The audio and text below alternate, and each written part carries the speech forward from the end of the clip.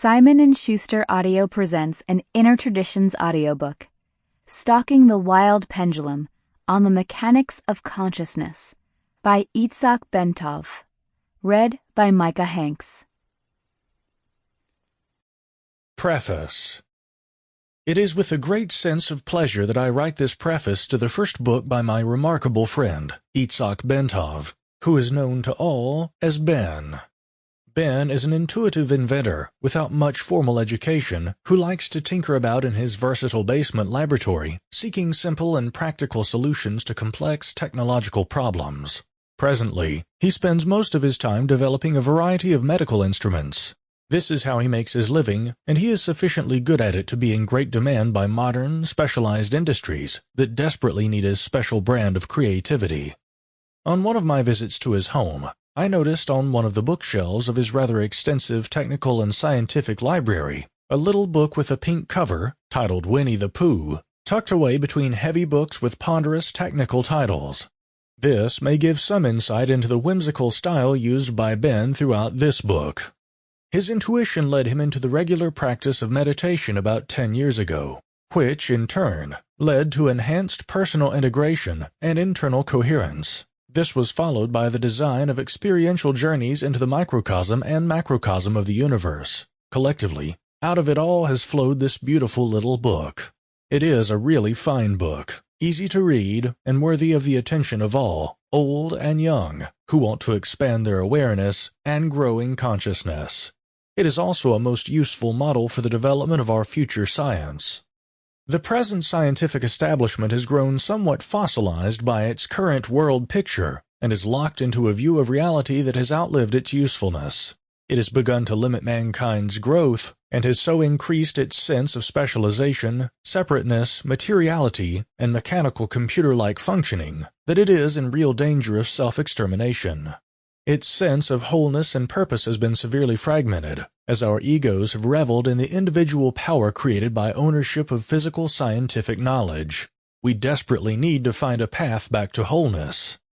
This recent period of quantitative physical science has been extremely important to humankind's development, since it has forged a clearly discernible, albeit materialistic, path through the uncharted terrain of nature's expression. It has taught us how to perform meaningful, reproducible experiments, and to build and test relevant theories about nature. However, we have presently become so focused on this one path that we have lost the flexibility of sensing all the other possible paths of knowledge available to us in the wonderland of nature. We have come to think that the renowned scientific method is to be coldly objective about an experiment because that has been very effective for much of the past experimentation. However, the scientific method is really to provide the necessary and sufficient protocol for anyone, anywhere, to successfully duplicate the experimental result. If this requires a positive, negative, or neutral mental or emotional bias, then so be it. As we move off the purely physical path in our future experimentation, we will need to include, clearly define, and quantitatively measure these states of bias, because we shall find that the human mind and human intention alter the very substratum in which our physical laws operate. Our physical science does not necessarily deal with reality, whatever that is. Rather, it has merely generated a set of consistency relationships to explain our common ground of experience, which is determined, of course, by the capacity and capabilities of our physical sensory perception mechanisms. We have developed these mathematical laws based ultimately on a set of definitions of mass, charge, space, and time. We don't really know what these quantities are, but we have defined them to have certain unchanging properties and have thus constructed our edifice of knowledge on these pillars. The edifice will be stable so long as the pillars are unchanging. However, we appear to be entering a period of human evolvement in which certain qualities of the human being appear to be able to change or deform these basic quantities. Thus, our set of laws or consistency relationships will have to change to embrace this new experience. It isn't as if the old laws are wrong and need to be thrown out, no more than Newton was wrong when Einstein came along and showed that the laws of gravitation had to be altered when one adopted a frame of reference for observation that moved at velocities approaching the velocity of light. At this time, we are beginning to adopt new states of consciousness as reference frames for observing nature, and thus, the old laws will need to be altered to conform with the new experience, when the experiential sensing is sufficiently widespread as to constitute a common ground of experience. Along this path, humankind's view of itself, of the universe, and of the synergistic interrelationship of both is in for great changes. There have been some small beginnings made toward a new self-image for humankind, one that emphasizes the human wholeness and connectivity with everything around it. Everything seems to interact with everything else at many subtle levels of the universe beyond the purely physical level, and the deeper we penetrate into these other levels, the more do we realize that we are one. This book takes a great step forward by simply articulating that fact, thus contributing to the understanding of our future development. William A. Tiller. Introduction. This book is the result of some living room discussions that I had with friends over a period of time. They became more and more elaborate as topics were added to the original discussions. Eventually, my friends felt that presenting these ideas to a broader audience would be in order. Finally, I gave in to the well-intentioned nagging of my friends and put down some of these ideas on paper. As I sat down to write, I wondered whether it was the right time to do so. The accumulation of knowledge is a continuous process, and it is difficult to say at what point one should say, "Stop here and write down whatever information has accumulated up until now." I have decided to start writing at my present level of ignorance, simply because the circumstances forced me to do so. It is certain that I could describe many things better, and add many new ideas if I were to start this book 2 or 3 years from now. However, I would still face the same situation, because one's level of ignorance increases exponentially with accumulated knowledge. For example, when one acquires a bit of new information, there are many new questions that are generated by it, and each new piece of information breeds 5 or 10 new questions. These questions pile up at a much faster rate than does the accumulated information. The more one knows, therefore, the greater his level of ignorance. This effect does seem to justify my decision to publish this information now. Therefore, I do not claim that the information contained here is the final truth, but I hope that it will stimulate more thinking and speculation by future scientists and interested laymen.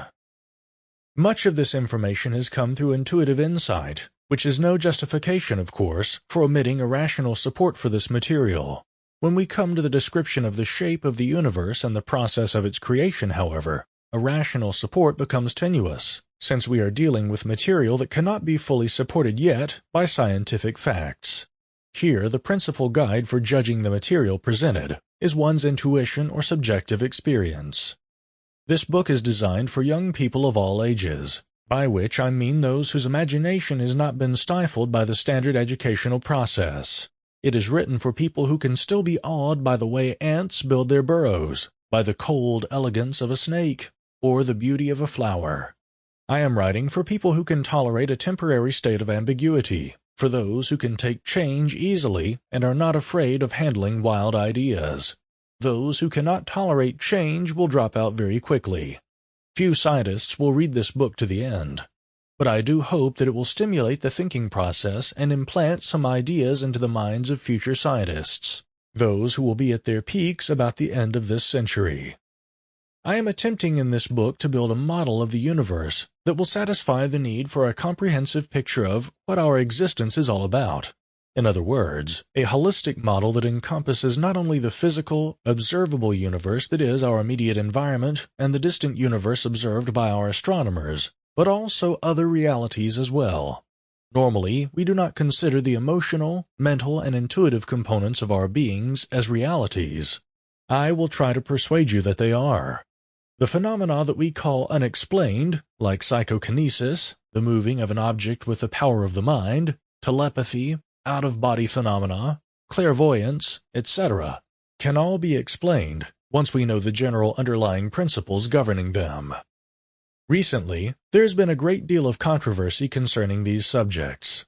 The majority of laymen and most scientists do not presently believe in the existence of such phenomena. Rather than getting ourselves involved in the controversy over the possibilities of telepathy, or whether one can function out of this body or not, I will try to demonstrate the underlying mechanisms and explain how these things might work. It will be left to the reader to decide whether the explanations I am suggesting make sense or not. First, I suggest that the general underlying principle in all the phenomena mentioned above is an altered state of consciousness. These altered states allow us to function in realities that are not normally available to us.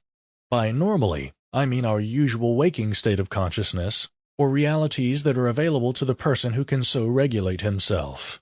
I shall try to fit these realities into an orderly spectrum. When taken together, all these realities form a large hologram of interacting fields in my model. Most of us see the universe through a tiny window, which allows us to see just a single color or reality out of the endless spectrum of realities. Viewing our universe through this tiny window forces us to see the world in a sequential form, that is, as events that follow each other in time. This is not necessarily so. The concept of a model, as I am using it here, generally implies a theoretical construct that fits as many of the known facts as one has available into a neat, elegant, and compact package. A good model will also allow the prediction of the behavior of elements or components of this structure. This is a good test for the validity of the model. Also, it is nice to have a model that does not violate any presently accepted physical laws, so as not to step on anyone's toes or cause any hassles. I believe that the model I am introducing complies with these requirements, although it comes very close to the edge of present knowledge. But then, there is nothing wrong with trying to nudge that edge a tiny bit further. But a model is a model only, and not the absolute truth. Therefore, it is subject to change as new information appears on the horizon. When one model does not suffice to account for all the phenomena, a new one will have to be built. The theory of relativity emphasizes the notion that no matter what we observe, we always do so relative to a frame of reference that may differ from someone else's, that we must compare our frames of reference in order to get meaningful measurements and results about the events we observe. The quantum theory asserts that there is no way one can measure some sets of things, like momentum and position, together very accurately. It suggests, at least in one widespread interpretation, that this is so because the consciousness of the experimenter interacts with the experiment itself. Therefore, it becomes possible that the attitude of the experimenter must also influence the outcome of any particular experiment. Now, this is serious business, for unless we are able to account for and describe what consciousness is, it will always put an experiment in doubt. So the problem is, what is consciousness? If you look through the accompanying PDF for this audiobook, you will see a lot of diagrams, and you may have the impression that this is a technical or even a scientific book. Well, don't worry about that. I myself am a fairly stupid fellow who could not learn any mathematics at all. In fact, my brush with academia was a rather short one. I was expelled from the kindergarten at the age of 4 for some alleged subversive activities and have never managed to resume normal studies since, not to mention graduating from any place, so my mind has remained blank and unspoiled by higher learning. In order for us to develop a common language, I have to utilize some elementary concepts in science, such as the behavior of sound and of light waves, and finally, a hologram. I have tried to make the description of this behavior as palatable as possible and as short as possible. I have to convey to you how nature works by simple examples that will suffice perfectly to handle the final concepts. I suggest, therefore, that you bear with me for the first 4 chapters. Beyond that, it's all downhill and fun. After chapter 4, things become pretty outrageous, because I rush into places where even angels fear to tread. I consider angels to be a fairly timid, unenterprising bunch. One of the points of this book is to show that when information about subjects like poltergeist phenomena, psychokinesis, ESP, ghosts, telepathy, psychic healing, spontaneous mystical experiences, etc., is organized into a reasonable order, we find that these phenomena are a manifestation of consciousness on increasingly higher levels. I will, for example, handle reincarnation as a matter of fact, completely disregarding the great controversy that rages over the subject. There are 2 reasons for this. First, the simple fact that when one puts himself into the proper level of consciousness, one may obtain this information firsthand. Second, we know that energy cannot be lost within a closed system. The main characteristic of the phenomenon of life is that it counteracts the general tendency of things to run down. That is, a system containing a high degree of order will tend to run down toward a state of disorder while dissipating the availability of energy, increase in entropy. Let us take the human body as an example. In order to keep ourselves alive, we have to eat. But what do we eat? We eat either animal, vegetable, or mineral products. But where do these come from? The vegetables or grasses take suitable minerals from the soil of our planet, put order into them, and organize them into molecules that are used to build live cells of the plant. Some of these cells are digestible by our digestive system, and some are not. We and other plant-eating animals eat the plant material and organize it into a more complex molecule, a protein found in meat. Man and other predators have the choice of eating directly the protein built up by the plant-eating animals. The DNA of our chromosomes, which contain the information required to build extra copies of our bodies, are extremely stable substances. Very rarely do we find gross errors within that system. That is, we encounter few people who have 2 noses, 3 legs, etc.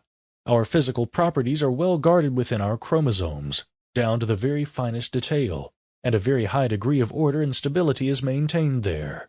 This shows how life organizes random minerals into a very stable structure and maintains this order for a long period of time. This is negative entropy. What happens when we die? The organizing life energy departs, and our bodies start decomposing rapidly. Our precious information-carrying proteins decompose into badly-smelling substances within 3 days. With time, in the grave, these substances will be broken down into still simpler ones. We have returned to the planet the substances we borrowed from it. But there is another component to life other than the physical body. We know that during our lifetime, we build up and store enormous amounts of information. That information is also energy that is becoming organized. In childhood, the events that occur to us seem to be random and unconnected, a kind of fallout from the world of the grown-ups. As we grow up, we begin recognizing the patterns of events and their causes. In short, we put order into them. This order is analogous to the order the life force has put into the minerals to organize and integrate them into a living material body. During a human lifetime, we organize a lot of information on many levels. Emotional information is built up, mental information is built up, etc. This information bundle is not material, although some will say that it is the brain that contains it. What we have here is a body of information. It is a non-material entity containing all the knowledge that we have accumulated over a lifetime, including our personality traits and character. It is the non-material us.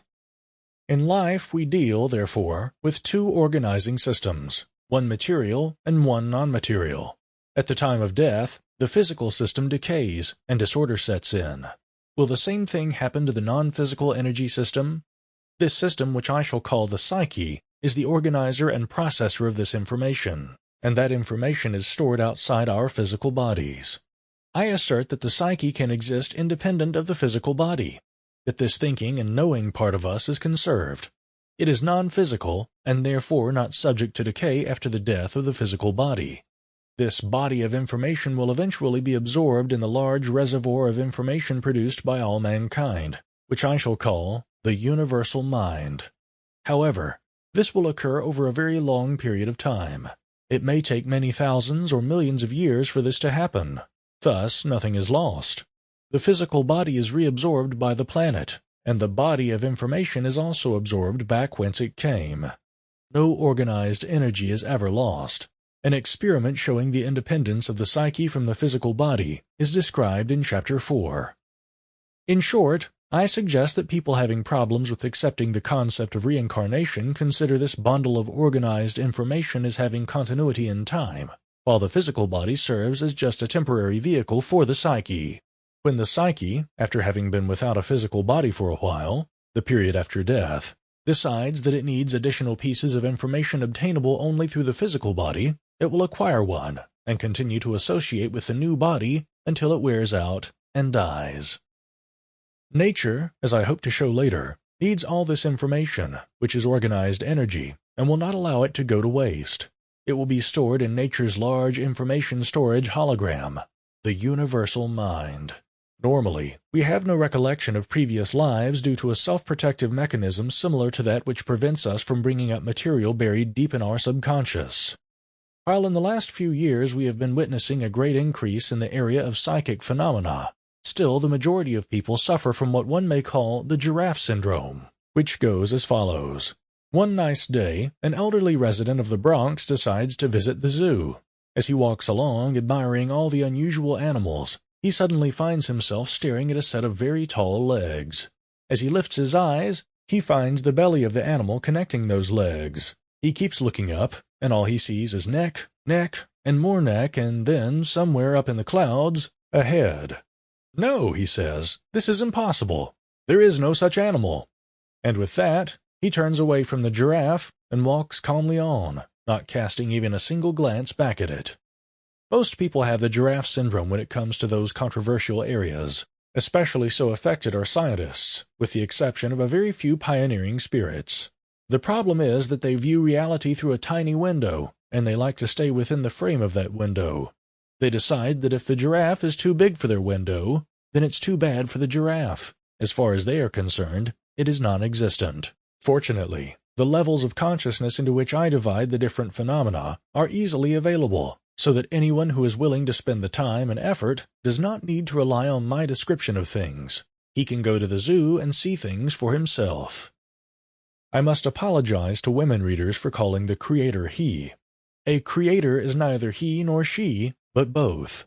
But somehow I couldn't bring myself to call him chairperson of the universe. I don't think he would go for that, nor could I face him in good conscience afterward. Chapter 1. Sound, Waves, and Vibration. We are constantly surrounded by sound. We even have a highly specialized opening in our heads for making sounds that may be meaningful to other people. We communicate through sound. In fact, it is our major means of communication. When we disturb the air in any way, we create sound. The slightest motion of our bodies disturbs the air around us, and we produce sound. When we raise our hand, we compress the air in its way, and that compressed air front will travel away from us at the speed of sound, which in air is about 740 miles per hour. When we make periodic movements with our hand, the sound becomes a note. By sound, we mean here any random acoustical disturbance that may be composed of many different frequencies. A note, on the other hand, is a sound of a single frequency. We call this kind of sound infrasound. That is, sound below our level of perception. However, when a fly or a mosquito beats its wings, it does it fast enough, and we sure can hear it. The rapid flapping of its wings produces evenly spaced compressions and rarefications of the air that become audible to us. In short, a fly or a mosquito is producing a sound or a note. Let us try to make sound in a less obvious way. We shall take a short piece of wire, connect both its ends to a battery through a switch, see Figure 1 in the accompanying PDF, and close the switch. We were told in school that 3 things happen. 1. That electrical current will run from one side of the battery to the other. 2. That a magnetic field perpendicular to that current will shoot out and expand all the way to infinity at the velocity of light, which is about 186,000 miles per second. And 3. That the wire will heat up slightly. They probably did not tell us, 4, that when the wire heats up, it expands, and by so doing, it will clearly force the air out of its way and make a kind of sound. Or 5, that as the mass of the wire is accelerated in this way, it will produce gravitational waves, since any time a mass is accelerated, it will broadcast gravitational waves, which will again expand to infinity at the velocity of light. Some will say that the gravitational waves will certainly be almost infinitesimally weak, but that does not worry us as long as they are there. So our action of closing the switch has been broadcast, theoretically at least, to the outer limits of the atmosphere around the Earth due to the movement of the air, and was broadcast all the way to the end of the universe by the expansion of the magnetic field around the wire and by the gravitational wave due to the wire's acceleration. The purpose of this example is to show how, in principle, even our smallest, most insignificant actions will be broadcast far and wide, and thus influence something or someone, whether that something or someone is aware of it or not. We should look now at other effects of sound. If we stretch a string on a frame, figure 2a in the accompanying PDF, then pluck the string in the middle of its length, we shall see the outline of the string in the extreme positions of its movement. It forms two symmetrical arcs. If we pluck the string at the 1/4 mark of its length, we shall see a shape as in figure 2b in the accompanying PDF. These are standing waves. We get such waves only when plucking the string at distances that will divide the string into integral numbers. In figure 2a, the frame length corresponds to half a wave, while in figure 2b, the frame accommodates a full wavelength. In figure 2b, the string has a point in the middle at which the string is at rest, and two more points at which it is attached to the frame. Such points of rest are called nodes. All the other points on the string are vibrating up and down. When the nodes along the string appear stationary and fixed, while the rest of the string is vibrating, we call such a behavior a standing wave. Suppose we now take a thin sheet of metal, figure 3 in the accompanying PDF, clamp it at one edge so that it stays in a horizontal position, spread some dry sand evenly over this sheet, then take a violin bow and draw it over one of the free edges of the sheet until it emits a note. Very soon we shall see that the sand grains are collecting on the sheet in a symmetrical pattern. As we apply the bow at different points along the edge of the metal, we shall get different and quite beautiful patterns on the sheet. The reason for this aggregation of sand grains is that we are setting up the so-called standing waves in the metal. These standing waves in the metal sheet are a two-dimensional version of the standing wave in the string. These standing waves have active areas that vibrate up and down, and other areas or nodes that are quiescent. The sand grains will move away from the vibrating areas and accumulate in the quiescent areas. The sand grains like to be left in peace, and they will go to the quiet, low-energy places. This pattern in sand actually outlines for us the pattern of standing waves in the metal sheet. The standing waves automatically divide the length and width of the plate into an integral number of half wavelengths. See figure 4 in the accompanying PDF. It is only then that a standing wave can be sustained. This is so by definition.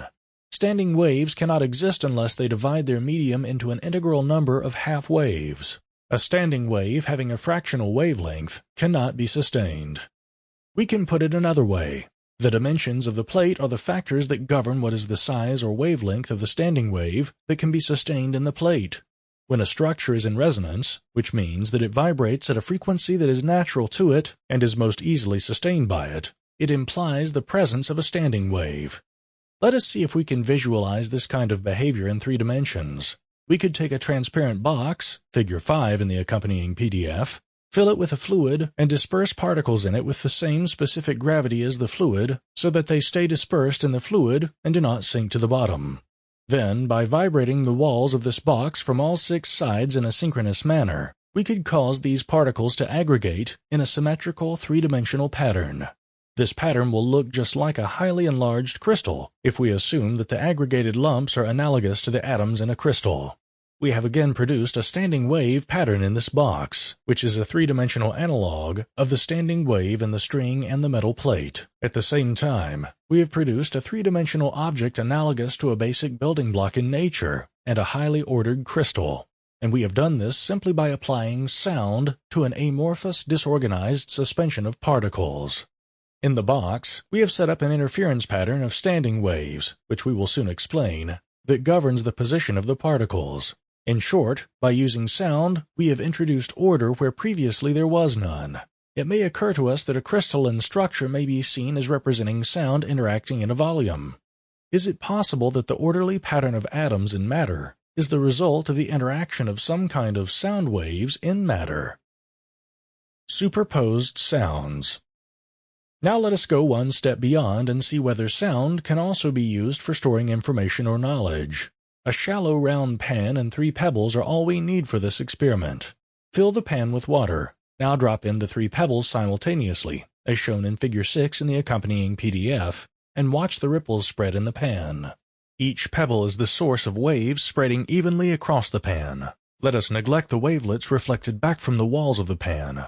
These waves cross each other and create quite a complex pattern of wavelets on the surface of the water. They look pretty chaotic to us. There is, however, an order in this apparent chaos. All that has happened is that the wave produced by each individual pebble expanded and reached the edge of the pan. In so doing, The waves have crossed and interacted with each other on the way to the edges of the pan. This interaction created a complex pattern that is called an interference pattern. If we carefully analyze this pattern, however, we can trace back each wavelet to its source, the pebble. Let us now quick freeze the surface of the water in the pan and lift out the resulting rippled sheet of ice. We are holding in our hands a record of the interference pattern of waves, or we may even call it a hologram. Interference patterns and beat frequencies. In order to clarify what an interference pattern is, we have to learn two additional properties of sound in its different forms. 1. Constructive and deconstructive interference, and 2. Beat frequencies. Let us take the first one. In Figure 7a in the accompanying PDF, you will see what happens when two wave patterns of identical frequency and amplitude, or wavelength, meet. Let's try to superimpose them on each other. In Figure 7a, we see that the hills and valleys of the frequencies in rows A and B match each other. If we superimpose them by measuring their heights or amplitudes from their respective baselines, then we find that hill matches hill, and valley matches valley. And when added up, they produce a waveform twice the height of the original waveforms, as shown in row C. This is known as constructive interference because it builds up the amplitude. If we now look at Figure 7b in the accompanying PDF, we find that hills match valleys and valleys match hills, and if we add them up, we shall find that they cancel each other out, as the flat line in row C indicates. This is known as destructive interference. This is what is happening in our pan of water. If we look at the ripples in the ice sheet, we shall find that where hill meets hill, we end up with a hill double the original wave height, and where hill meets valley, we find just a flat spot. This is the nature of an interference pattern. However, many forms of interference patterns are possible. We may have them in a single dimension, as when we vibrate a string, or in 2 dimensions, as in our flat pan, or in 3 dimensions, as in our box in Figure 5 in the accompanying PDF. Beat frequencies. Now that we know what an interference pattern is, it will be relatively easy to understand a beat frequency. In Figure 7c in the accompanying PDF, we see a frequency in row A. Let's say it is 50 cycles per second, and a frequency in row B, which let's say is 60 cycles per second. If we add them up as we did before, we shall discover an interesting phenomenon. Row C shows the result of adding the two frequencies. What we see is a pearl-shaped waveform superimposed on top of our A and B waveforms. The reason for this becomes obvious if we examine Figure 7c carefully. Starting from the left, we see that in row C, the amplitude, wave height, is low, where the hills and valleys oppose each other, and high where both waveforms coincide or reinforce each other, which results in constructive interference. The wave patterns are said then to be in phase, to use a technical term. Now as we move to the right, we notice that the A and B waves gradually go out of phase, and the hills start facing the valleys, thus opposing each other, which means that a destructive interference is occurring. This destructive interference reaches its maximum in every 5th cycle, forming a narrow waist in the amplitude or volume of the sound at those points. The pearly pattern in row C will therefore be a modulation of the basic sound, which has a fixed amplitude. Modulation means a change that is being caused in an otherwise smooth or even behavior. In our case, it means an increase and a decrease of the amplitude or volume of the 60 and 50 cycle per second sound. This modulation will occur 10 times per second, with minima occurring every 6 cycles. This 10 Hz modulation is called a beat frequency, and is the difference between the A and B frequencies, or 60 Hz minus 50 Hz, equaling 10 Hz. Were we to make A a 10 cycles per second sound, and B a 12 cycles per second sound, we would then have a 12 minus 10 equals 2 cycle per sound beat frequency superimposed on these two basic frequencies. The knowledge of these two properties of sound will be important toward the end of this book.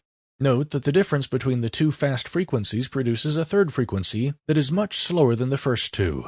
This, then, is a beautiful device for converting high frequencies to low ones. Nature's information storage.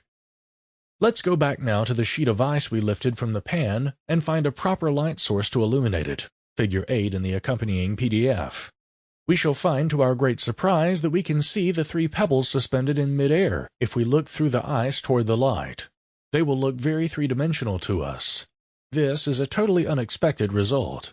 It seems that the rippled surface of the ice, or the interference pattern, has somehow stored the information about the whereabouts and the shape of the pebbles. The ice surface acted as a distorted lens in such a way as to focus the light to points taken up by the pebbles that have caused all these ripples. The chaotic-looking ice surface is actually an information storage device. Suppose now that due to a momentary gap in attention or plain clumsiness, this ice sheet slips out of our hands, drops on the floor, and breaks. We sadly collect the pieces, but before throwing them all out, we hold up one of them and illuminate it the same way as we did the large sheet. To our great surprise, we find the 3 pebbles again projected in midair, figure 9a in the accompanying PDF. But how come? You may remember that the information about the whereabouts of each pebble was carried by the waves moving to the edge of the pan. We know if we drop just a single pebble into the pan, it would be very easy for us to locate it. We would simply seek out the center of the concentric wave rings or wave fronts. We know also that the waves from each pebble cross the face of the whole pan. Naturally, they must have interacted with each other across the whole surface of the pan on every square centimeter of its surface. We can show it like this. The arcs created by each pebble are crossing a small piece of the surface, and each arc can be traced back to its origin, figure 9b in the accompanying PDF. This is the basic principle of the hologram. However, I would not recommend that you actually try to perform the experiment just described. It will not work in practice for certain complicated technical reasons, which we shall bypass. But it is perfectly useful for the purpose of explaining the workings of the most exciting information storage device, the hologram. It is nature's way of storing information. There is already evidence that our brains store information in a holographic form. This kind of storage device is the most compact known in nature. An example of this is the genetic code carried in our chromosomes. Each cell in our bodies carries all the information required to make an additional copy of our bodies. Our success in storing information in the system just described depends, naturally, on the predictable and orderly behavior of the waves in the pan. They must be consistent both in velocity and in distance between the waves or wavelengths. This is what makes them reliable as carriers of information. Otherwise, all we would get is a hodgepodge of waves. Here is where coherency comes in. Coherency. It would be good at this point to describe the way a real hologram is made so that you become familiar with this important concept. By coherency we mean an order of a certain kind. In this case, we shall talk about coherent light, without which a good hologram cannot be made. The most popular source of coherent light is a laser. The first important aspect of laser light is that it produces light of a single frequency. We all know that our sun sends us light that can be broken down by a prism into a spectrum containing all the colors of the rainbow. A laser produces light of just a single color from that rainbow, which we call monochromatic light. In addition, the light emitted by the laser is coherent, or goes in step. By that we mean that all the light coming out of the source is moving forward in even, flat fronts, figure 10 in the accompanying PDF. This makes it possible for the laser light to stay in a narrow beam over very large distances. There is a better way to describe coherency. Suppose we have a parade and a company of soldiers marching in military fashion down a main street. They are moving along, 10 abreast, very carefully aligned in each row. The distances between the rows are fixed, which is analogous to the even distances between the crests of light waves. That they are carefully aligned abreast, none of them sticking out of the line, is analogous to the light being in phase or in step. In short, the row of soldiers is analogous to the light emitted by the laser beam. Suppose now that a slip-up occurs, and one of the soldiers, not watching his fellows, shifts out of his row, moving forward, and steps on the heel of the fellow in front of him. The latter panics, thinking that he is lagging behind, and he jumps forward and bumps into the fellow ahead of him. Now this starts a general panic in which soldiers bumping into each other disrupt the nice, even width of the moving column. The neat column diverges, broadens, then opens up completely in great disorder despite of the fact that their commander is blowing his whistle, tearing at his hair, and using strong language to get his men back into line. What we have learned from this disastrous parade is that a beam of light can stay in a narrow beam similar to a laser's beam, only as long as it is coherent. When coherency is lost, the beam will tend to expand rapidly, just as will the beam of a regular flashlight. The hologram. We have seen before that information can be stored by an interference pattern of waves. To have interference, we must have at least two interacting components, and here is how it is done, Figure 11 in the accompanying PDF.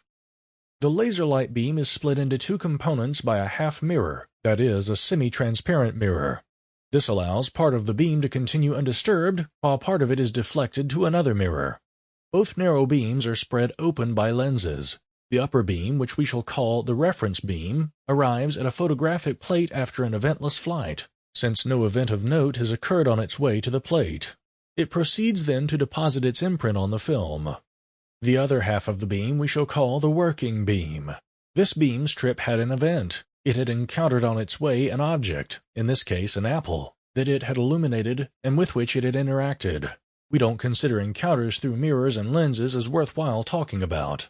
The working beam will then be reflected from the apple and fall on the film. There it will meet its twin, the reference beam, and will tell it all about its experiences with the apple. Neither of them suspect that their interaction is being recorded on film. The interaction between the two beams will cause ripples to form between them, which will form the interference pattern we are already familiar with, since the light waves will behave in this case the same way as do water waves. However, these ripples do not at all resemble the shape of the apple, but, as we already know, the ripples in the photographic emulsion do contain information, and that information can be elicited from the film by illuminating the exposed film with the same light used in making the hologram. As we do that, we shall see the apple appear suspended in midair and looking very three-dimensional and real. We could be easily deceived, when viewing an image reconstructed from a hologram, that we were seeing the actual object. Note that the important part of holographic image making is the interaction of a reference beam, a beam that is pure, virgin, and untouched, with a working beam, which has had some experiences in its life. The magnitude of these experiences is being measured against the reference beam, which serves as a baseline for comparison.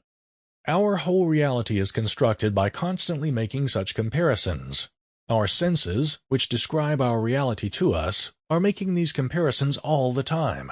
Unfortunately, our senses, having no absolute reference line, must generate their own relative reference line. But whenever we perceive something, we always perceive differences only. It would be useful to take one example from nature to see how such differences are put to use in a very obvious way. Take the bat, for instance. We all know that this little mouse-like fellow lives on insects he catches in flight.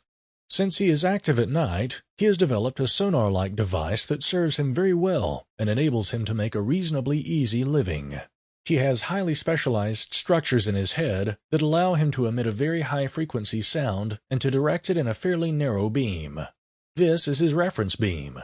As this beam encounters a flying insect, some of this sound will be reflected back to the bat. Figure 12 in the accompanying PDF. He picks up this echo, or we can call it the working beam, and compares it to his original squeak or chirp. There will be a difference between the two, called the Doppler effect, and this difference tells the bat how far away the insect is, and how fast it is flying relative to him.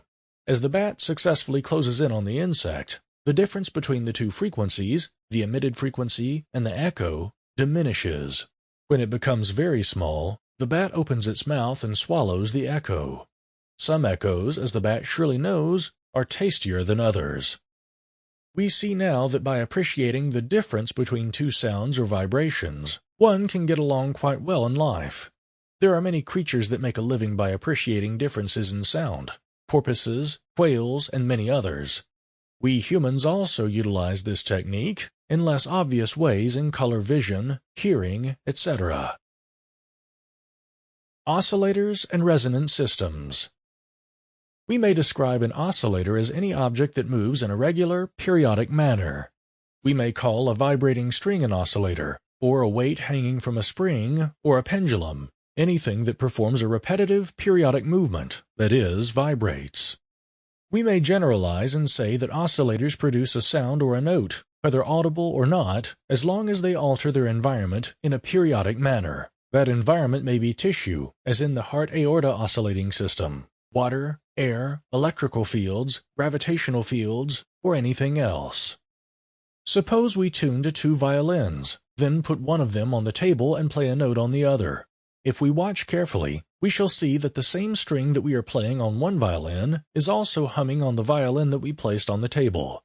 Clearly there is a sympathetic resonance between the two. Let us analyze what is happening. When we draw the bow over a string, it vibrates at its own natural frequency, which we call self-frequency. Since the two violins are correctly tuned, we know that the natural frequencies of both strings were identical. Within a system like this, we shall call the two violins a system, it is very easy to transfer energy. In this case, we are talking about acoustical energy. The air waves generated by the first violin impinge on the second violin. The string that is tuned to the emitted note will absorb the energy of the waves of that frequency preferentially because that energy comes to it as its own natural frequency. The energy transfer within this system is therefore optimum, and such a system, made up of two tuned oscillators, is called a resonant system. Let us take another example. Suppose we get several old-fashioned pendulum-type grandfather clocks. Let us hang them on a wall and arrange their pendulums so that they will start out beating each other at a different angle, that is, out of phase with each other. In a day or two, we shall find that all the pendulums are beating in phase, as if locked together. Pendulum length should be the same for all of them. Here we see that the tiny amount of energy that was transmitted through the wall from clock to clock was sufficient to bring them into phase with each other. If we disturb one of the clocks, it will get locked into rhythm quite fast. The larger the number of oscillators within such a system, the more stable the system, and the more difficult it is to disturb. It will force a wayward oscillator back into line very quickly. The sound of the body. The heart is a big noisemaker. We can easily check this by putting our ear on someone's chest and listening to it. Each beat shakes the whole body, and the body has a typical response to this beat, which is quite easily measured. Figure 13 in the accompanying PDF shows what such motion looks like when measured with a sensitive seismograph-like instrument. This movement is clearly related to the heart heat. In fact, the largest peak we see in this graph is caused by the ejection of blood from the heart's left ventricle. The portion between the large peaks looks fairly irregular and is caused by the vibration of the body due to the action of the blood in the aorta, which is the largest artery in our body. This irregular portion is due to a destructive interference pattern set up in the aorta, as will be discussed later. When we stop breathing, the irregular signal in Figure 13 in the accompanying PDF turns into a nice, regular, practical sine wave pattern, Figure 14 in the accompanying PDF. This is surprising, and when we look into the reasons for this behavior, we find that the heart-aorta system has become a so-called resonant system, as shown in Figure 15 in the accompanying PDF, in which the length of the aorta forms 1/2 a wavelength of this system. By resonant system, we mean that it resonates just like a tuned musical instrument. Here is what seems to be the case. When the left ventricle of the heart ejects blood, the aorta, being elastic, balloons out just beyond the valve and causes a pressure pulse to travel down along the aorta, Figure 16 in the accompanying PDF. When the pressure pulse reaches the bifurcation in the lower abdomen, which is where the aorta forks in two to go into the legs, part of the pressure pulse rebounds and starts traveling up the aorta. If in the meantime the heart ejects more blood and a new pressure pulse is traveling down, these two pressure fronts will eventually collide somewhere along the aorta and produce an interference pattern. This is reflected in the movement of the body and is the reason for the irregular pattern of body motion in Figure 13 in the accompanying PDF. However, when the breathing stops, it looks as if some communication has been set up between the heart and the bifurcation. Some kind of a signal seems to travel from the bifurcation to the heart, saying to it, "Heart, hold it. Hold your next pulse until the echo from the bifurcation returns to you. Only then should you eject the next quantity of blood." When this happens, and the echo and pulse move out of the heart together, and they continue to move up and down in synchrony, then such a system is said to be in resonance. It causes the body to move harmoniously up and down about 7 times a second. Hence the nice, regular, large amplitude sine wave pattern in Figure 14 in the accompanying PDF. The amplitude or height of this signal is about 3 times the average of the normal signal. Another characteristic of resonant behavior is that it requires for its sustenance a minimum amount of energy. Well, but how long can we hold our breath? Certainly not over a minute or so comfortably, and so we start breathing and ruin the nice rhythmic pattern. Let us not forget now that our body includes our head, and inside the skull, carefully packaged, is a very delicate instrument, the brain. This brain is cushioned by a thin layer of fluid and is wrapped in a tight bag, the dura. About the simplest way to visualize this system is to have a relatively soft, round fruit, such as a peach, enclosed in a can containing a heavy syrup. If we shake the can, we find that the peach will hit the top and the bottom of the can and be accelerated with a small delay in the direction in which the can is moving. This movement is quite small, only 0.005 to 0.010 millimeters. This is exactly what happens to the brain. The question is, how come we are not aware of this happening to us? It's probably because when something is happening to the nervous system for an extended period of time, and that event is not traumatic, it will not be brought to our conscious attention because the portion of the brain that is in charge of censoring and separating meaningful signals from unmeaningful ones will relegate it to the heap of unimportant signals, which require no conscious processing. We know from experience that we can easily get used to and disregard the loud ticking of a clock next to us or the noise in the cabin of an airplane. The noise is, however, filed away somewhere and affects us in some subtle ways. If we were to ask the brain how it would like to be treated, whether shaken at a random, irregular rate or in a rhythmic, harmonious fashion, we can be sure that the brain, or for that matter the whole body, would prefer the latter. Rhythm entrainment. Suppose we go out on a balmy summer evening and notice some fireflies settling in a bush, blinking off and on. At first, this blinking is random, but fairly soon we notice that an order is slowly developing. After a while, we see that the fireflies in the whole bush are blinking on and off in unison. This phenomenon is called rhythm entrainment. It seems that nature finds it more economical in terms of energy to have periodic events that are close enough in frequency to occur in phase or in step with each other. That is the meaning of rhythm entrainment. Let us take another example. When electronic circuits are built so that they contain oscillators of electronic type common in radio or TV circuits that happen to oscillate in frequencies that are close enough to each other, there will be a tendency of the oscillators to get locked in step with each other and oscillate at the frequency of one of them.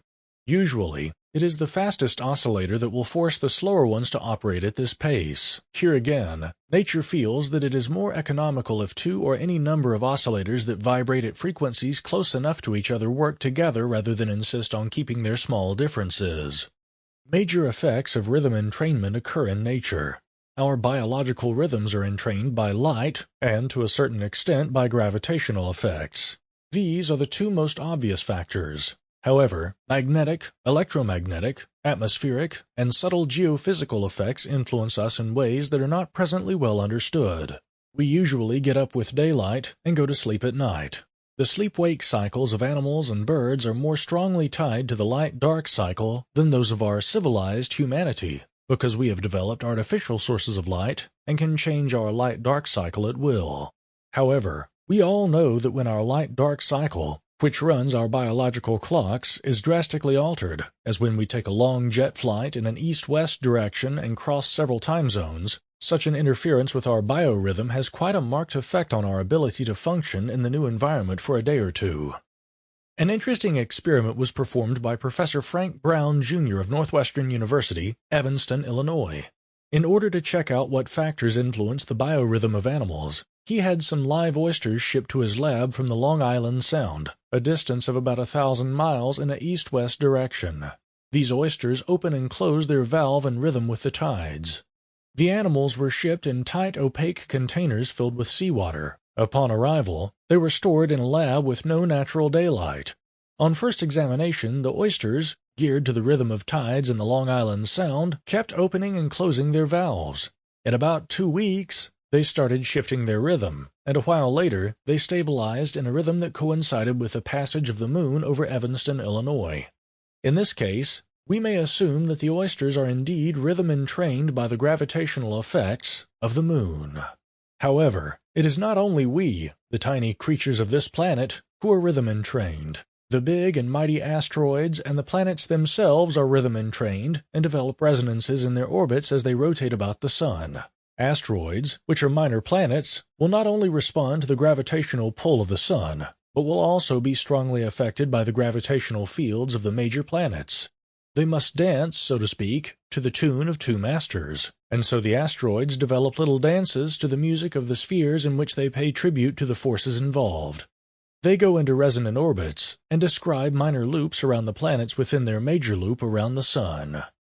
All the phenomena described in this chapter are of a periodic, repetitive nature. We have made a generalization at the beginning, saying that when such a rhythmic movement occurs, it affects its environment, whether that environment is air, water, solids, electromagnetic or gravitational fields. In the case of air, water, or a solid, these vibrations will affect our near environment only, and can be called sound. If we shake our electromagnetic or gravitational fields, the disturbance in the environment will travel faster and farther. We will still apply the word sound to it, although it will be a sound of a different kind, since it would travel at the velocity of light. We could actually associate our whole reality with sound of one kind or another, because our reality is a vibratory reality, and there is nothing static in it. Starting with the nucleus of an atom, which vibrates at enormous rates, the electrons and the molecules are all associated with characteristic vibratory rates. A most important aspect of matter is vibratory energy. When we think, our brains produce rhythmic electric currents. With their magnetic components, they spread out into space at the velocity of light, as do the electric waves or sounds produced by our hearts. They all mingle to form enormous interference patterns, spreading out and away from the planet. They are admittedly weak, but they are there. The more finely our systems are tuned, the clearer a signal we can pick out of the general noise and jumble of sounds. When we have a system of tuned oscillators, even the tiniest signal can be picked up. You may recall that it requires very little energy of the correct frequency to drive a resonant system. Our planet itself is producing shock waves in the plasma that fills the solar system. These shock waves interact with those caused by other planets and produce resonances between the planets and the asteroids. In short, our whole reality is based on one common factor, and that is periodic change, or sound. Our senses are geared to respond to all these different sounds, but we are always comparing one sound with another. We can appreciate only the differences in sound. Summary. We have heard about various ways of producing sound. We know that when a string or any other structure vibrates, it may develop standing waves. These are waves that occupy a fixed position in any structure, whether it is a string, a plate, a container filled with a liquid, or a blood vessel. Nodes are the spots in which minimum motion occurs. When sets of waves are superposed, interference patterns result. A hologram is an interference pattern of light waves on a photographic plate. When two differing frequencies are superposed, beat frequencies result. Coherency is an in-step or in-phase behavior of waves. Oscillators are devices that move in a periodic, repetitive fashion between 2 points of rest. Our bodies are also such devices. Oscillators vibrating out of phase with each other may get locked into phase through rhythm entrainment. A system of oscillators that is in phase can resonate. Our reality is a vibratory reality, filled by sounds of different kinds. We respond to differences in these sounds. Chapter 2. A Look Through a Supermicroscope. In the last chapter we armed ourselves with the knowledge of sound and vibration behavior.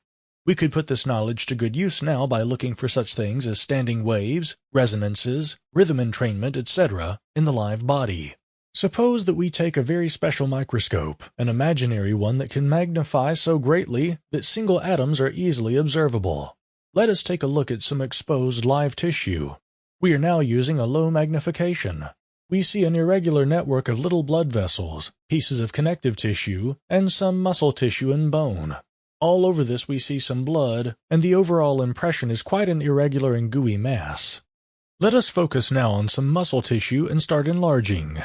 The gooey muscle suddenly turns into highly organized muscle fibers, all nicely aligned. A little more magnification will show long fibers made of coiled long molecules, placed in regular arrays. With a bit more magnification, we find that the gooey little piece of muscle tissue has turned into a highly ordered, practically crystalline material. As we turn the magnification still higher, we see little atoms vibrating in groups about their location in the long coiled molecules. Whole sections of the molecules are undulating regularly. Everything is in a constant, very rapid but very orderly motion. This vibratory motion occurs many million times a second. If we now apply a magnet to this piece of muscle, we notice right away a very slight change in the undulation of molecular segments. If we apply an electric field, the results will be similar. We are changing the wavy motion of the molecular segments. That effect is possibly due to the fact that we have just slightly changed the orbits of the outer electrons in the atoms making up these long molecules. Let us now magnify a piece of bone. Very soon an orderliness will emerge. Highly ordered bone crystals embedded like jewels in webs of long molecular strings. Everything is vibrating. Suppose we now apply an electric field to the bone. As soon as we do that, the crystal changes its length. It shrinks or stretches instantly in response to the field. Some more magnification will give us an even better look at this crystal. We see the atoms weaving back and forth like a field of ripe wheat blown by the wind. They move in unison and in beautiful rhythm. Acoustical energy is flowing through the crystal. Next, we focus on the atoms. At first, they appear as little shadowy balls vibrating about fixed points in the molecule. As we magnify, we see less and less. The electron shell has somehow dissolved, and we are looking at a vacuum. As we further magnify, we see something tiny moving about. We focus on what we suspect is the nucleus of the atom, located in this vast space within the atom. If we take the diameter of the nucleus of a hydrogen atom to be 1 millimeter, then the diameter of the electron orbit will be about 10 meters, a ratio of 1 to 10,000, and the intervening space is vacuum. As we zero in and further magnify the vibrating nucleus, it seems to be dissolving. We are looking at some shadowy pulsation. Some more magnification, and the nucleus is almost gone. We are sensing the pulsation of some energy. It seems to be a rapidly pulsating field. But where did the bone go? We thought that we were looking at a solid piece of matter. Well, it seems that the real reality, the micro-reality, that which underlies all our solid, good, common-sense reality, is made up, as we have just witnessed, of a vast, empty space filled with oscillating fields. Many different kinds of fields, all interacting with each other. The tiniest disturbance in one field carries over into the others. It's an interlocked web of fields, each pulsating at their own rate, but in harmony with the others, their pulsations spreading out farther and farther throughout the cosmos. Whenever a focus of disturbance tends to drive these fields out of their harmonious rhythm, the irregularity will spread and disturb the neighboring fields. As soon as the source of disturbance is removed, orderly rhythm will return to the system. Conversely, when a strong harmonizing rhythm is applied to this matrix of interlocking fields, its harmonic influence may entrain parts of the system that may have been vibrating off-key. It will put more orderliness into the system. We may look at a disease as such out-of-tune behavior of one or another of our organs of the body. When a strong harmonizing rhythm is applied to it, the interference pattern of waves, which is the organ, may start beating in tune again. This may be the principle of psychic healing. So by taking an imaginary trip into a highly magnified image of our solid reality, we found a new underlying reality. Our solid reality dissolved into a rapidly pulsating matrix of fields of energy, an interference pattern of waves filling the vast vacuum of our bodies and continuing beyond them in a more diluted fashion. We have also seen that the application of any kind of energy to this matrix of fields is somehow going to affect the behavior of our by now rather abstract matter or tissue. Whether that energy is electric, magnetic, gravitational, or acoustic, it will always interact and affect us somehow, whether it is applied from a distance or directly to our skin. Now we may not wonder about the behavior of Dr. Brown's Long Island oysters. The gravitational changes in the field of the Earth caused by the Moon easily penetrate all our matter, so no wonder that they rhythm entrained the oysters to open and close on Chicago time. Our bodies are, of course, made up of many kinds of tissue. Certain tissues will interact more with one kind of vibratory energy than another. For instance, certain radiations will penetrate our skin to different depths. Ultraviolet rays will affect one layer of our skin and not another. They will not penetrate deeply. Sound waves will penetrate and reflect from certain tissues better than from others. The body as a whole will be affected by gravitational or magnetic effects. No matter how small the effect, our psyches may respond strongly to it. Just check police records on the effect of the full moon on the crime rate at your local police station, or the incidence of violence in psychiatric wards and mental hospitals. In both instances, there is a great increase. It seems that the full moon will have the stronger effect, the new moon a lesser one, but both effects are above average. Earlier we discussed the rhythmic motion of our bodies and of our skulls, which accelerates our brains up and down. The force causing this acceleration is much stronger than the effect of the distant moon overhead. Still, the moon's gravitational influence tends to affect this force ever so slightly, and that influence seems sufficient to affect our psyches very strongly. Naturally, people do not react to the moon equally strongly. The strongest effect is found in highly emotional or emotionally unbalanced people.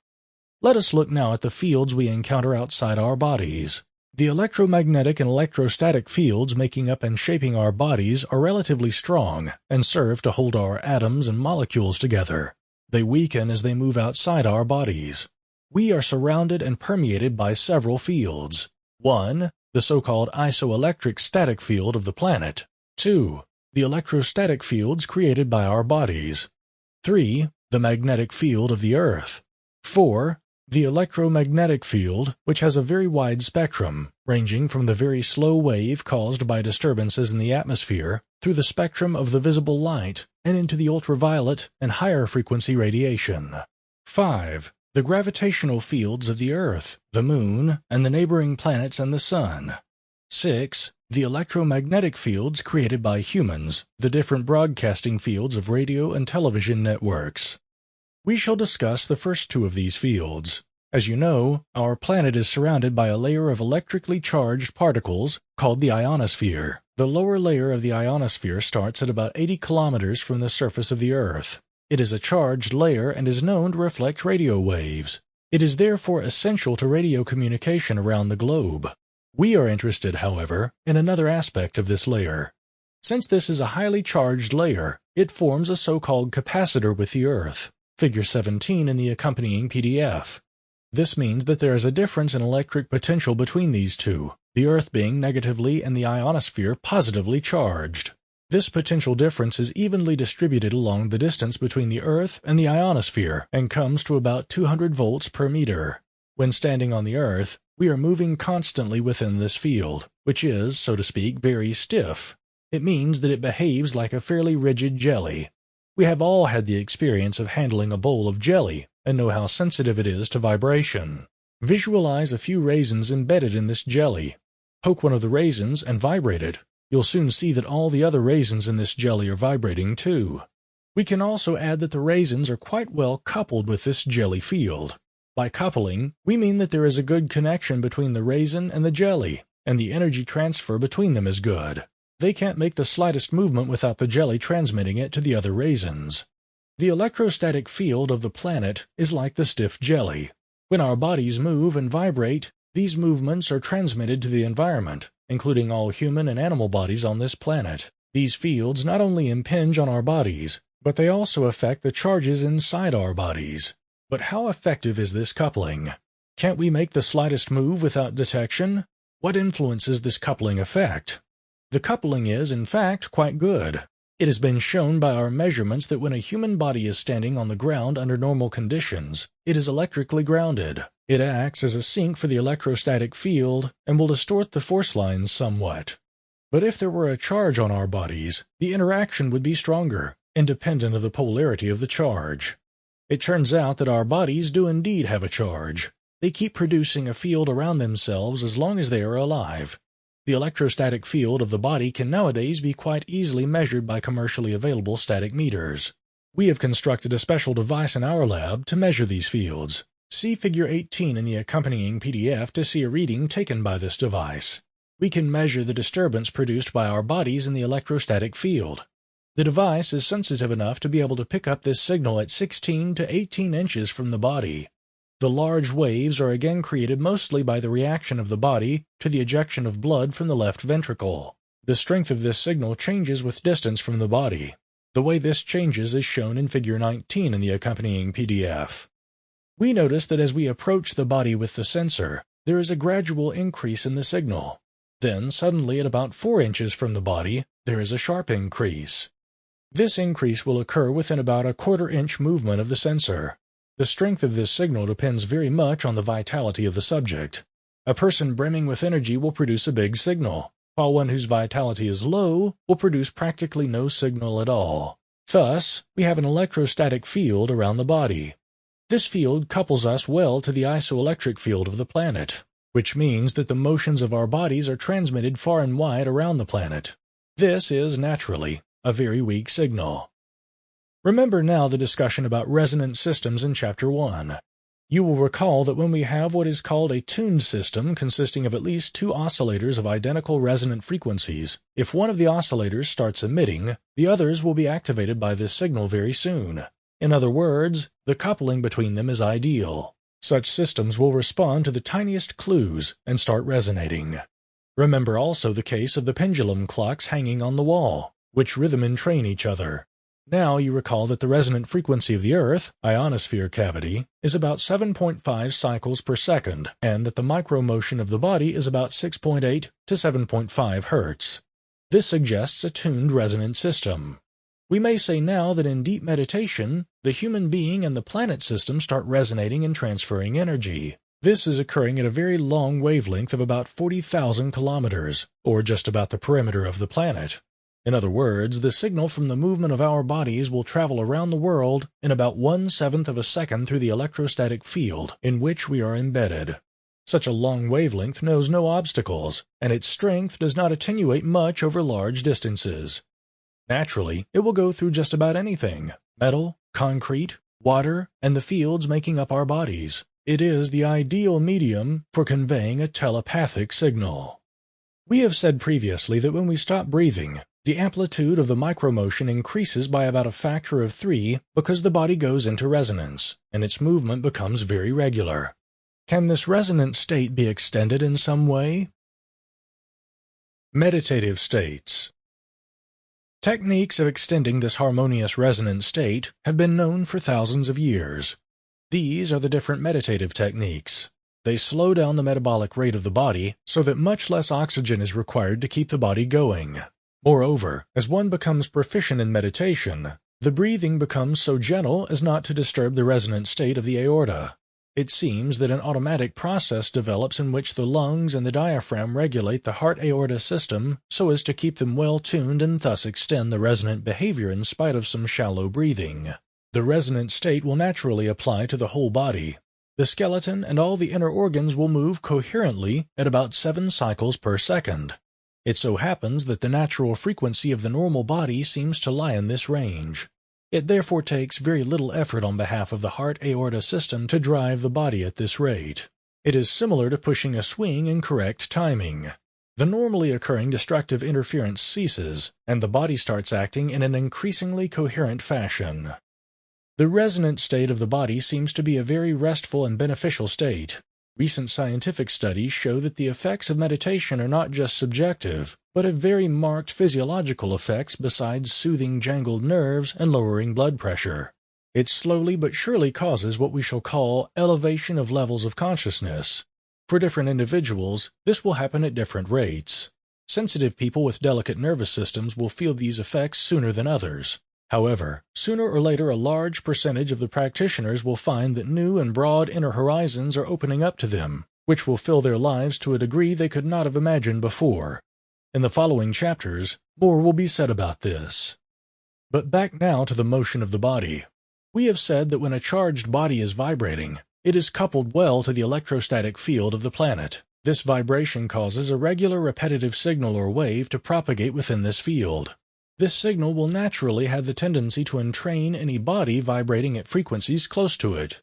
In other words, if there are other people in the vicinity, or anywhere on the globe, who are meditating and are approaching this resonant frequency, they will be pushed along and locked into that frequency. We can therefore say that a nucleus of meditating body or bodies will emit a simple harmonic motion or a sound of approximately 7 Hz through the electrostatic field of the planet.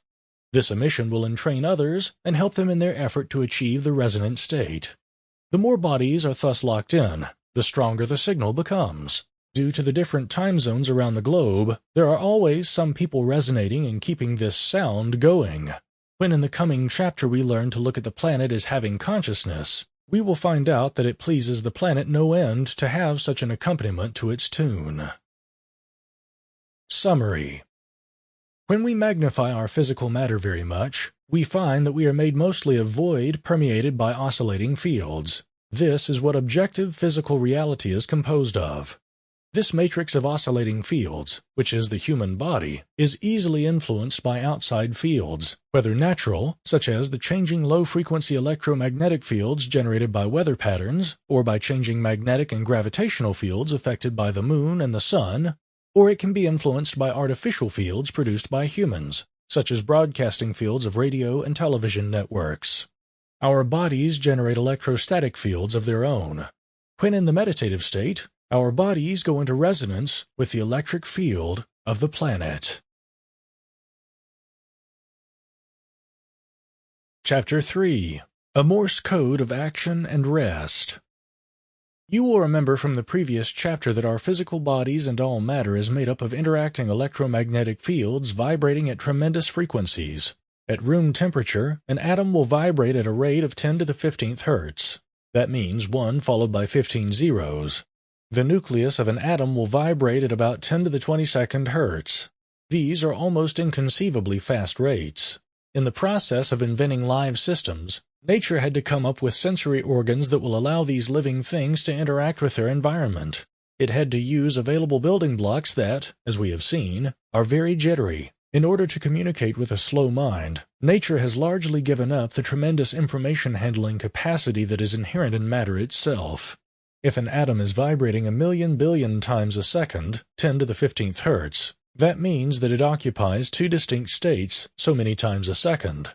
In other words, it can say, for instance, yes, no, so many times a second. Now, if we can utilize all this capability by superimposing a modulation on this fast behavior that would in turn alter this behavior either in amplitude or frequency, we would have a very fast communication device.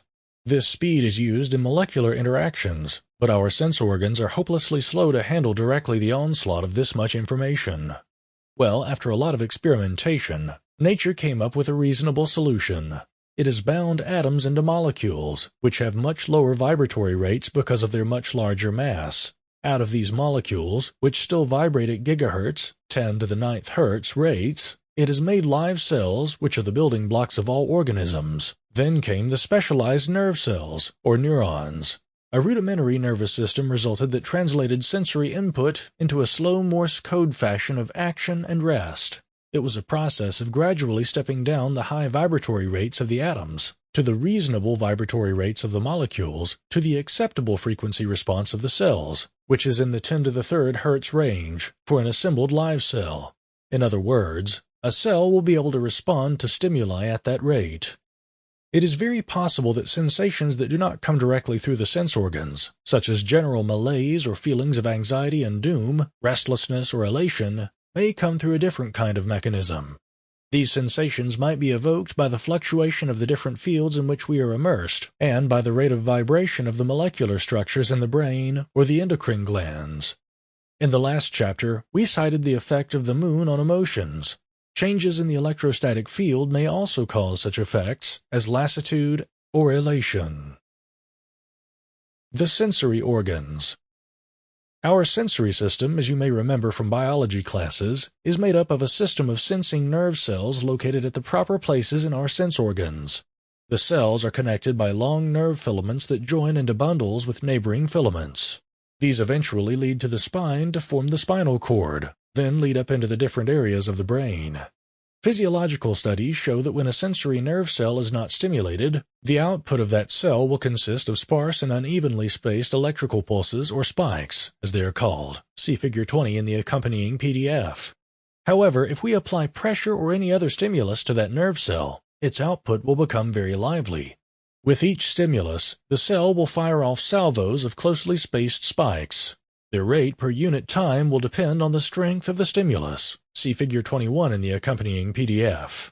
Our whole sensory system operates this way, whether it is optical input coming through the eyes, acoustical through the ears, or tactile through the skin, and the end result is a series of spikes conducted to the appropriate area in the brain.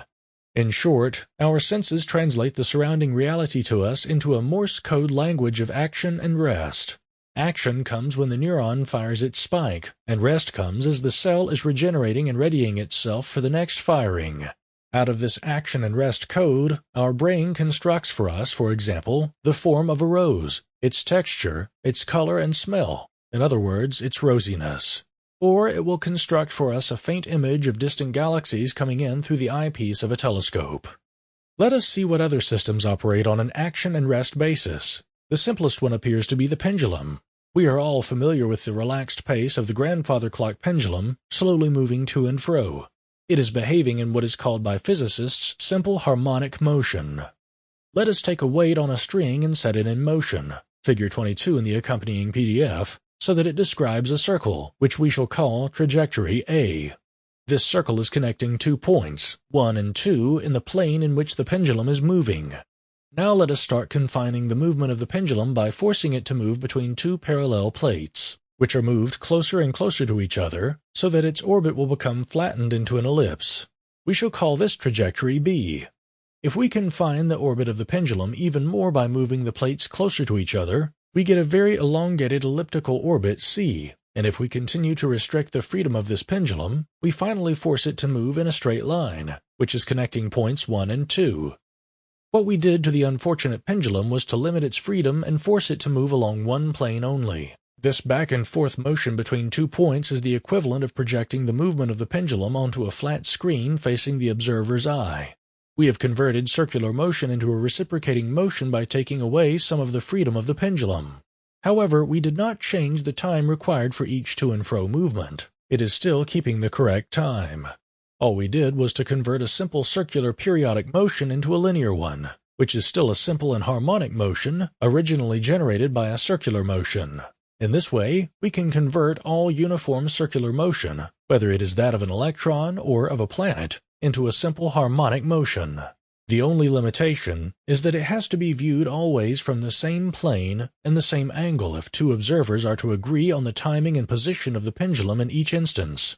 Thus, subjectivity enters the picture. The 2 extreme points of the pendulum, at which there is no apparent motion, are different for different observers, unless the event is observed from the same angle. If the observer looks along the direction of the back and forth motion of the pendulum as it moves in a straight line between the plates, he will see no motion at all. He may see the pendulum slightly closer and slightly farther from himself, but no sideways motion will be visible. He will be observing the 2 points of rest. Hierarchies of motion. In Chapter 2, we described the microrealities as being made up of interacting energy fields that can be represented as particles. These particles have many properties. They have a charge, a spin, magnetic moment, and strangeness, and in the last few years, color and charm have entered the picture. Let us visualize an atom made up of a nucleus and electron shells. We find the electrons orbiting rapidly around the nucleus, while at the same time rotating about their own axes. If we look now at an aggregate of atoms in a crystal, we find that they vibrate about their fixed position in the lattice of this crystal. Thus, the micro-level of nature is represented by 2 kinds of motion, a circular spin-like motion and a reciprocating motion due to vibration, each about a relatively fixed point. Let us go one step up the hierarchy of structures in nature, for example, to that of large molecules. These molecules confine the atoms to relatively fixed positions, and any free branches of such molecules will tend to exhibit pendulum-like movements and rotation. The free segments of these long molecules will also vibrate in and out, resembling the movement of a stretched vibrating string. The rate of these movements is much, much slower than the rate of orbiting of the electron about the nucleus. If we look at simple living structures such as protozoa or plankton, we find only one kind of motion, the reciprocating or to and fro motion of the pendulum or spring. If we watch simple single-celled animals under a microscope, we find that their movements are jerky, and that they derive their movements by beating their flagellae back and forth rapidly. They may rotate about their axes, but that is caused by the reciprocating action of their little legs. As the organism becomes more complex and a rudimentary heart develops, we find a back-and-forth pulsation of the primitive blood fluid that causes, in turn, a back-and-forth recoil of the body. Throughout the animal kingdom, from plankton to elephant to humans, we find that reciprocating motion prevails. There is almost no spin in the living structures. We are confined to a pendulum-like, or, if you wish, oscillating behavior. As we go up the hierarchy of sizes into the heavenly bodies, orbiting and spin reappear. We know that all planets rotate about their axes while at the same time they orbit around their respective stars. We know that galaxies rotate, as do galactic clusters, and so on.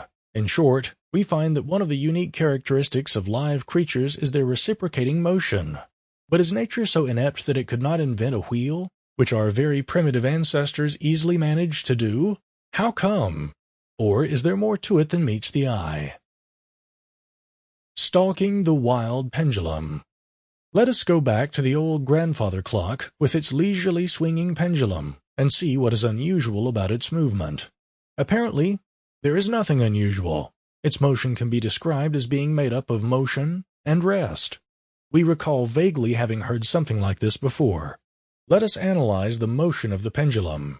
As it approaches its point of rest, it slows down more and more. Eventually, it stops and starts moving in the opposite direction. The laws of classical mechanics tell us that at the point of rest, the acceleration of the body is maximum. Its potential energy is maximum, its velocity is zero, and the time required for changing the velocity of the pendulum is zero. If we analyze the events taking place at the 0 point from the point of view of quantum mechanics, we get a different picture. Let us view the pendulum bob as a mathematical point, that is, a point that is too small to be measured, a dimensionless point, and follow its progress as it slows down. Clearly, the point will cover a smaller and smaller distance per unit time as it approaches its turning point. But quantum mechanics tell us that when distances go below Planck's distance, which is 10 to the negative 33rd centimeters, we enter, in effect, a new world. The causal relationship between events breaks down. Movements become jerky rather than smooth. Time and space may become grainy or chunky. Perhaps a piece of space can be traversed by a particle of matter in any direction without necessarily becoming synchronized with a piece of time. In short, a pair of events would occur in either time or space, the pair not being connected causally, but by a random fluctuation. Suppose indeed that a material point can traverse space without necessarily requiring any chunk of time for the process. Should this happen, then a chunk of space has been spanned without any time elapsing. If we divide that tiny piece of distance to 0 time, we find that the event occurred at infinite velocity. In other words, when we move through space without using up time, no matter over how short a distance, that event occurs at infinite velocity. There is a principle in physics that states that any event that is not prohibited by the laws of physics should happen. What then happens to the pendulum? All the points on it behave the same way. Therefore, all of it must, for a tiny fraction of a second, move at infinite velocity. Can a physical object move faster than the velocity of light? Let us approach this from a different angle. We have heard about Heisenberg's principle of uncertainty. This principle states that in trying to measure two parameters of a particle, for instance its momentum and its position, we find that the more accurately we can measure its momentum, the less we can know about its position, and vice versa. Momentum simply means mass times velocity. If we want to measure either the momentum or the position of a particle, we can measure precisely only one of these quantities. If we know the exact momentum of a particle, then its position is completely indefinite or unknowable, and vice versa. This is an example of those strange ways in which particles of atomic size or smaller behave. We know that at rest, when the pendulum is changing direction, its velocity is 0. But the momentum, at low speeds at least, is equal to velocity multiplied by mass. However, if we multiply any quantity by a 0, we get 0. Thus, we have now established that the momentum of the pendulum at that point is 0. That is, we know its value very precisely. It's 0. But we have said before that if we know precisely the momentum of a particle, then its position becomes diffuse and completely indefinite. That is, the pendulum can be just about any place, even at the end of the universe. Yes, but it has very little time to get there, because this whole event occurs in 0 time. So there we go again. The pendulum has to disappear in all directions at infinite velocity. It will have to expand very rapidly into space, like a balloon, and then collapse just as rapidly. Having done this, it comes back, picks up speed, and goes about its usual good-natured business as if nothing had happened. None of us would suspect the leisurely pendulum of doing such a wild thing when no one is looking. But then again, one cannot rely on appearances. To bring in a more easily digestible model for this behavior, let us take a camera. Suppose that we want to photograph a bird in flight by prevailing light. We know that if we want to get a sharp picture of the bird, we have to use a very short exposure time, say 0.001 second. We look at our exposure meter and we find that at 0.001 second, we won't have enough light to register the image on the film. And to get sufficient light, we would need at least a 0.1 second exposure. But we know that in 0.1 second the bird will be out of sight, and all we shall see on the picture would be a streak representing the bird. So we are in trouble either way. In other words, you can't have your cake and eat it too.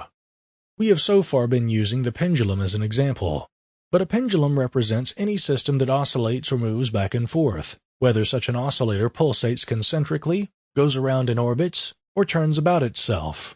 From the standpoint of one observer, there are always 2 points at which either of these systems appears to be at rest.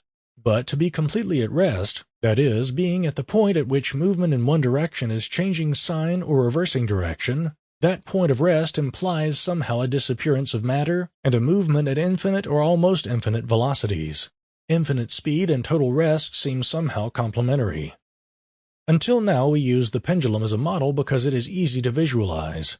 However, the atoms of matter at room temperature vibrate at a rate of about 10 to the 15th hertz. Therefore, it is very likely that our matter is blinking off and on at that rate. Objective and subjective realities. In Chapter 2, we looked through a supermicroscope and discovered that our objective reality is made up of void vacuum, which is filled by pulsating, oscillating electromagnetic fields that in turn move between 2 points of rest. Each of the points of rest is reached through a period of motion. In the beginning of this chapter, we tried to analyze the nature of our subjective reality. We know that it consists of the sum total of impressions conveyed to us by our senses. Then we found that our nervous systems translate the objective reality for us in a Morse code of action or motion and rest, which are oscillating electrical states of the nervous system. We can thus extract a common denominator of our objective and subjective realities. We shall find that both realities become real only due to the change or motion occurring between the 2 states of rest. In other words, if there is no change, we have a state of perpetual rest, and a state of perpetual rest means no perceptible reality. It may be useful for us to ponder the possibility that tangible reality exists for us only as long as there is movement, and when the movement stops, matter and solid reality become diffuse and disappear.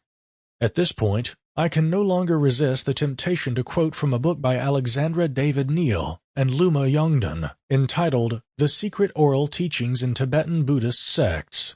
Quote, "The tangible world is movement, say the masters, not a collection of moving objects, but movement itself. There are no objects in movements. It is the movement which constitutes the objects which appear to us. They are nothing but movement. This movement is a continued and infinitely rapid succession of flashes of energy, in Tibetan, Sol or Shug. All objects perceptible to our senses, all phenomena of whatever kind, and whatever aspect they may assume, are constituted by a rapid succession of instantaneous events. There are 2 theories and both consider the world as movement. One states that the course of this movement, which creates phenomena, is continuous, as the flow of a quiet river seems to us. The other declares that the movement is intermittent and advances by separate flashes of energy, which follow each other at such small intervals that these intervals are almost non-existent." Unquote. It seems that someone was here before. But where does matter go when it periodically disappears? And what happens to us as we blink on and off? We will learn about this in the following chapters. Summary. Our senses translate to us the physical reality in a Morse code of action and rest. This is our subjective reality.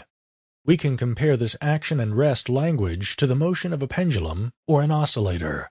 We have shown that when the pendulum reaches its point of rest, it has to become non-material for a very short period of time, and expand into space at an almost infinite velocity. A quote from a Tibetan Buddhist book suggests the same. Tangible world is movement. Without change or movement, there is no objective or subjective reality. Chapter 4. An Experiment with Time. Before we start this chapter, it would be good to remind the reader of the purpose of this book, as described in the introduction. We are faced here with phenomena that are difficult to explain. It will take many years before science will have even a rudimentary understanding of mental phenomena. It is common practice in science to try to make a model which describes a certain set of phenomena closely. It may be a rudimentary model at first, which will be refined later as more knowledge of the area becomes available. A successful model for any set of phenomena has to fit these phenomena in a simple and economical way. The more new tenets are required to build the model, the more cumbersome and more vulnerable it becomes. Knowledge moves in an ever-expanding upward spiral, which allows us to see from the higher turns of the spiral our previous knowledge in a broader perspective. Thus, Newton's mechanics have become a special case within Einstein's theory of relativity. So, eventually, will Einstein's theory of relativity become a special case in a science that will account for both physical and mental phenomena. New and more sensitive methods and instruments enable us to do increasingly sophisticated measurements. We can now measure magnetic fields around our heads due to the tiny electric currents in the brain.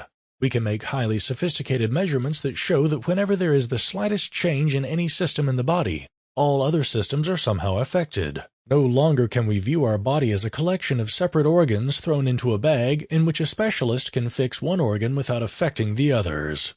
As is the body, so is the society and the whole planet, the solar system, and, indeed, the whole cosmos.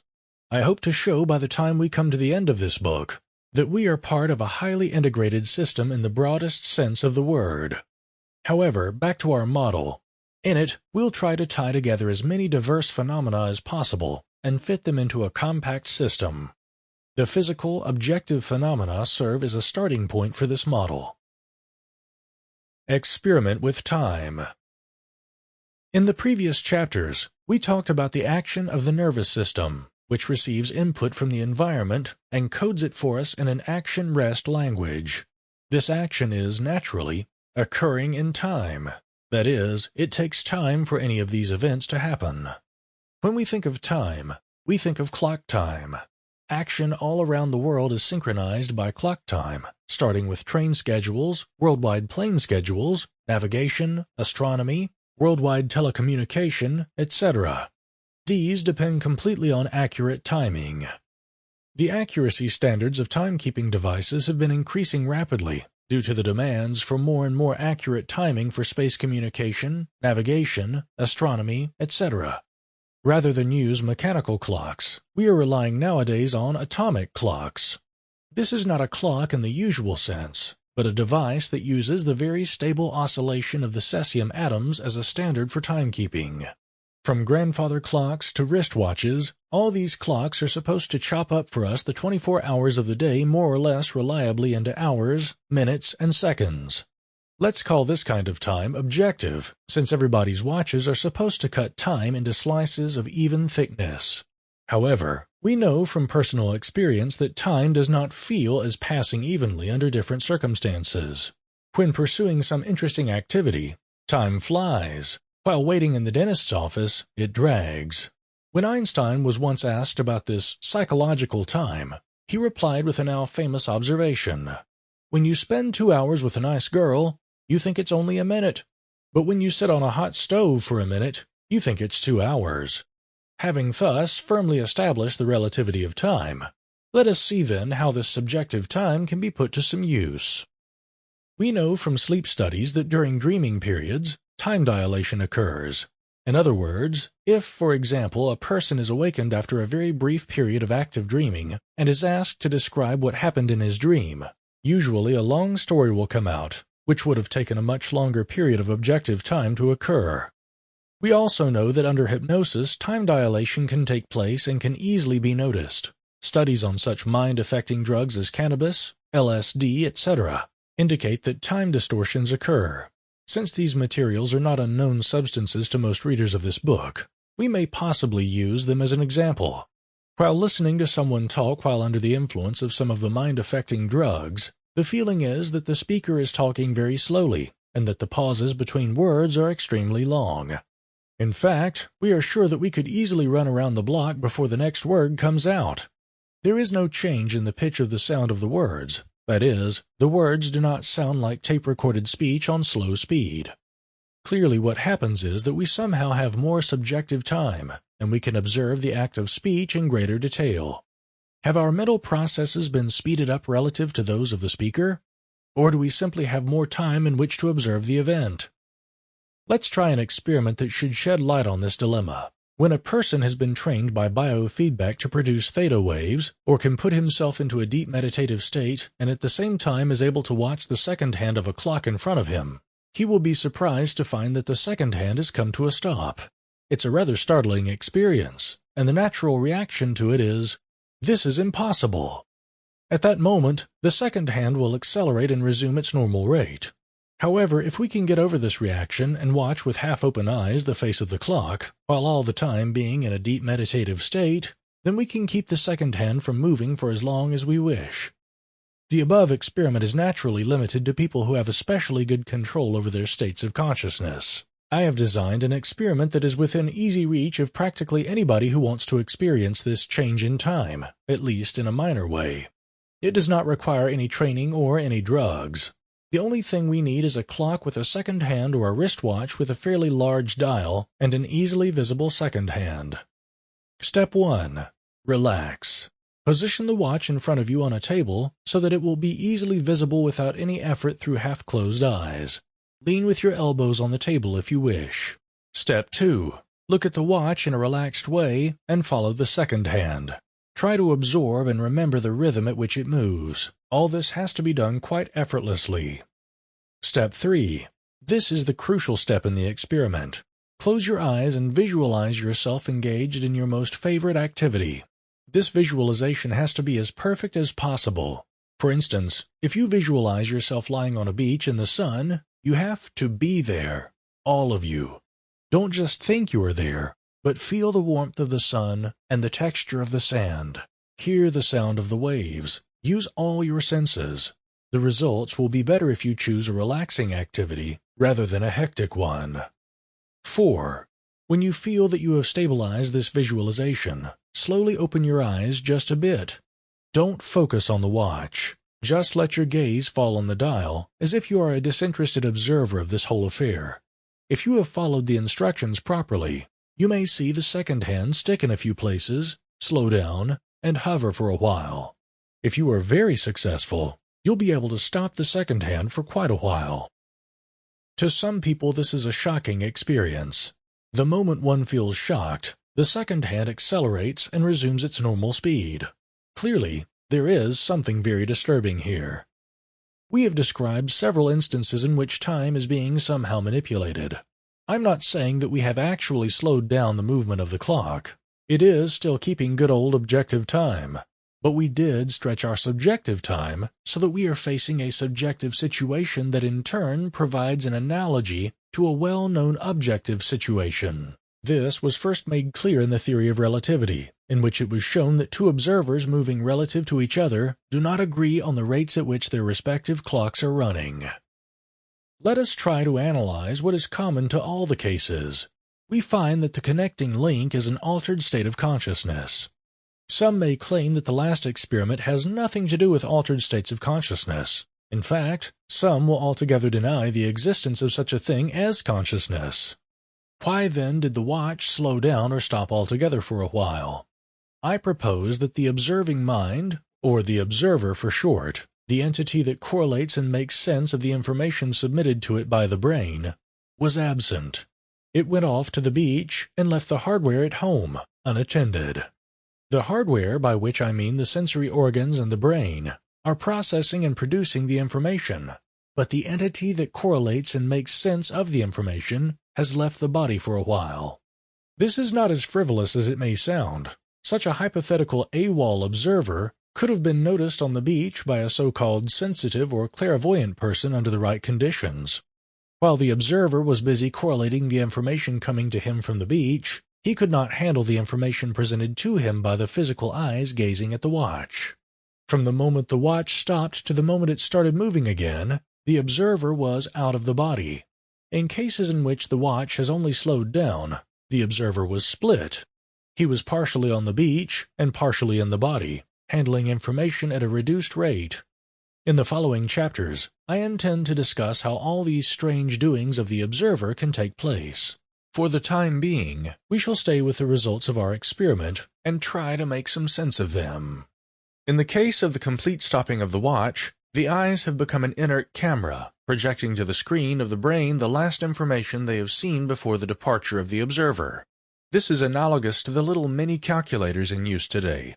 The screen displays and holds the last information the operator has punched in. An alert reader has probably noticed by now an interesting property of this observer. He can flit about to distant places in fractions of a second. He may leave his physical body and be off to a beach thousands of miles away, and be back all within 1 or 2 seconds. In the previous chapter, we discussed the behavior of oscillators and pendulums. Let's recall what happens when a pendulum comes to one of its extreme positions. We found that between the points at which the pendulum has come to a full stop and the point at which it started on its return trip, there is an area in which causal relationship between time and space breaks down, in which its position smears out, and infinite or nearly infinite velocities are encountered because of the uncertainty principle operating on the quantum scale of things. We know that we cannot accelerate physical objects to the velocity of light, not to speak of infinite velocities.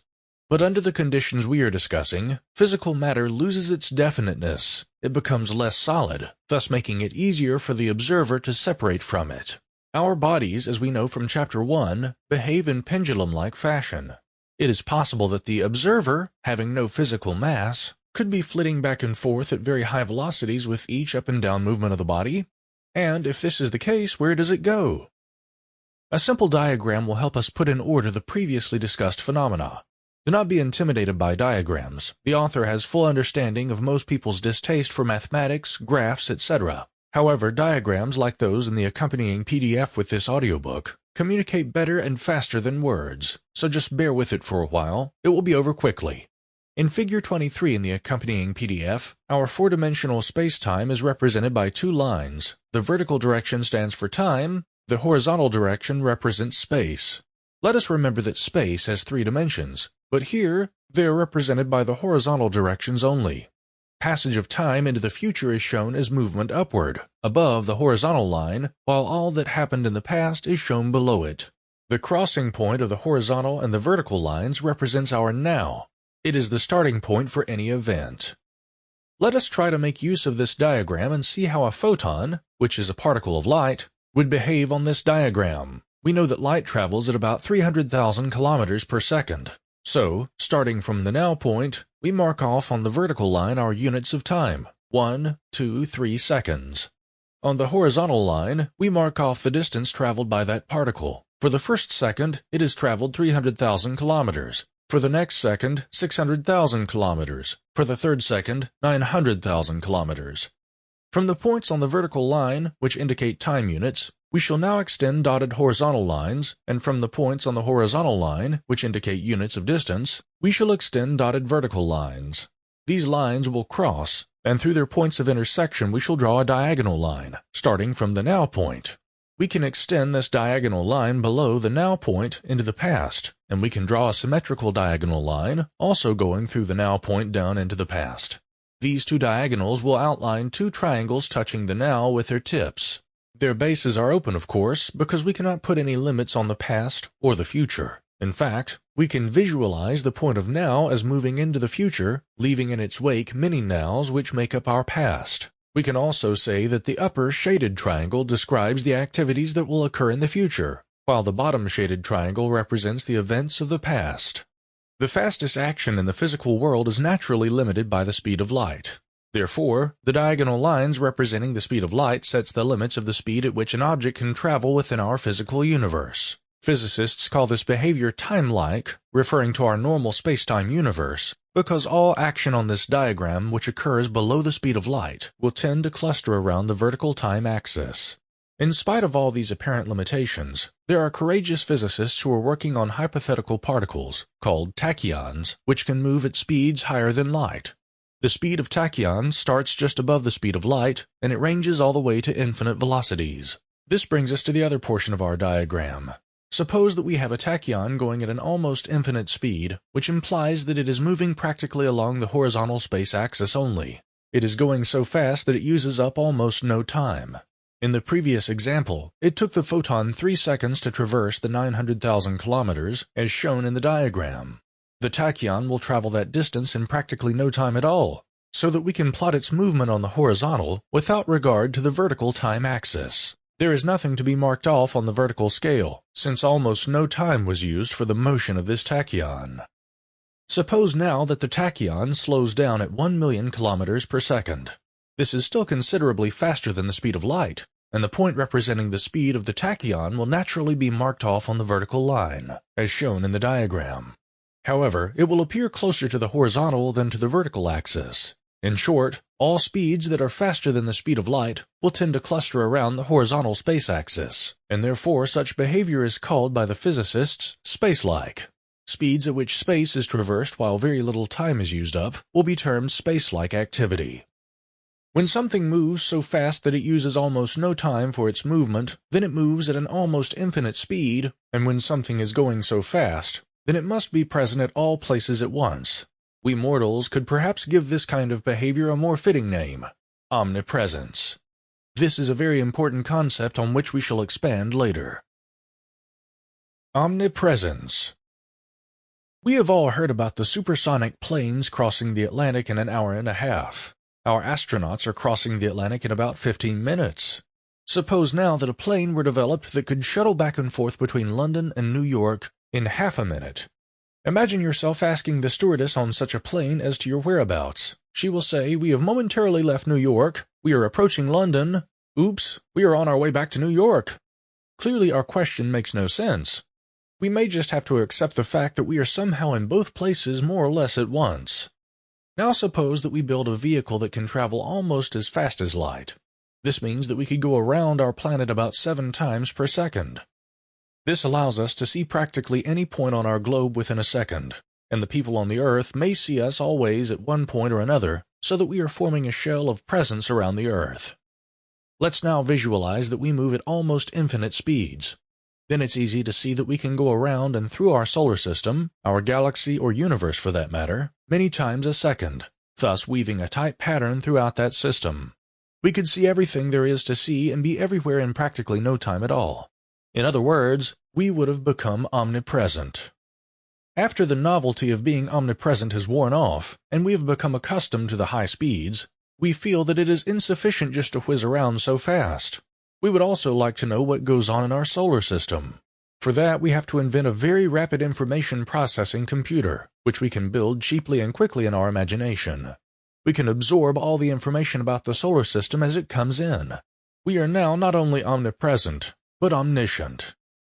We find ourselves spread throughout and around the solar system in a shimmering, vibrating shell, all-seeing and all-knowing. After all the difficulties in attaining this great technical feat are forgotten, the attainment of almost infinite speeds becomes commonplace to us. Now we turn inside and begin to contemplate our state, and we arrive at the paradoxical conclusion that going so fast is really the same as being at rest in all places at once. We come to the conclusion that if we could only expand our consciousness, somehow our observer mind could fill all space, and would not need to run so fast. Also, we now understand that attaining infinite speed would mean attaining another, higher state of rest or state of being. The circle closes here. It is time now to go back to our diagrams. Let's make a diagram similar to Figure 23, with the same objective coordinates. By objective coordinates, we mean that they represent space and time as we normally know them. But parallel to these objective coordinates, let's add broken lines representing our subjective coordinates in subjective space and subjective time. See Figure 24 in the accompanying PDF. In our normal waking state of consciousness, these two coordinate systems stay parallel and overlap. Most of the time, however, there is a periodic fluctuation which repeats approximately every 1.5 hours. I suggest that during altered states of consciousness, our subjective time-space coordinates separate from the objective coordinates and rotate about the common center, as shown in Figure 25. Let's rotate the subjective coordinates by an arbitrary angle, which we'll call psi, and draw a line parallel to the horizontal objective space axis through the 1 second mark. This represents the projection of 1 objective second onto our subjective time. Now let us find on it the intersection with the subjective time, which we'll call t subjective. By measuring the length of the diagonal line from the now to the intersection, we find that our subjective time unit is longer than the objective one. In short, it looks as if we have more time than before to do what we are engaged in doing. In fact, for the angle chosen in the diagram, we have at our disposal 4 subjective seconds to 1 objective second. Let us return to the person under the influence of a mind-affecting drug who is listening to someone speak. Suppose that the speaker utters 1 word per second. The person under the influence of the drug and presumably in an altered state of consciousness will have more subjective time to listen to the word and will therefore be in a better position to analyze the word, because his mental processes are operating at the normal objective rate. A simple example will provide an analogy for this phenomenon. Suppose that we take a pole with knots on it. When the sun is at a low angle, the shadow of the pole becomes very long, so that we can examine the knots and the spaces between them in more detail. See Figure 26 in the accompanying PDF. The alert reader will probably remark here, why complicate things so much? Most of these phenomena can be accounted for simply by assuming that our mental processes have speeded up considerably, and that therefore the sharpness of our perception has been greatly increased. We don't need subjective time and space to explain time distortions. This, however, is not quite the case, as we shall hear later. Looking back at the diagram, we come to realize that any additional increase in psi angle will increase subjective time enormously. As our subjective time axis leans closer to the horizontal, we find that we may have maybe 1,000,000 subjective seconds to every objective second, because the point of intersection between the horizontal line, marking the 1 second point of objective time, will meet our tilted subjective time axis very far from the now point. And when our subjective time axis becomes finally horizontal, our subjective time becomes infinitely long, so that under these conditions we are using no objective time at all. At this point, it would be useful to sum up what we have learned from the 2 space-time diagrams. From Figure 23, we know that the faster something moves, the closer it comes to the horizontal line. That is, it exhibits a space-like behavior. From Figure 25, we see that the more our subjective time axis leans to the horizontal, the more subjective time we have on hand.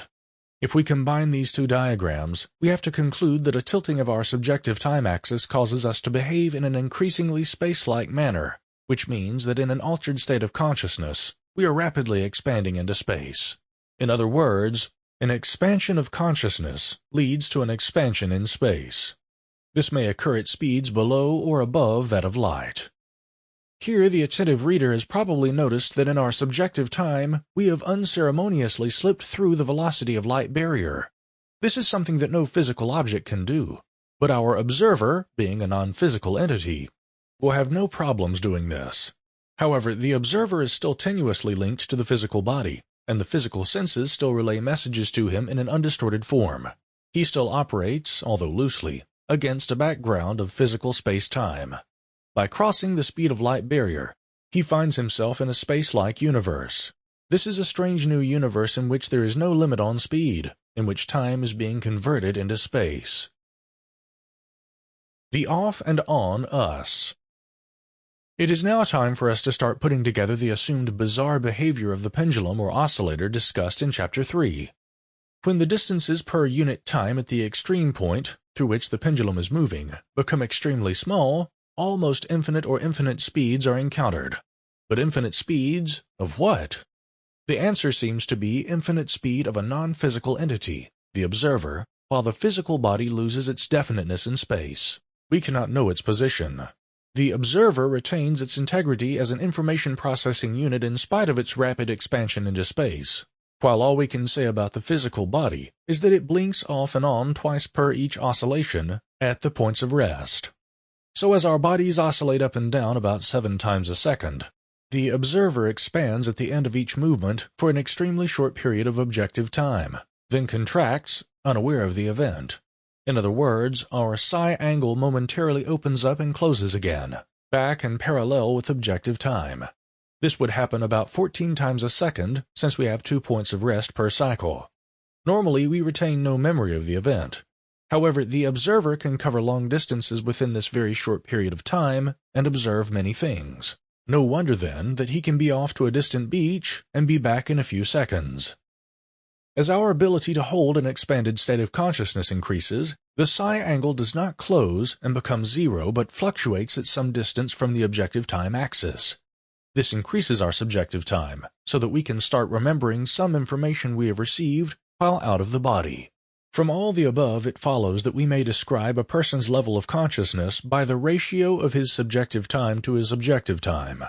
The range of these ratios is very broad. It starts with small differences, which normally would be taken for just a wandering of attention, our little experiment with the clock, to hypnotic time dilation, to dreaming, which is clearly an altered state of consciousness, and finally, to a deep meditative state, in which time is stopped, or almost stopped. We can express this in a simple mathematical form. Level of consciousness index equals subjective time divided by objective time. Or take our example from figure 25, subjective time equals 4 seconds divided by objective time equals 1 second, equals 4 divided by 1 equals 4. This is our level of consciousness index. We have not up to this point focused on what is happening to our subjective space coordinate, which rotates together with the subjective time coordinate. As the subjective time stretches, so does the observer expand into his subjective space. Remember, the space coordinate represents three-dimensional space.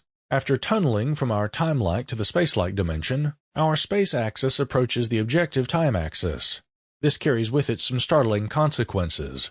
Our time-like subjective space is becoming objective time. This means that our observer, as he travels in what he considers his space, is actually moving through his own and other people's objective time, either into the past or into the future. This may perhaps explain the mechanism by which clairvoyants operate. They seem to be able to describe the past, some of them surprisingly well. They may even possibly predict the future. But since the future is made up of probabilities dependent on human free will, such travel into the future would be rather vague and unreliable. See Figure 27 in the accompanying PDF. When one asks a clairvoyant how he does his thing, he answers, "I'm going into your past." He has a feeling of moving through time.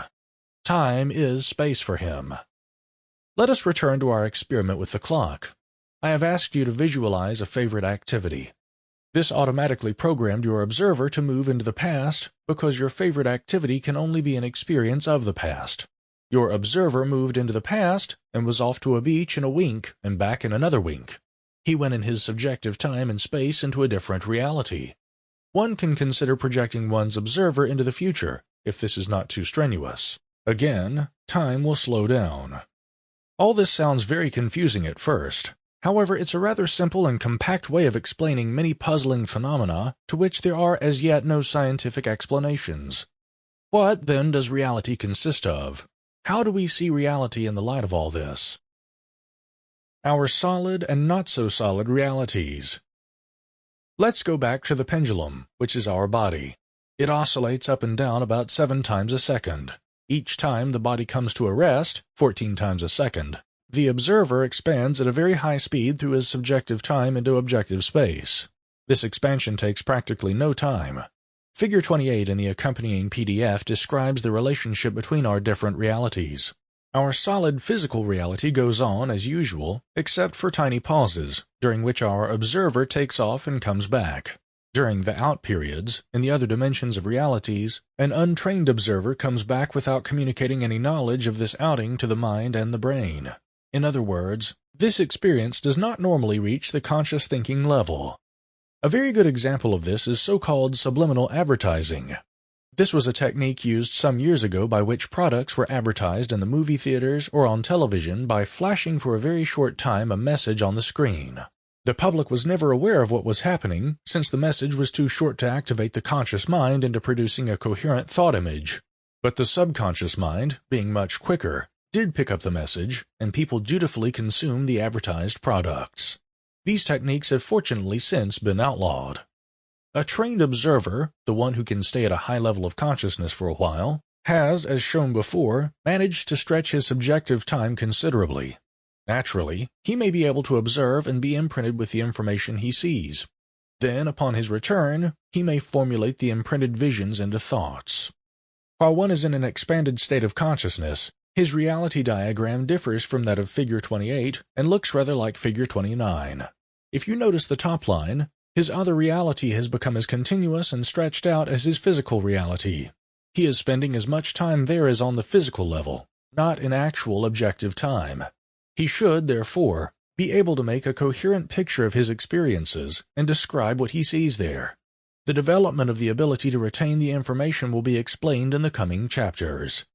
We have until now used the 7 Hz rate of motion of the body as a trigger for the ejection of the observer. But as you may remember from Chapter 3, any oscillator will tend to disappear and reappear at its own rate.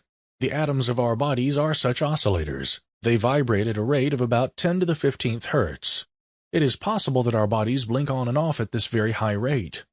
There is no way of knowing whether this is so since presently we have no way of registering such rapid phenomena. However, we cannot assume that all the atoms in our bodies beat synchronously or coherently. We have to visualize our bodies blinking on and off gradually, different areas disappearing, others appearing. In other words, we are partially out all the time.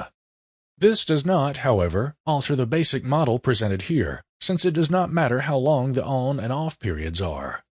In the unlikely event that total coherency occurs in the body, this may occur at very high levels of consciousness, then naturally the whole body will blink off and on as a unit, and we may expect to see some very unusual things occurring in such a state. We took the 7 Hz pulsation as the minimum number of on and off periods, since that is a measurable figure. Summary. An experiment with time shows that we have objective and subjective spacetime, which normally coincide. Under altered states of consciousness, these two become separated, and we can function in our subjective spacetime. This explains many phenomena, such as clairvoyance, telepathy, etc. We postulate an observer, which is our psyche, and which becomes omnipresent for a very short period of time. This is the time required for the pendulum or oscillator to change its direction of motion. Our bodies are oscillators, and the atoms making up our bodies are also oscillators. Therefore, we expand into a space-like dimension many times a second very rapidly and collapse back as rapidly, possibly at the rate of atomic vibration. However, in an altered state of consciousness, we can expand our subjective time greatly. This allows us to observe the action of other psyches that are out there at a leisurely pace and bring back useful information from there. This is done without using up much objective time. So our reality is made up of a constant rapid back-and-forth shuttling between our solid reality and the way-out realities, which we share with everybody else. An expanded or higher state of consciousness implies an expansion of our psyche into space. Chapter 5. Quantity and Quality of Consciousness. In the previous chapter, we talked about altered states of consciousness, and even managed to define levels of consciousness as being somehow connected with the ratio of subjective to objective time. We must now attempt to interpret what the level of consciousness means and how it fits into the scheme of things. Let us first try to define consciousness in the simplest possible terms. We can say that it is the capacity of a system to respond to stimuli. This system may also be a nervous system, no matter how simple. Suppose we stimulate an atom by applying ultraviolet light or other electromagnetic radiation to it. One or more of the electrons may get excited and respond by jumping into a higher orbit farther away from the nucleus. When we remove this stimulus, these electrons may drop back into their previous orbits and emit photons of a certain energy or frequency in the process. By applying different stimuli, we shall elicit different responses from this system. Next, let us take a virus and stimulate it. It will react with a number of different responses. If we take a bacterium and tickle it, it will react with an even larger number of responses than the virus. It may giggle or wriggle its flagellae, etc. The higher and the more complex the organism, the more varied and the more numerous the responses per stimulus. When we come to mammals and eventually humans, the number of possible responses grows rapidly. So let us define this number as the quantity of consciousness. This admittedly sounds quite arbitrary, but let us proceed first on the assumption that the number of responses of a system can be equated with consciousness. We may at first have trouble trying to visualize a rock or an atom as a living thing because we associate consciousness with life. But this notion is just a human limitation. A rock may also have difficulty in understanding human consciousness. At present, we restrict the term live beings to beings that can reproduce. This, I believe, is quite arbitrary. We seem to project our own behavior onto other systems by saying that starting from the atom and going to larger aggregates, there is no life, and then suddenly, when the aggregates of atoms have reached a certain stage of organization, life appears because we can recognize our own behavior in it. My basic premise is that consciousness resides in matter. Put another way, all mass, matter, contains consciousness, or life, to a greater or lesser extent. It may be refined or primitive. We human beings are so designed that when properly trained we can interact with anything that has consciousness, on whatever level. We have said that the atom has consciousness because it can respond to stimuli. Now all physical reality is constructed of atoms in smaller or larger aggregates. Consequently, we can say that a given mass contains such and such a percentage of consciousness. This percentage will vary in quantity and in quality according to the different evolutionary levels. There is a certain relationship between the number of responses per stimulus, or quantity of consciousness, and the level of consciousness, or the quality of consciousness. We shall express the quality of consciousness in terms of frequency response. The higher the quality of consciousness, the higher the frequency response range of the system. We know that our ears respond to stimuli, sound, ranging from 30 Hz to 20,000 Hz. So we can say that our hearing mechanism has a frequency response of 30 to 20,000 Hz. We know that our vision has also a limited frequency response, and so do all our senses. Thus, the quality of consciousness defines the degree of refinement of such a response and its range. We could also equate it with the intelligence of the response. It is important to note that the quantity of consciousness has nothing to do with the size or bulk of the entity. It stands only for the number of responses it is capable of. We shall make a diagram now to show the relationship of these two aspects of consciousness. See Figure 30 in the accompanying PDF. On the horizontal line, we plot the quantity of consciousness, and on the vertical line, its quality. Let us use the atom as a basic unit of consciousness, and assign an arbitrary scale of numbers to the various categories of beings. We shall designate the frequency response of the atom as F subset 1. Next would come a virus, F subset 2, a plant, F subset 3, a dog, F subset 4, and finally, a human, F subset 5. We shall place the highly developed intelligent human beings at F subset 6. The band between F subset 5 and F subset 6 represents the responses of the human nervous system to all the possible stimuli delivered to it by our senses. This includes instruments that we use as extensions of our senses. Let me make this clearer. Suppose that we take a picture of a woman sitting at a table. We show it to a man of limited perception and ask him to describe what he is seeing. The probable answer will be, a woman sitting at a table. Let us show the same picture to another person. He will describe it in great detail, the style, the composition, the color scheme, etc. We shall probably have to stop him from talking too much. This man has a broader range and refinement of responses, and therefore will describe the picture with greater fidelity. Thus, the bandwidth F subset 5 to F subset 6 expresses the responses of the human nervous system to all possible stimuli. Our physical reality is conveyed to us by all the possible inputs to our sensory system. This system codes the information in an action and rest code, as we have described in Chapter 3, from which our brain constructs our reality. But then the other bands in this diagram, the ones above the human frequency response band, such as F subset 7 and F subset 8, or the ones below it, must also represent the realities for the population occupying those levels. In short, what we are dealing with here are actually different realities, higher and lower than our own in terms of the evolution of matter in the universe. Out of this, it appears that in nature we have a spectrum of realities, each occupied by a population having a certain level of consciousness.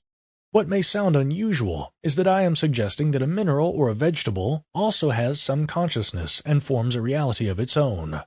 I hope to convince you of the validity of this point of view as we go along.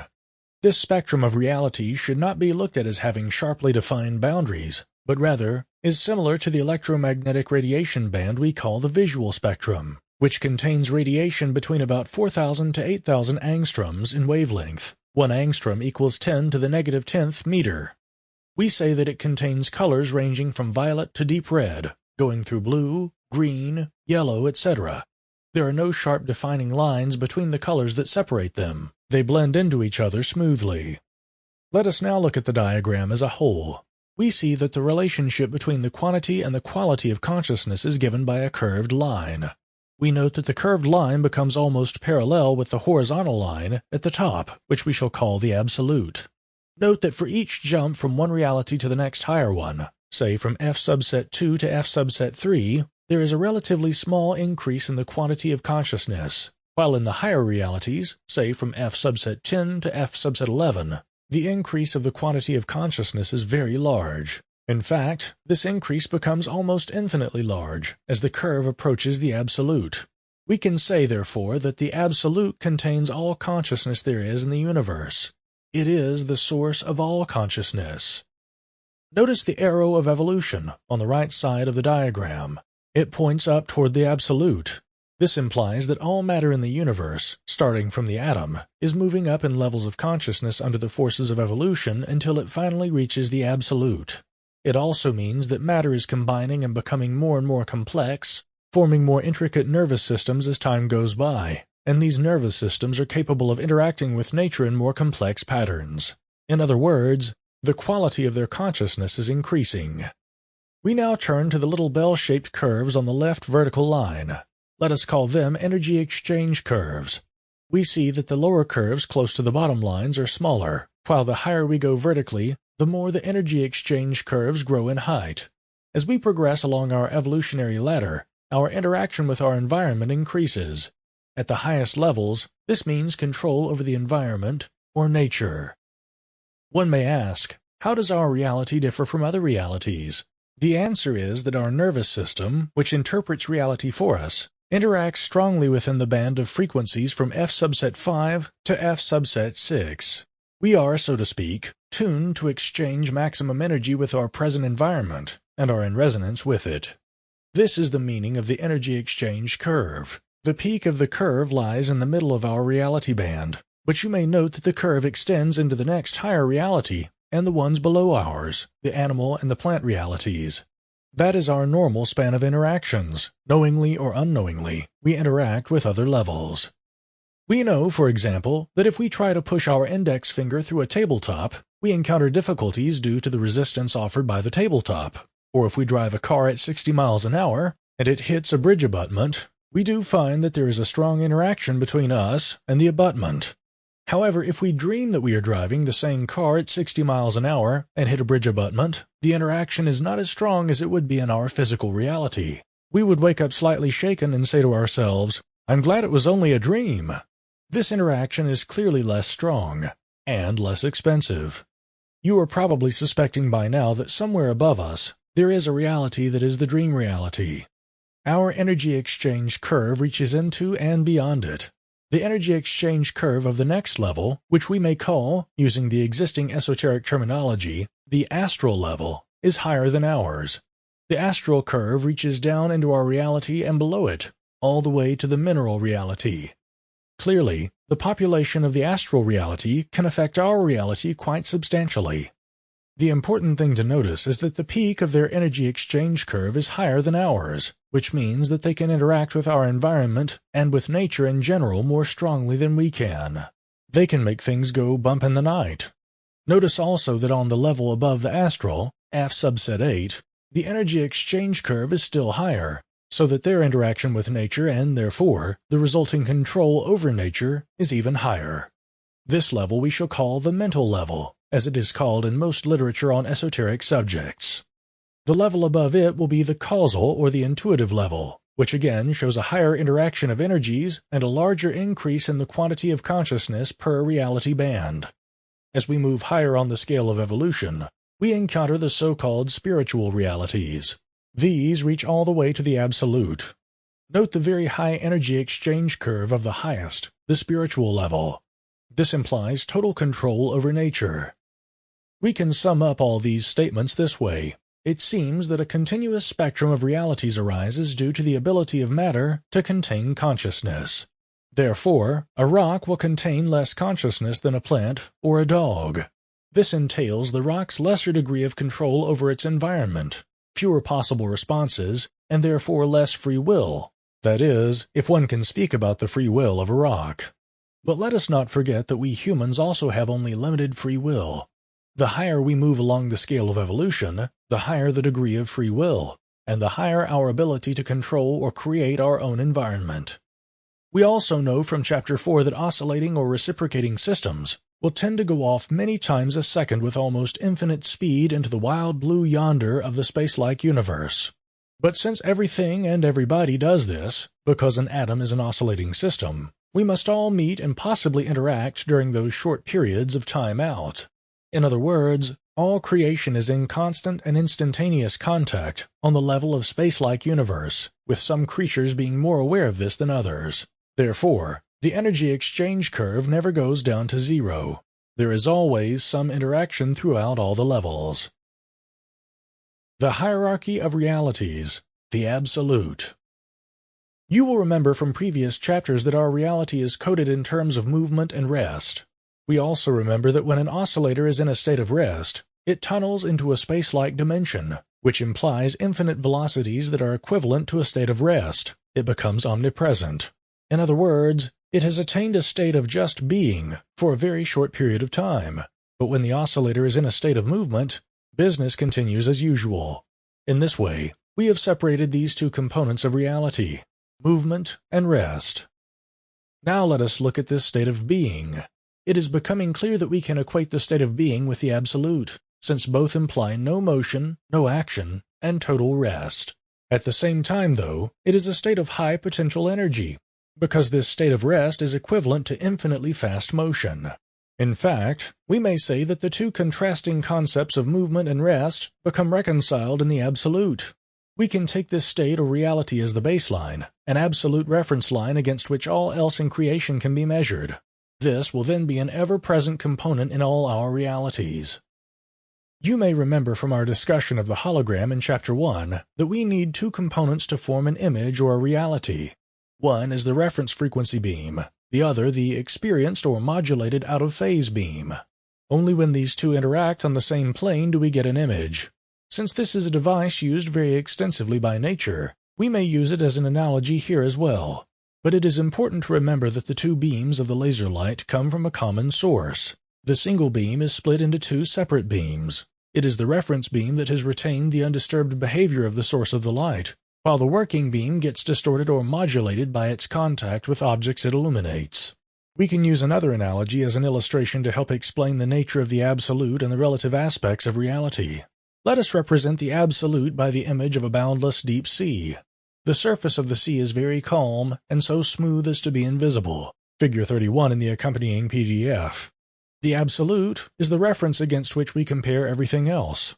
Now let us ripple the surface of this sea. Figure 32 in the accompanying PDF. We watch the waves appear and break up the smooth surface. This rippling makes the surface suddenly visible. By analogy, when motion or vibration appears in the absolute, it becomes visible or manifest, and we call it the relative or physical reality. The important concept to remember is that the sea represents an all-pervading component that makes up all the realities, and this component we may call the absolute being, or pure consciousness. We may produce ripples or waves in this sea, but the lower layers of water will never be disturbed. A state of eternal rest will prevail there. We can also compare the size of the ripples or the waves to the different realities we have discussed before and equate the large, coarse waves with the low end of the spectrum of realities, as we show it in Figure 33b in the accompanying PDF. It will correspond to the portion having a low quantity of consciousness and a low frequency response, while the very fine high-frequency ripples will correspond to the highest level below the absolute. Let us go now to the very lowest level of matter, a quantum of electricity, a single electron, and ask a physicist what this electron is made of. Well, he will say, it's a wave packet having a certain frequency of vibration. The frequency of vibration determines the energy of the electron. Now if we ask what it is that vibrates in this electron or quantum, the answer would be that no one knows. But if we were to use the analogy of the sea of the absolute, we would visualize the quantum as a packet of ripples on the surface of that sea. It vibrates relative to the calm layers of the infinite sea of pure consciousness, and now we may answer the question as to what it is that vibrates within the quantum. It is a unit of pure consciousness that vibrates there. Here we have to make a correction of the previous statement, in which I suggested that matter contains consciousness. It was used just as a temporary prop, to get you used to thinking of matter as having something to do with consciousness. But now the cat is out of the bag. Matter, being made of quanta of energy, is the vibrating, changing component of pure consciousness. Therefore, we can divide creation into two components, the absolute and the relative. The absolute is fixed, eternal, and invisible, while the relative is the visible, manifest, and changing aspect. The latter may be coarse or fine, short-lived or long-lived, but it is always based on the absolute.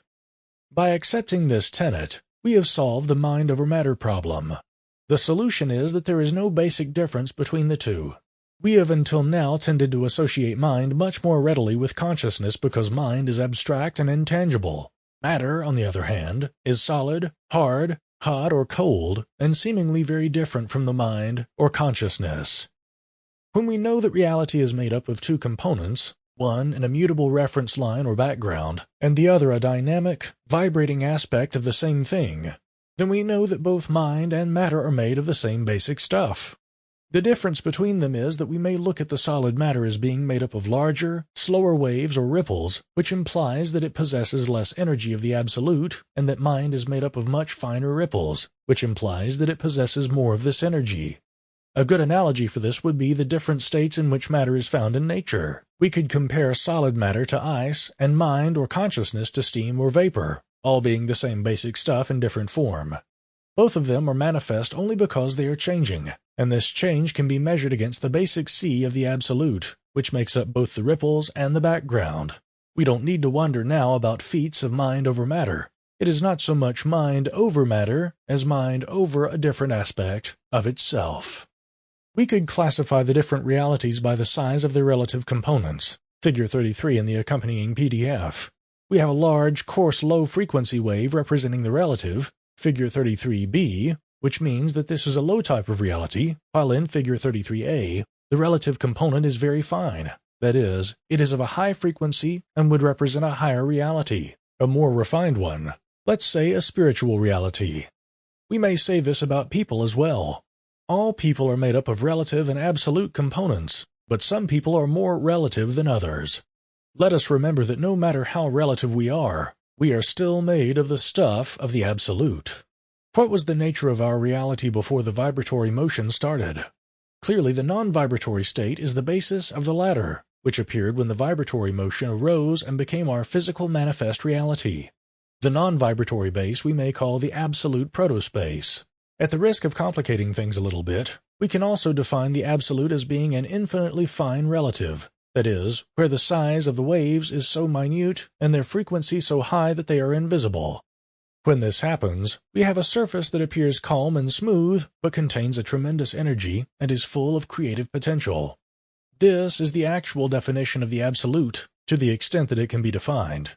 It is a high-energy creative potential plus intelligence. The intelligence adds a self-organizing capability to any entity in creation. Therefore, the ripples of the relative arise in a surface that appears to be smooth, but is actually vibrant with potential creative energy. The smaller the amplitude of the waves, the higher the energy contained by the surface. As the waves become so small that the crests and valleys, which are the points of rest, come so close to each other as to overlap, then a state of rest is reached, in which motion is just potential motion, and the energy of the system becomes infinitely large. The absolute is thus a state in which contrasting concepts become reconciled and fused. Movement and rest fuse into one. Ours, then, is a vibratory reality, from subnuclear to atomic, to molecular, to macro levels.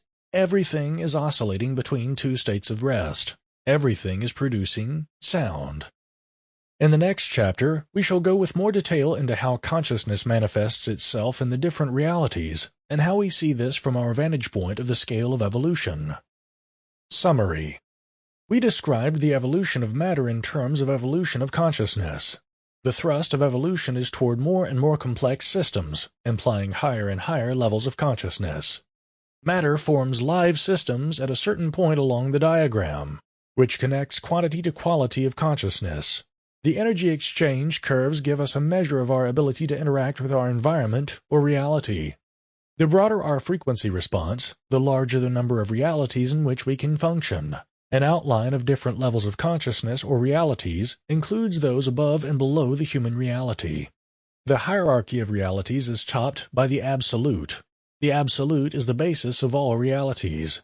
In its non-manifest form, it is a potential, intelligent energy. When rippled or modulated, it becomes the basis of our tangible physical matter and individual objects. Chapter 6. Relative Realities. Mineral Reality. Let us start with the lowest realities on our diagram, Figure 30 in the accompanying PDF, and work our way up toward the Absolute. Attempt to visualize yourself as a rock. It is difficult, of course, but if we try hard enough to go into the reality of the rock, we may find that one has a dim perception of, say, hot and cold, light and dark. There would be some communication with other rocks, but it would be limited possibly to a dim recognition of the presence of something else. Social life, of course, would be very limited under these conditions.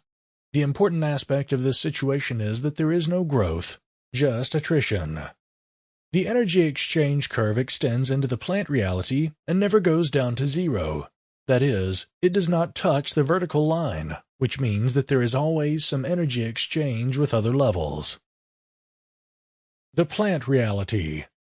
The first thing we notice as we compare the plant reality to the mineral reality is that in it there is growth and reproduction. There is what we call life. The quantity of consciousness is higher, and so is the response to stimuli. Naturally, there is adaptation to new conditions, a battle for survival, acute awareness of light and dark. There is a lively social life, and even sex life, the latter, of course, done discreetly through a third party. Most of us have heard about experiments demonstrating that plants respond to human emotions, to threats, love, etc. The Secret Life of Plants by Peter Tompkins and Christopher Bird is the best source of information on this subject. The plant reality is a big jump from the mineral level, but it is relatively static since the ability of plants to move is limited to growth. Note that the energy exchange curve of plants extends into and beyond the basic frequency range of the human reality. The animal reality. Here there is a broader span of emotions. There is freedom of movement in 3 dimensions. There is communication within and across the species. Domesticated animals can communicate with humans. There is a group consciousness in the form of a herd instinct. Some animals are inventive and highly intelligent tool users, not to speak of porpoises who, judging by the complexity and size of their brains, could rival humans in intelligence. When we look at Figure 30, we see that the energy exchange curve of the animal reality extends into the level above the human and into the plant reality, which means that animals can communicate with man and plants. Note that the energy exchange curve never goes down to zero. There is a minimal and constant awareness on the part of beings belonging to one reality of those of the other realities. This is so because the common uniting element of all creation is consciousness, and through this bridge all things are in constant contact, as we shall hear later. The human reality. We all know the human reality, but what probably most of us don't know about it is that human consciousness can be taught to expand and learn how to interact with the whole spectrum of realities we have described in our diagram. This is the real meaning of the phrase expansion of consciousness. It means that our cerebrospinal nervous system is capable of being developed to such a point that we can tune in on any of these realities, from the very lowest mineral to the very highest spiritual levels. The expression development of the nervous system, then, as used in this book, is synonymous with the expansion of consciousness. Much has been said about the effects of drugs on the expansion of consciousness. These drugs do not expand consciousness, rather they alter it and tend to funnel it into particular levels. These levels may be either above or below the human reality shown in our diagram. Bad trips means that consciousness is projected into a reality below the human, and is naturally experienced as a nightmarish reality. Sometimes consciousness is projected into realities above ours. Then one has a good trip. However, all these experiences are necessarily distorted because the drug prevents the brain from functioning normally. Also, there is little control over the events or levels one happens to enter. The only positive thing about these drugs is that they do show us that we see our reality through a tiny window, that there is much more to it. On the other hand, prolonged use of drugs will destroy the ability of the nervous system to evolve normally in the direction toward the higher levels shown in our diagram by the arrow of evolution. This is due to the instability in the nervous system produced by the long-term use of drugs. In order to interact on a certain level of consciousness or reality, the mind has to be very steady and clear. By now it will be no surprise to you that we use the terms realities and levels of consciousness as interchangeable concepts. We hope to show that realities are states of consciousness as we go deeper into the chapter by taking examples from well-known literature on the subject. In the last few years, several excellent books have appeared on just this subject by several authors, among them those by Carlos Castaneda. In reading his books, one gets a good idea of what we mean by communication across different realities. Animals and plants or plant gods communicate with humans. The spirits of the water, of the rocks, etc., are all very active, and we begin to understand the level of consciousness at which all this activity takes place. It is clear enough that the sorcerer operates mostly in the plant and animal realities. Throughout the Castaneda books, the general feeling is that one is in constant danger. If you do this, you will get killed. If you do that, you survive. One is a warrior in that he either kills or gets killed. This is the animal reality, the survival instinct in operation. Beings of this reality lack the knowledge of the higher realities. Therefore, we find not once the words love or God mentioned in the first 3 books by Castaneda. This knowledge appears higher up on the scale of evolution. In his Tales of Power, however, we do find that the master sorcerers Don Juan and Don Genaro have the knowledge of higher realities reaching into and probably above the causal level. They manage to split Castaneda and demonstrate to him his 2 components, the reasoning material personality on the one hand and the pure awareness on the other. Love appears in Don Genaro as love for the earth, the mass of mineral matter that has an enormous amount of consciousness. This big being reciprocates his love by bestowing on him unusual powers.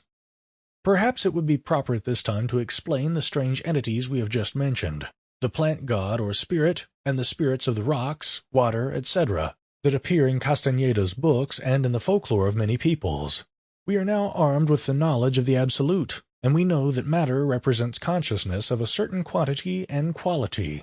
But those who still have difficulty with this concept may keep the idea that matter contains a certain amount of consciousness. Particle-wave duality. We shall now look at the possible mechanism behind these phenomena. The principle of particle-wave duality holds not only in the limited area of photons, electrons, or nuclear particles, but also in the larger aggregates of matter. By this duality we understand, for example, that light can be represented as a field of radiation. But when our eyes or instruments interact with this field, they sense this radiation in the form of little bullets or photons, the individual particles of light. Thus we have a field of continuous electromagnetic radiation, which has a wave-like character, but which we see neither with our eyes nor with instruments. It becomes manifest to us only when it hits our retina, but when it does so, it behaves like single, discrete particles known as photons. It may be worthwhile to ponder this.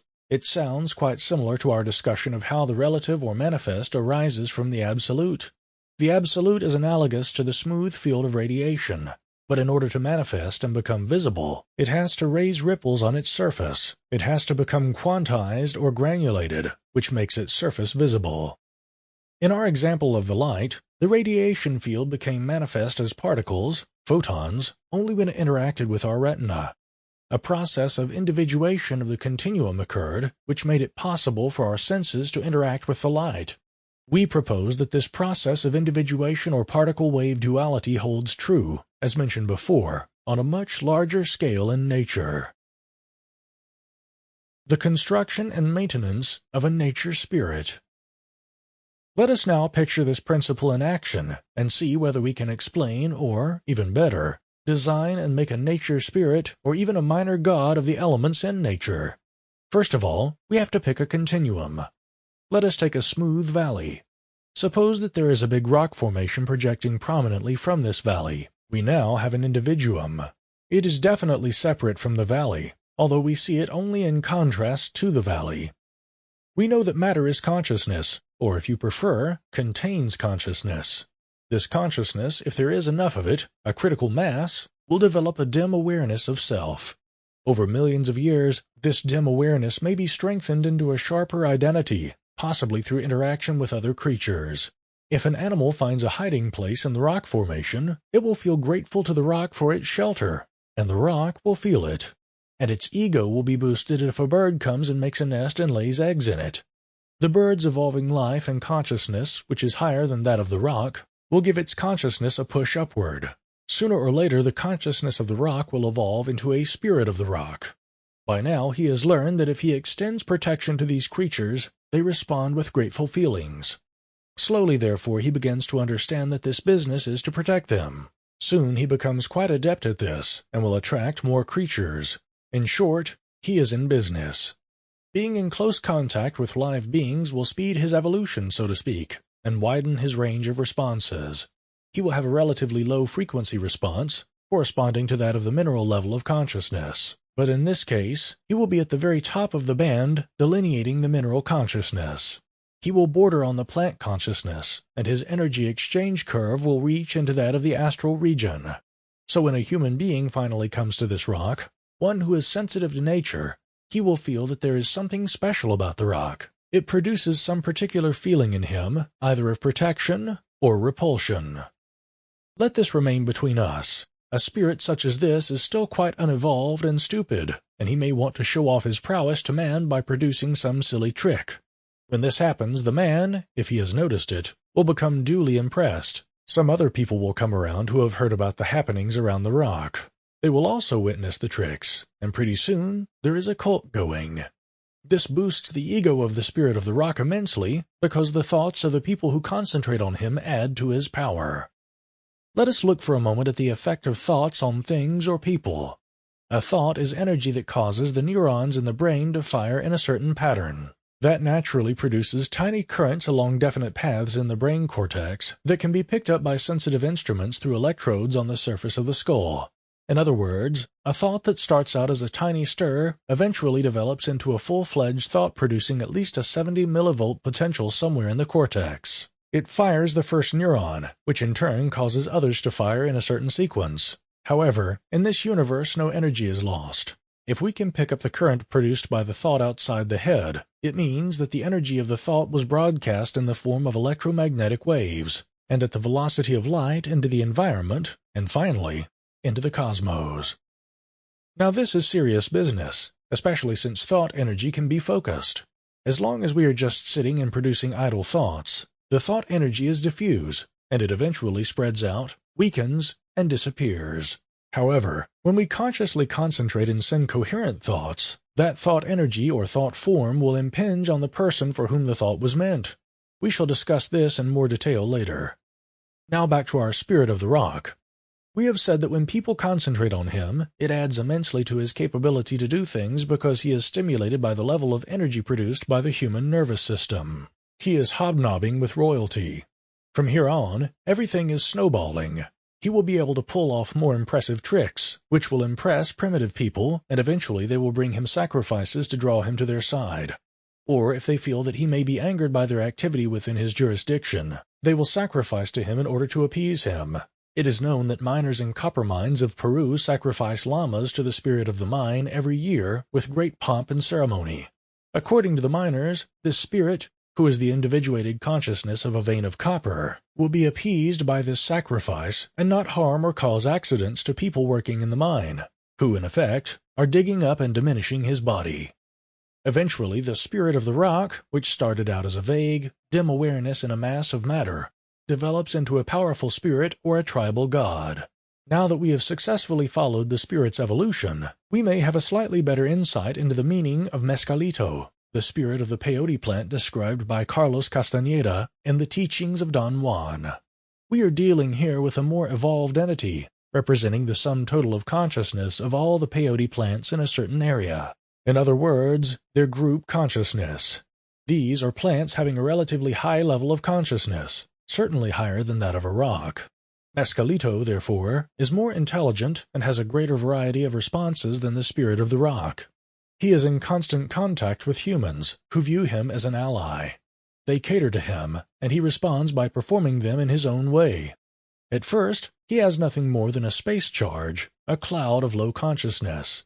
As he gained energy, he may have developed a more definite form, a shadowy one at first. Later, when human consciousness interacted with him, he may have resonated to human thoughts and formed himself a body that matched their expectations and that could be visible to such sensitive people as the clairvoyants. More on individuation. In a way, all these minor gods or nature spirits rely on the energy they get from others to keep themselves powerful. Just like the politicians, their power and influence depends on the size and the strength of their constituency. Eventually, as their constituency diminishes, they fade from the scene, as did the gods of the ancient peoples, for example, the Baal, the Moloch, the Greek and Roman gods, etc. They remain just as some nominal value, sufficient to hold a social security card for old age pension. Now that we have become quite proficient at analyzing and synthesizing gods, we can give a quick try and see whether we can come up with a handy god who operates the local weather. An air mass has consciousness. There is a big general pattern of winds on a global scale such as the trade winds. That mass of air would be represented by a very large, substantial entity of the level of consciousness corresponding to the mineral level. He, in turn, will delegate responsibility for the local weather to smaller entities contained within him who know the local needs. These entities will do their best to keep everybody happy under the given conditions. A tornado is a typical high-energy individuation of a mass of air. A hurricane is another. You may remember that before we started analyzing gods in such a down-to-earth manner, we talked about particle-wave duality or individuation. A tornado or a nature spirit is a good demonstration of such individuation. This holds true throughout all levels of nature, all the way to the absolute, so that we can say that nature is modular. The very biggest entity, the universe, contains smaller entities, which contain smaller entities, which contain still smaller entities, and so on ad infinitum. The term modular means that a unit will always be divided into smaller but integral units. The communications gap. Reading this, do you get the feeling that you are standing on an island, and there is a lot of action around you, but that you are somehow blindfolded because you don't seem to see any of this action? Well, unfortunately, that's the truth about us humans. We have heard how the mineral consciousness can extend into the reality above that of our normal waking reality, or state of consciousness, the so-called astral reality. Admittedly, Figure 30 in the accompanying PDF is a rather simplified attempt to express in 2 dimensions aspects of consciousness that are multidimensional. Not everything is as smooth as the diagram shows. However, it is a good preliminary device that allows us to put these complex things into some sort of order. Let us look at the level of consciousness or reality above our human waking state. It may be of interest to note that we humans do go quite often into the next level above us, the so-called astral level. In fact, we appear there during our dreaming episodes every night, especially during the REM periods of active dreaming, which occur about 5 times a night. In these periods, we are pursuing activities that are often emotionally charged. We often find that in REM dreams we encounter people and animals, which means that they do reach into that level of consciousness, as the energy exchange curve shows. They act either as props or are actively participating in our dream situations. What is typical to this level of consciousness is that our mental rational self seems to be absent here. We are quite content to put up with situations that we could not tolerate in our waking reality. Suppose that we are dreaming of a green horse talking on the telephone in a public telephone booth. In our dream, this could probably not disturb us in the least. We would not react with our reason, saying, "No, this could not be," but we would sense that this is a nice horse. He does not threaten us in any way, and that there is nothing wrong with a horse talking on the telephone. In short, we would react to this situation emotionally and not try to reason and figure out how he ever got that dime into the payphone. The astral realities. Note that all the lower realities we have mentioned before appear on the astral level. The astral is a vast reality that serves as a bridge connecting all physical realities, the mineral, the vegetable, the animal, and the human with or without physical bodies. During our waking state, we don't usually function there, but there are good descriptions by people who can go into the astral reality at will, and who have taught themselves to function there quite well. We have talked about the books by Castaneda in which he mentions the dreaming of himself into another self that acted independently of him. Robert A. Monroe's Journeys Out of the Body deals exclusively with so-called astral travel. Again, we see here that the functioning on the astral level is dominated by emotion. Why does nature cause us to operate in the astral plane during our sleep? We know that the arrow of evolution is pointing in the direction from the physical to the astral level. According to our diagram, we see that all matter will be moving through these levels under the pressure of evolution. What nature is doing to us during sleep is simply giving us a preview of coming events, just like in a movie theater. In this way, nature gradually acquaints us with functioning on our next level in order to prevent the shock of a sudden adjustment when we finally move there for a more extended stay, the so-called death. Figure 34a in the accompanying PDF shows an enlarged portion of Figure 30, dealing with this matter. This is a very simplified diagram. It does not take into account the beings that move much faster than the average along the evolutionary path, those who engage in spiritual practices. It shows that an average person presently spans at least 3 levels of consciousness, that is, the physical, the astral, and the mental. Each coil in the helix represents many life-death cycles. As an example, let us follow the life of a person born into the lower portion of human physical reality. Lower does not mean a lower economical status. Rather, a person having a rather undeveloped nervous system in terms of evolution of consciousness and his ability to interact with the higher levels. In other words, a purely materialistic human. When such a person dies, he also appears on the correspondingly low level of the astral plane. This is the slum area of the astral region, the nearest in its frequency response to the physical. Therefore, the interaction between it and the physical level is easy. Such psychic phenomena as poltergeists, haunting spooks, Ouija board personalities, possessing spirits, etc., all belong in this general low-level category. This is the meaning of the cross-hatched triangle formed by the crossing of the 2 energy exchange curves in Figure 34b in the accompanying PDF. Now notice that a rising helix connects the human with the astral levels, Figure 34 in the accompanying PDF. This helix starts at the lower level of human evolution.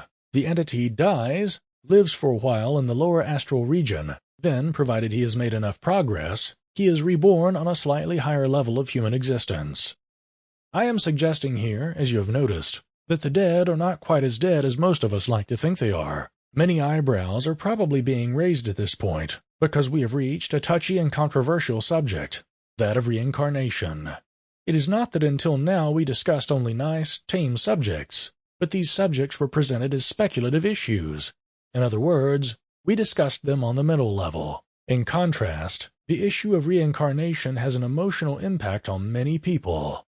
To those listeners who need a more objective approach to reincarnation, we suggest reading a booklet called Deathbed Observations by Physicians and Nurses by Carlos Osis, and books by Ian Stevenson, 20 Suggestions of Reincarnation, and Raymond A. Moody, Jr., Life After Life.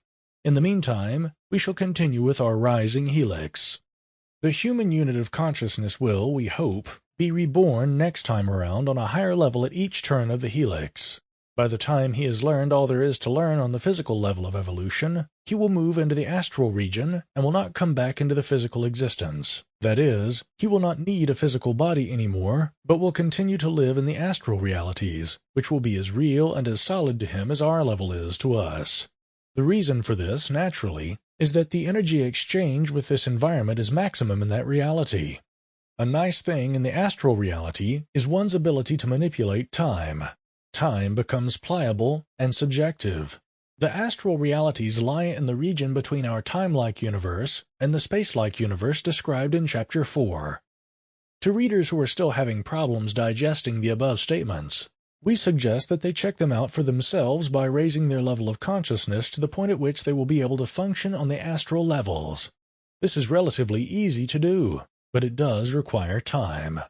There are many meditative techniques that will take them there. However, one has to be very careful not to go off unprotected into the astral plane. As we mentioned before, The boundary layer between the physical and the astral is populated by creatures of the lowest type, criminals, drunks, etc.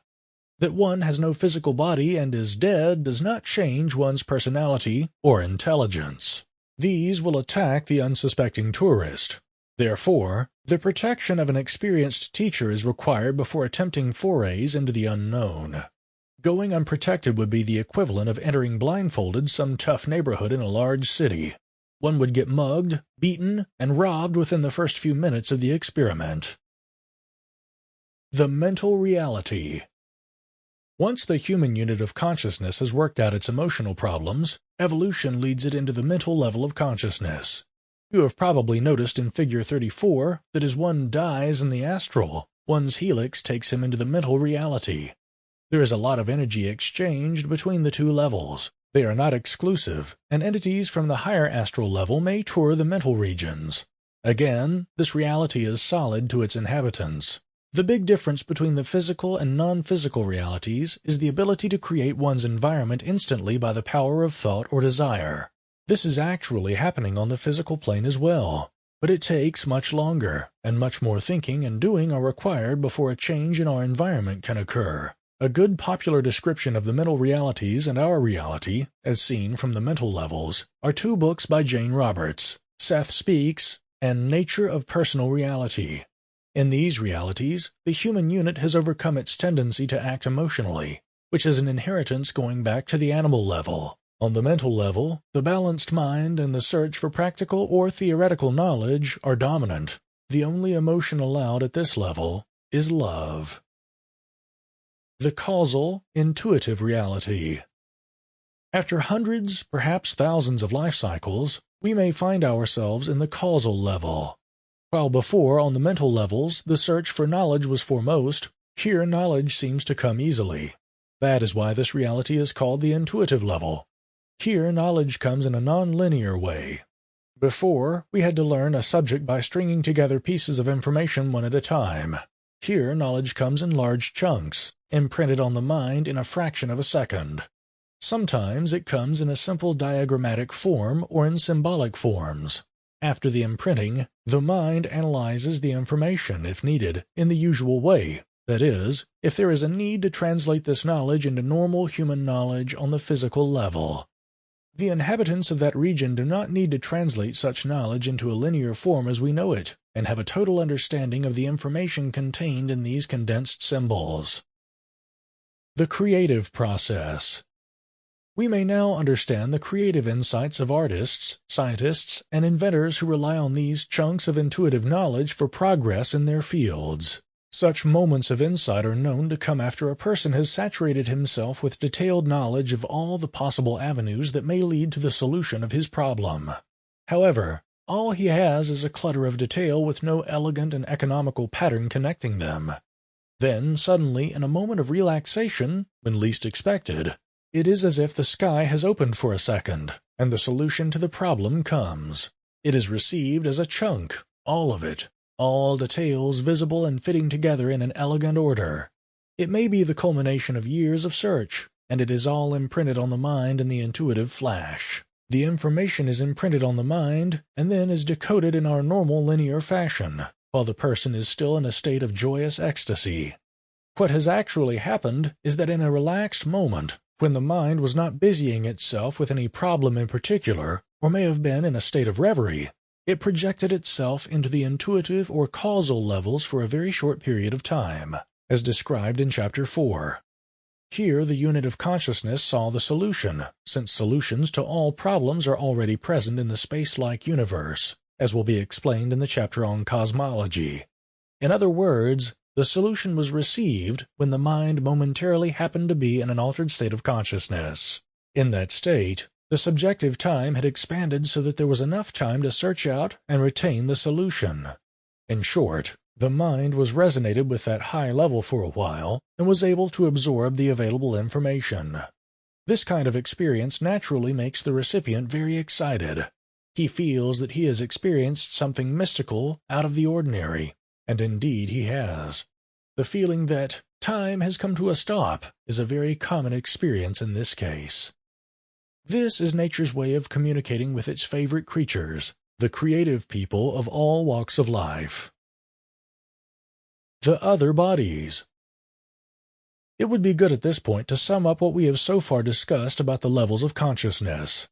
We have heard how a bundle of consciousness, or the human unit of consciousness, is slowly moving under the pressure of evolution in the direction of higher complexity, of more knowledge, of higher interaction and a better understanding of nature, and therefore, as the energy exchange curve shows, toward more control over one's environment and more happiness. In Chapter 2, which deals with the micro-realities, we have seen that the physical body is made up of interacting, pulsating energy fields. What we call a physical body, flesh, bones, and blood, rapidly disappears when highly magnified. A physical body, therefore, or any piece of matter, can be viewed as an interference pattern of electromagnetic fields that changes with the passage of time. However, regardless of how tenuous our physical bodies may look under high magnification, they seem to serve us quite well as they interact with our physical environment. Let us see whether we can carry this a little further. Are there any chances of finding or inventing other bodies that would serve us as well in interactions with the other higher realities? The answer is yes. Interacting wave patterns will inevitably contain higher harmonics. In a less technical language, suppose we strike one of the strings of a grand piano and produce a middle C note. The string then vibrates at 264 Hz. Assume now that the cover of the piano is lifted and we have an unobstructed view of the strings. We shall notice right away that the eighth string, including the C that was struck, and counting up the scale, will vibrate quite strongly in harmony with the C string. The eighth string is a full octave higher, which means that it vibrates exactly at double the rate of the first C at 528 Hz. We find that other strings also vibrate in resonance. The string half an octave higher than the middle C, which is the note G, will vibrate at 396 Hz, not quite as strongly as the previous string. Other strings will be found to vibrate even less. We can see that the strings are separated by integral multiples of their vibratory rates, like 2 times, 3 times, etc. resonate best, while where the ratio becomes fractional, like 1.5 or 11/3 times the original frequency, the exchange of energy with the original string is not as good. Let us go back to our vibrating bodies. We see now that we can make a reasonable assumption for the existence of bodies made up of the higher harmonics of our physical body. They may not look exactly like our physical bodies, and they may be outside the reach of our instruments and normal senses. We can also take these higher harmonic bodies and divide them into arbitrary groups. We can say that bodies vibrating within such and such a range of frequencies will be called the astral bodies. They will help us to interact on the astral level. Next would be bodies containing higher harmonics, which will allow us to interact on the middle level, etc. Successively higher harmonics of our physical body, then, will allow us to interact with higher and higher realities. These bodies will not interact well with our matter and will be normally invisible to us because of weak interaction between them and the physical body. To summarize, we have seen that the physical body is an instrument that allows us to interact best with our physical environment. This body is interpenetrated by bodies or fields having higher vibratory rates. They extend beyond the limits of the physical body, Figure 35 in the accompanying PDF. This is what clairvoyants can perceive as colorful, egg-shaped halos or auras surrounding our physical bodies. They contain a lot of information about us for those who can properly read the meaning of the colors, size, shape, and motion of these bodies. The most strongly visible of them would be an astral body, because of the nearness of its vibratory scale to the physical. It is visible at about 18 to 24 inches from the physical body. There is another body we should mention here, and that is the so-called health aura. It is really an extension of the physical body and is made up of a cloud of particles given off by the physical body, such as the tiny salt crystals, small flakes of dry skin, keratin, molecules of water, ammonia, CO2, etc. We assume that this soup of particles gets excited by the bombardment of ultraviolet photons given off in small quantities by the skin, possibly due to mitotic radiation. Hence, we have a soup of charged, ionized particles around the body that seems to be limited quite sharply on its periphery. This field is very sensitive to the state of our health, and hence its name, the health aura. It is possible for us to say at this point, without causing much consternation, that Figure 19 in Chapter 2, which showed how the static field produced by the body changes with distance from the body, is actually a representation of the health aura and the astral body. You will recall from Chapter 2 that the 4-inch limit of the almost vertical leg of the curve is very sensitive to the person's vitality level or state of health. Also, when a person is emotionally excited, the flat leg of the curve will increase in potential and rise about 30% above the normal level. This means that the emotional, astral body has been excited to a higher level of activity, Figure 36 in the accompanying PDF. You may have noticed that our higher bodies seem to be equated with the electrostatic potential around us. This isn't quite so. The electrostatic field is just one small component of these higher harmonic bodies, which fortunately we can measure and identify. The other components in which most of the energy of these bodies lies will have to await the development of new and different kinds of instrumentation. Putting it all together. We have described a set of bodies made of higher harmonics of the physical body, which interpenetrate our physical body. This mechanism allows us to interact on different levels of consciousness. A few examples may make this clearer. The basic underlying function of our physical and other bodies is to pick up signals or stimuli, process them, and respond to them. That is what makes up our daily experiences. Suppose now that we visualize ourselves as a radio-like device that is receiving 4 or 5 different stations simultaneously. One station will by far overshadow the others in loudness, and among the others there are also differences in their degree of loudness. We can liken the strongest station to the physical reality. Whatever comes in through this channel is heard most strongly, while the other stations representing the astral, mental, causal, and spiritual realities are successively weaker. Thus, people whose ears are not very sensitive will hear only the physical station, while people with more refined hearing will hear more of the weaker stations. The important thing to realize is that we are capable of listening to all the stations simultaneously. Our listening to the weaker stations would improve considerably if we could only turn off the loud physical station. This is what we do in sleep, in meditation, or in sensory deprivation chambers. That the loud physical station is on does not mean that we don't pick up what the other stations are broadcasting. Take, for instance, the sudden attraction or aversion we feel for someone whom we meet for the first time. We pick this up through our emotional band. In the case of a sudden attraction, our astral bodies, which extend beyond the physical, resonated in harmony. In the case of aversion, strong dissonances must have been produced. Finally, we come to subliminal stimuli.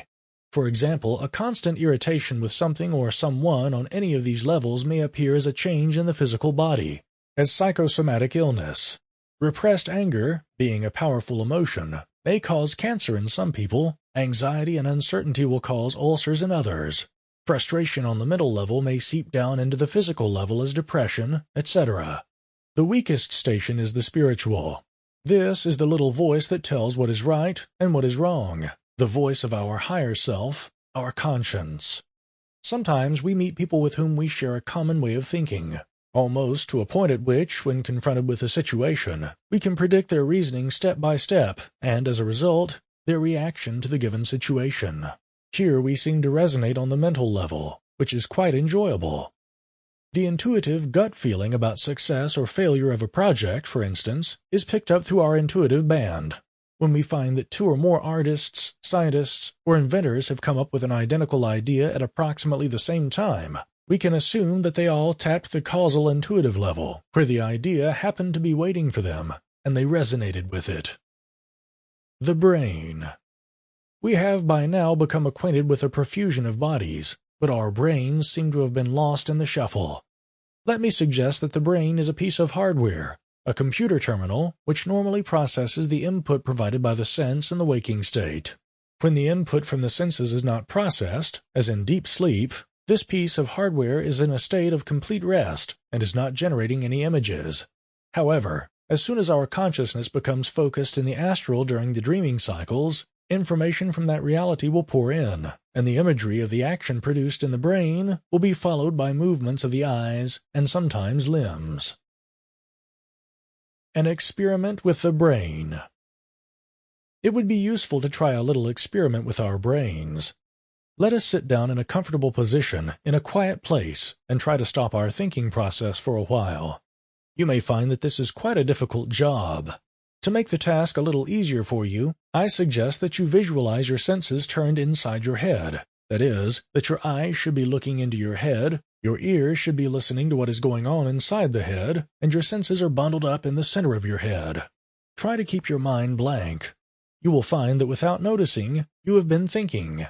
Try to see whether you can follow a thought all the way back to its origin. You may find that what later becomes a full-blown thought starts out at first as a tiny little impulse. This impulse grows and grows and eventually develops into a thought that is recognizable. This implies that we are thinking on a level on which thought is not yet formulated. For those who can quiet their minds as a result of long years of practicing meditation, a thought is a very coarse, big thing. It's like a truck rumbling through the head, and disturbs the very fine equilibrium achieved by balancing the mind in a non-thought state. I suggest, therefore, that our brain is not the source of thought, but a thought amplified. As we have heard, it takes a tiny impulse, magnifies it for us, and only then does it become a thought.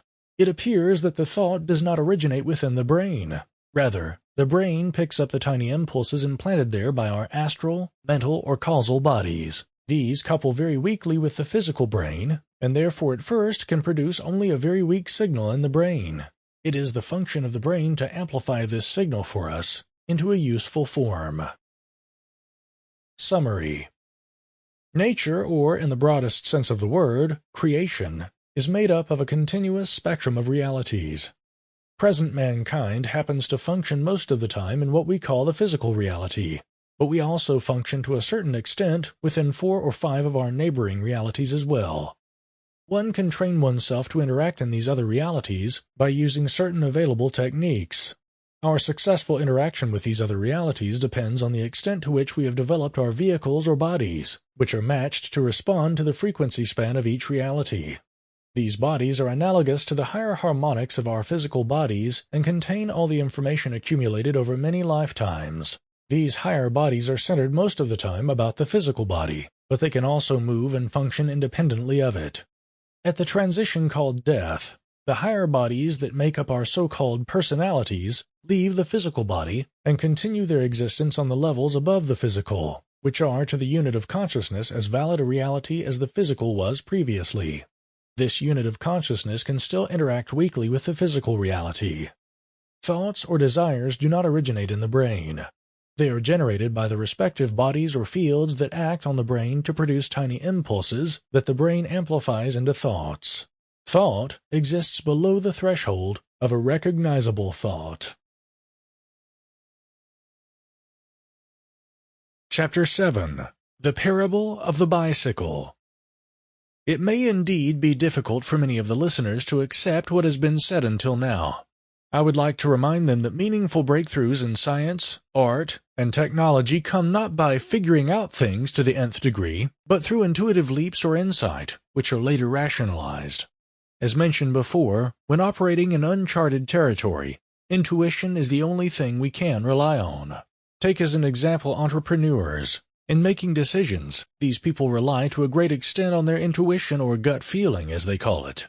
The reason for this is that the number of variables to be considered in each decision is just too great to handle, and with conditions constantly changing, it is simply impossible to figure things out completely. So they rely on their intuitive input. They will say that the decision felt right, that they knew that things would work out for the best. Now, considering how large a component of our civilization is constituted by business, we should perhaps have a little more respect for intuition. We have suggested before that the material we have discussed until now is self-validating. This means that anybody who is willing to make the effort can find out about these things himself and confirm them for himself. Let me use as an example the bicycle. Suppose that we show a bicycle to someone who has never seen one and try to convince him that it is a safe and practical conveyance. He will think that we are joking, since it is clear through observation that the bicycle is a highly unstable contraption. Clearly, no amount of explaining will help, and only after learning how to ride it, and that includes an ample number of bruised knees and elbows, will our subject be convinced of the merits of the bicycle. In other words, only after having gone through the subjective experience is he ready to start using the bicycle, and even begin to persuade others of its merits. He recognizes that in his previous thinking, he missed an important point, and that was the invisible principle of inertia that keeps the bicycle upright when in motion. Sooner or later, science will have to come around and use this method in evaluating things that are invisible, subjective, but nevertheless reproducible. We can visualize the possibility of asking a group of 100 people to put themselves into a certain well-defined level of consciousness and have them describe their experiences.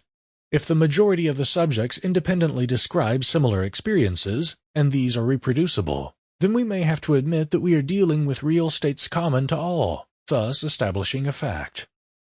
Experiments of this kind are conducted today by the so-called biofeedback experimenters, by those who study hypnosis and altered states of consciousness, and last but not least, the drug companies. The only way to find out how psychoactive drugs affect the system is to give the drug to people and ask them to describe their reactions to the experiences with the drug. There is no objective way to measure such subtle effects. The reported experience of the majority of people who have taken the drug is fed back to the chemists, who can then modify the drug accordingly. Let us go back to Chapter 4. In the experiment with time, we offered evidence that it is really not very difficult to function consciously in the reality next to ours. Those listeners who managed to slow down or stop the watch altogether have actually projected themselves and stayed for a while, fully aware, in the so-called astral reality. Let us analyze what happened. In the instructions, it was suggested that you transport all your sensory and reasoning apparatus to a different point in space and time, to the beach. When this is properly performed, your physical body has, for all practical purposes, displayed a temporary death. That is, your physical eyes did not register the physical reality around you, nor would your ears. Your senses were registering a different reality, which occurred in the past. Therefore, you have experienced a tilting of your subjective space-time coordinates by a certain angle of psi to the objective frame of reference. To those who managed to slow down time by a certain amount, the angle of psi was somewhere between 0 and 90 degrees, while for those who managed to stop time almost completely, the angle came close to 90 degrees. At that point, their subjective space axes were pointing into the objective past, and the subjective time axis into objective space, while objective time required for the operation was diminishing rapidly. Therefore, persons who managed almost to stop time, these will be invariably creative types, could not only go to a nearby beach, but to any place in the universe within the time that it would have taken them to visualize their destination. This is because they have projected their sensing and reasoning apparatus to their observer at practically infinite velocities to the wanted destination. It is creative visualization that can take them there. In short, the ingredients most helpful for being able to function in the different realities are, as we have mentioned before, creative visualization and a steady mind. Whether we achieve these levels or not depends on the extent of development and refinement of our nervous system, which determines the extent to which we can expand our consciousness and how far we can range in levels beyond the physical. Such development can be achieved only by meditative techniques. Sometimes, though such development may occur spontaneously or due to some accident, a person will tend to become unbalanced because of his inability to distinguish between the physical and the new realities he can suddenly see. He will eventually be diagnosed as schizophrenic, because he will see or hear things which a normal person does not see or hear. The observer. We have come to a point at which we can define in more familiar terms our observer. We see from all that was said before that the traveling, mobile entity is our sensing feeling apparatus or astral body, and the reasoning apparatus, the one that can interpret the events, our mental body. When the individual is well developed, he can utilize his causal or intuitive body as well. If we put these three together, we may find that the best way to describe these elements is to call them our psyche. This psyche is independent of the body, but uses the body as a kind of garage in which it stays most of the time. The more traditional name for the psyche is the soul. The psyche serves as a bridge between the physical level of our real selves, spiritual beings, who operate on the physical level through the meditation of the psyche. The distance between the spiritual entity, which we can call the higher self, and our physical reality, in terms of quality of consciousness, is so large that the spirit could not directly operate a normal physical body. It needs this intermediary between psyche or soul to do the job. The spiritual level is the highest shown in Figure 30 in the accompanying PDF. It is the bridge to the Absolute. The spiritual level. It is unfortunate that the word spirit or spirits in the English language is so versatile. It is used to denote the liquid kind of spirits, and to describe discarnate entities as well. That is, people without physical bodies and spooks of all kinds, from the benign garden variety to vicious, malevolent, degenerate entities. We shall use the word spirit or spiritual to describe the highest level of human evolution, figure 30 in the accompanying PDF, which borders on the Absolute. It is very difficult to draw any sharp demarcation lines because the very highest spiritual merges into the Absolute, which is the level of the creators. It is, therefore, directly connected with the knowledge and the structure of the universe and the cosmos. As you may remember from the description of the causal level, knowledge comes as chunks of information, not in linear, sequential form as we normally absorb knowledge. Take, for example, the way we look at a picture. Our eyes scan it in a zigzag fashion, and so, bit by bit, we take in the information contained in the picture. In the causal region and above it, the picture would have been imprinted on us as if our whole body would make contact with it in a flash, like an instant contact print. We would realize the picture in all its minuscule detail in an instant, and then have plenty of time to contemplate its meaning. The same system of gaining knowledge holds true in the spiritual realms. Individual interests naturally vary, and so will the information imparted to them on all levels. If someone's interest lies in cosmology, he will probably obtain information on the structure of the universe and the cosmos in as much detail as he can comprehend at the moment. The important thing to realize is that the universe, through its incentive system, which we call evolution, is anxious to impart as much knowledge as possible to its sentient beings in order to allow them to move as fast as possible along the evolutionary ladder and develop their consciousness to the highest possible degree. The universe wants to make itself known to those who can comprehend its language, and that language becomes more and more intelligible to us as our spiritual component unfolds. Now let us make it clear. Spiritual does not mean that it has anything to do with religion as we know it. Religious leaders are sometimes called spiritual leaders. It has to do only with the development and refinement of the nervous system and the accompanying rise in the level of consciousness, which has reached a point in frequency high enough on the scale of the quality of consciousness to resonate with the highest levels of creation. This automatically entails the development of inner moral values and the development of the heart. By this we mean that a person on that level of development will automatically tend to help people in need and will radiate an energy that on the physical level is expressed as the emotion called love. We would define love as energy and not an emotion, since emotions are confined to the physical and astral levels of reality. Beyond those levels, emotions are not encountered. Therefore, what we call love is an energy or radiation that pervades the whole cosmos. It is possibly the basis of what we know as the phenomenon of gravitation. To function on this level is the goal of all yoga training.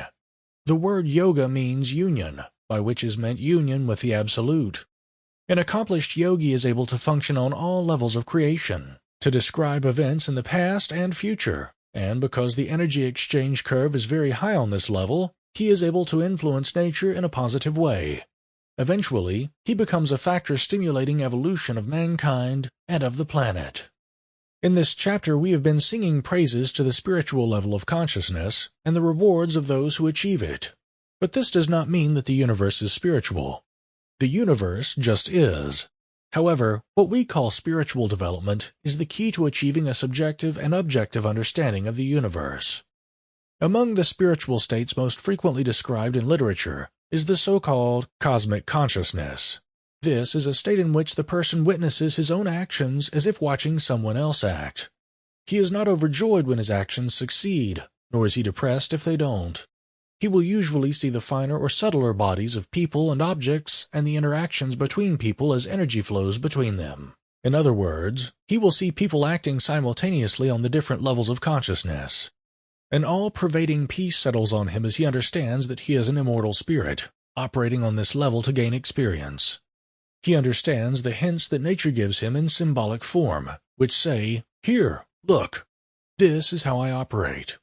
He understands the meaning of as above, so below, and knows that nature will tend to reuse a successful design many times over, on all levels of creation, with perhaps slight modifications. In short, The design of the microcosm reflects the structure of the macrocosm, and vice versa. There are states above that of cosmic consciousness.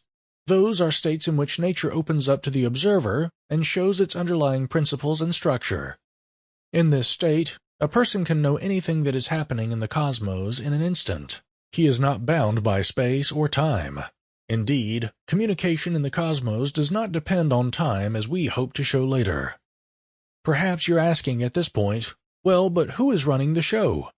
Who is demonstrating all these purportedly wondrous things to the people in high spiritual states? The answer is that it is the higher self. This higher self is the highest component of man and is a chip off the old block. It is a small part of an element of the Creator. We understand the difficulties some people may have with the concept of a Creator.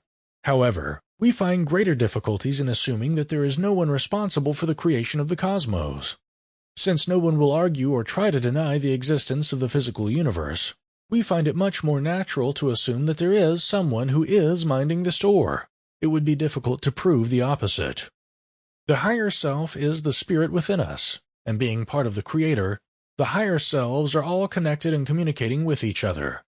It is the business of the higher self to put the personality through the experiences of life and interactions with others, thereby gaining knowledge and learning to know itself. In a way, we may say now that the whole universe is an information-gathering system. The Creator breaks himself up into little units in order to be able to experience all the possible interactions among his particles on all possible levels, thereby learning to know himself. Evolution is the built-in urge that pushes all matter to higher and higher complexity, allowing experiences to occur at ever higher levels. The higher self cannot effectively interact with a physical body that has not been properly developed. It communicates, therefore, with the psyche or the soul. It takes many lifetimes and a sustained effort to develop one's consciousness to a point at which direct interaction between the personality and the higher self becomes possible. However, once that point has been reached, the person becomes guided directly by the higher self. He starts relying more and more on intuitive knowledge, which is funneled to him directly from the highest possible source. At first he intuits, and later he knows this source. It makes him happy and content to feel that his experiences on this high level are a contribution to the total experience bank of the universe. Summary. Meaningful breakthroughs in science come through intuitive leaps. The material presented here is self-validating because with some effort, these statements can be checked out by anyone. This will be a subjective validation. The time has come to utilize knowledge that is gained by subjective means. The observer is our sensing, feeling, information processing apparatus. It serves as a bridge between the material body and the spirit. The observer is the psyche or the soul. Intuitive knowledge comes in chunks and is processed later. The higher self is the spiritual us. It communicates to us through the soul or psyche because it can effectively interact with a material body. All higher selves are connected and are in constant communication. Chapter 8. A Model of the Universe. We have arrived at a point at which we should start putting all the ideas mentioned before into a consistent framework or model of the universe. We have to show how instant communication is possible in our universe. We have to show that all knowledge is already here and available. We have to show how all the different levels of consciousness fit into our proposed model of the universe, and last but not least, we should be able to show that within our present physical universe we can find structures corresponding to our model, which would justify the rule postulated earlier, as above, so below. In other words, we should be able to see somewhere within our visible universe a physical structure that would be a small-scale model of the larger universe we are postulating. First, let us look at the model of the universe currently in favor in the scientific community. It is the Friedmann-Gamow general astrophysical model of the Big Bang universe. The Big Bang. This is how it works. At some time long ago, all matter in the universe was located in one compact, very hot ball having an enormous density. It was a kind of cosmic egg with all matter and space contained in it. There existed nothing but this primeval fireball. Then, somehow, this egg got the urge to expand or explode, and did so. This explosion, the Big Bang, was supposed to have been everywhere concentric and uniform, which means that matter together with space started expanding evenly in all directions.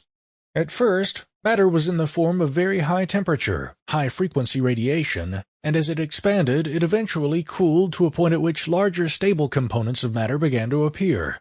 These were the first elementary particles of our familiar solid matter, the neutrons, the electrons, and the protons. Later, the simple elements were formed out of this soup of hot primordial particles. Hydrogen and helium atoms were formed. These produced huge clouds, or nebulae, which started breaking up into smaller units. These, in turn, started condensing due to their own gravitational pull, thus forming the basis for the evolving galaxies. The clouds of matter within these nebulae became more and more compact, which caused a rise in temperature of their centers. The first protostars appeared in the form of blobs of glowing hydrogen gas. In time, very high temperatures were reached inside their cores. These temperatures kept rising until nuclear reactions were eventually achieved.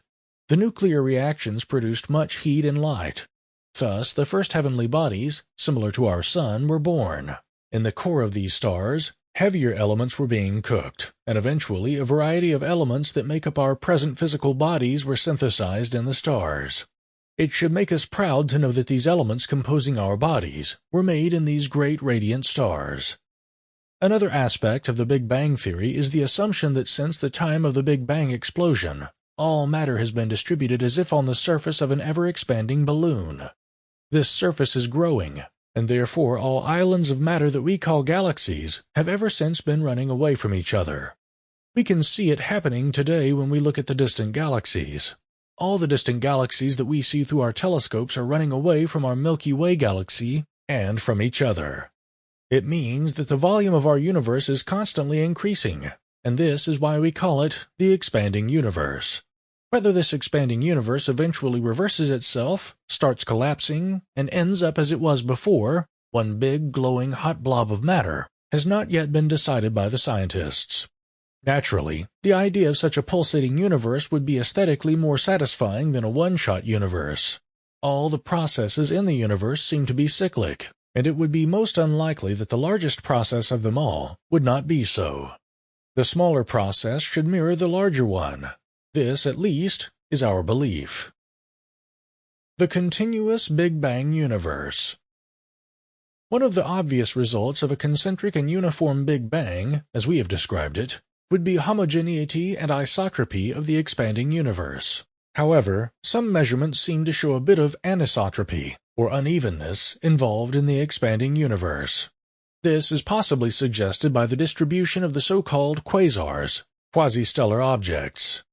Quasars are very distant and unusual galaxies. They are compact and star-like, emitting tremendous amounts of energy in radio waves and visible light.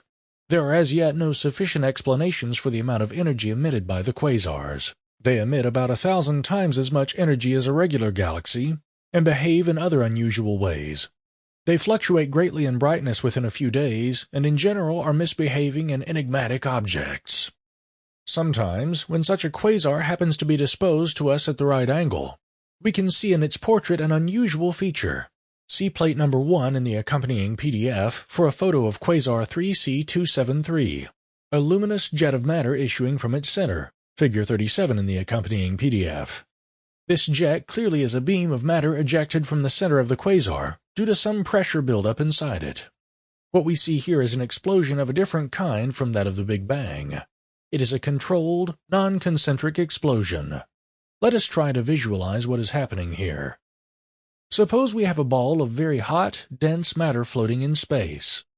It stands to reason that due to energy radiation from its surface, the outside surface or skin of this ball will be cooler than its center, and therefore possibly more viscous. Let us suppose that the pressure inside this ball grows to a point at which it is about to explode. The chances are that the surface of the ball will always have a weak point at some place, and as the pressure grows, it is this weak spot that will sooner or later burst and allow a jet of matter to squirt out. As this happens, an equilibrium will eventually be set up between the pressure buildup inside the sphere and the amount of matter that escapes through the hole in the skin. What we have now is a situation similar to that of a rubber balloon filled with air and pricked with a needle. The air will escape, and the balloon will slowly deflate. If we take this model and say, well, why couldn't we have the big original cosmic egg behave this way? The answer is that it may very well have done just that. Let us consider one more clue that reinforces our assumption of a more viscous skin of the surface of this original body. It is that no counterjet is visible on the opposing side of the quasar. Refer again to Plate 1 in the accompanying PDF. We know that the reaction to a mass being ejected from one side of such a body will tend to cause a counterjet of equal size to appear on the other side of it. However, this is not the case in the observed quasars. The counterjet is not visible because its energy may have been absorbed by the more viscous and elastic surface of this body on the side opposite to the jet. The idea that nuclei of galaxies are chips off the old block is not new. It has been mentioned lately by the Russian astronomer Ambart Tsumian, who in the past has been shown to have had very good intuitive insights concerning matters that, in spite of general disbelief, were later found to be correct. He suggests that the nuclei of galaxies existed from the very beginning, possibly as fragments remaining from the original Big Bang, and we shall use this line of thought to develop our model of the universe. The hatching or the cosmic egg. We shall start again with a ball of highly compressed matter or radiation floating in empty space, which we will call the core or nucleus. This space is not a component of our usual space-time, rather a space that serves as a stage for the unfolding of space-time as we know it. We shall call it protospace or ground substance. Then, for some reason, this ball of matter gets the urge to expand or explode. Let us utilize the analogy of the quasar jet for the Big Bang. It will be a bang, but not quite as big a bang as Gamov's. This bang will cause a jet of matter to emerge on one side of our egg. We have to assume that this jet is moving with a velocity that is below the escape velocity for this system, so that after leaving the nucleus, the jet of matter will now undergo the same process as we described before the Big Bang. There will be a cooling of the radiation, elementary particles will start to form, clouds of hydrogen and helium will condense into stars, and these stars will eventually die, either explode or degenerate, thus spewing heavier elements in the form of cosmic dust into space. These, in turn, will become new stars, etc., etc. The jet will also expand as it moves away from the source and will start to slow down due to the gravitational pull of the core. This is Phase 1 in our sketch. See Figure 38 in the accompanying PDF. Sooner or later the jet will slow down completely, expand into a mushroom shape, and will start falling back toward its source. This is Phase 2. It will do so because of the gravitational attraction of the enormous mass of the nucleus.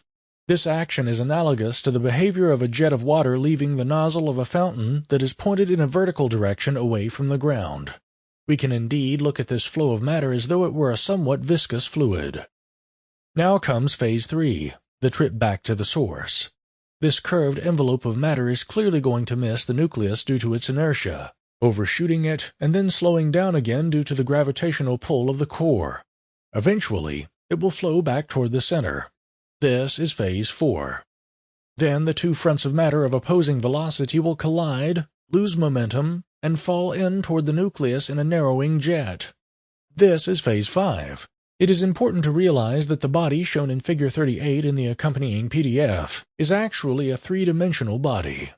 Such a body can be visualized as an elongated donut with a long thin hole through its center. This hollow ovoid shape is called a torus. We have here a torus which is constantly turning itself inside out, with matter flowing into the center core, through it and out, thus forming the outgoing jet. This is analogous to a rotating smoke ring. However, our model of the universe is a flattened form of that smoke ring, having a much smaller hole through it. In order to visualize the inner torus, it may be useful at this point to use a kitchen variety of our model of the universe. It may serve as a good analogy. In Figure 39 in the accompanying PDF, we can see the metamorphosis of an unbaked jelly donut in the shape of the universe.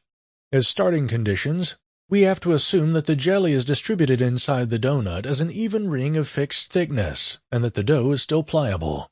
If we put now a thin, round stick inside the donut, and start patting the dough around the stick until it assumes the required ovoid form, we shall observe that the inside jelly ring stretches out into an elongated ring.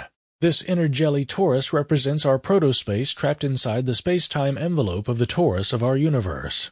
If we can visualize the jelly being outside the donut as well as inside it, then we have the correct picture of this model.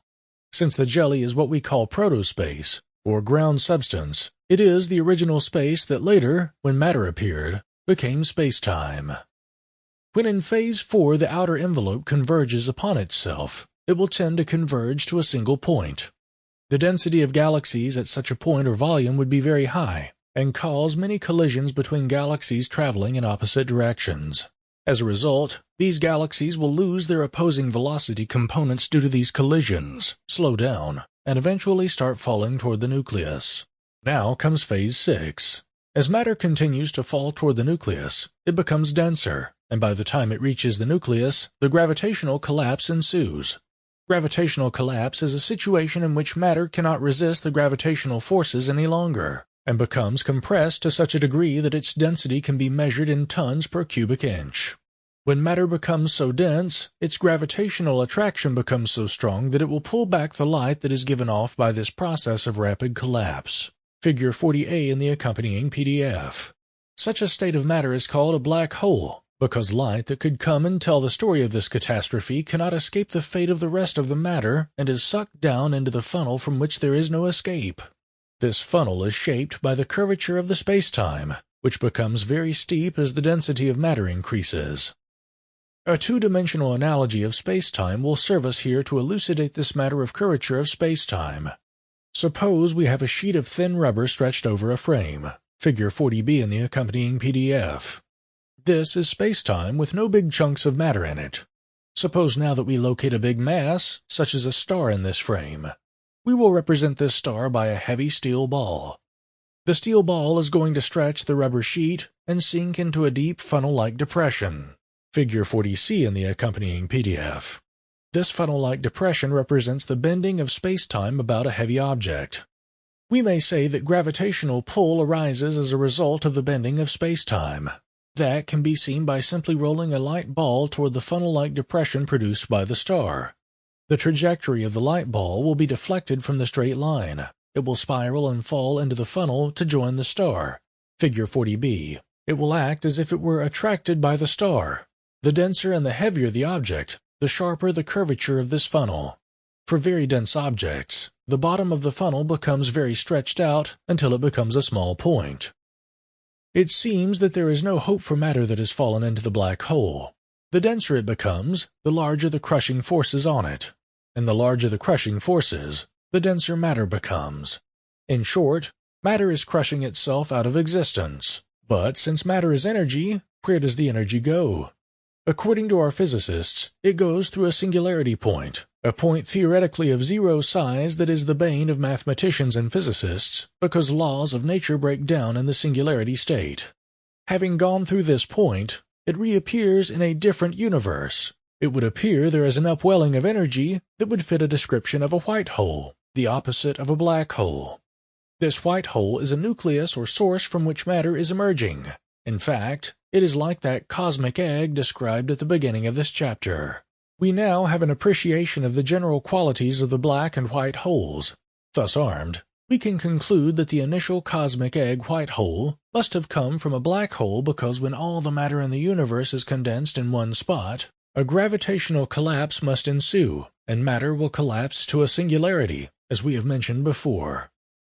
Our universe, then, has emerged from a white hole, which happened to be the output end of a black hole, and we are proposing that the universe is undergoing a continuous process of death and rebirth.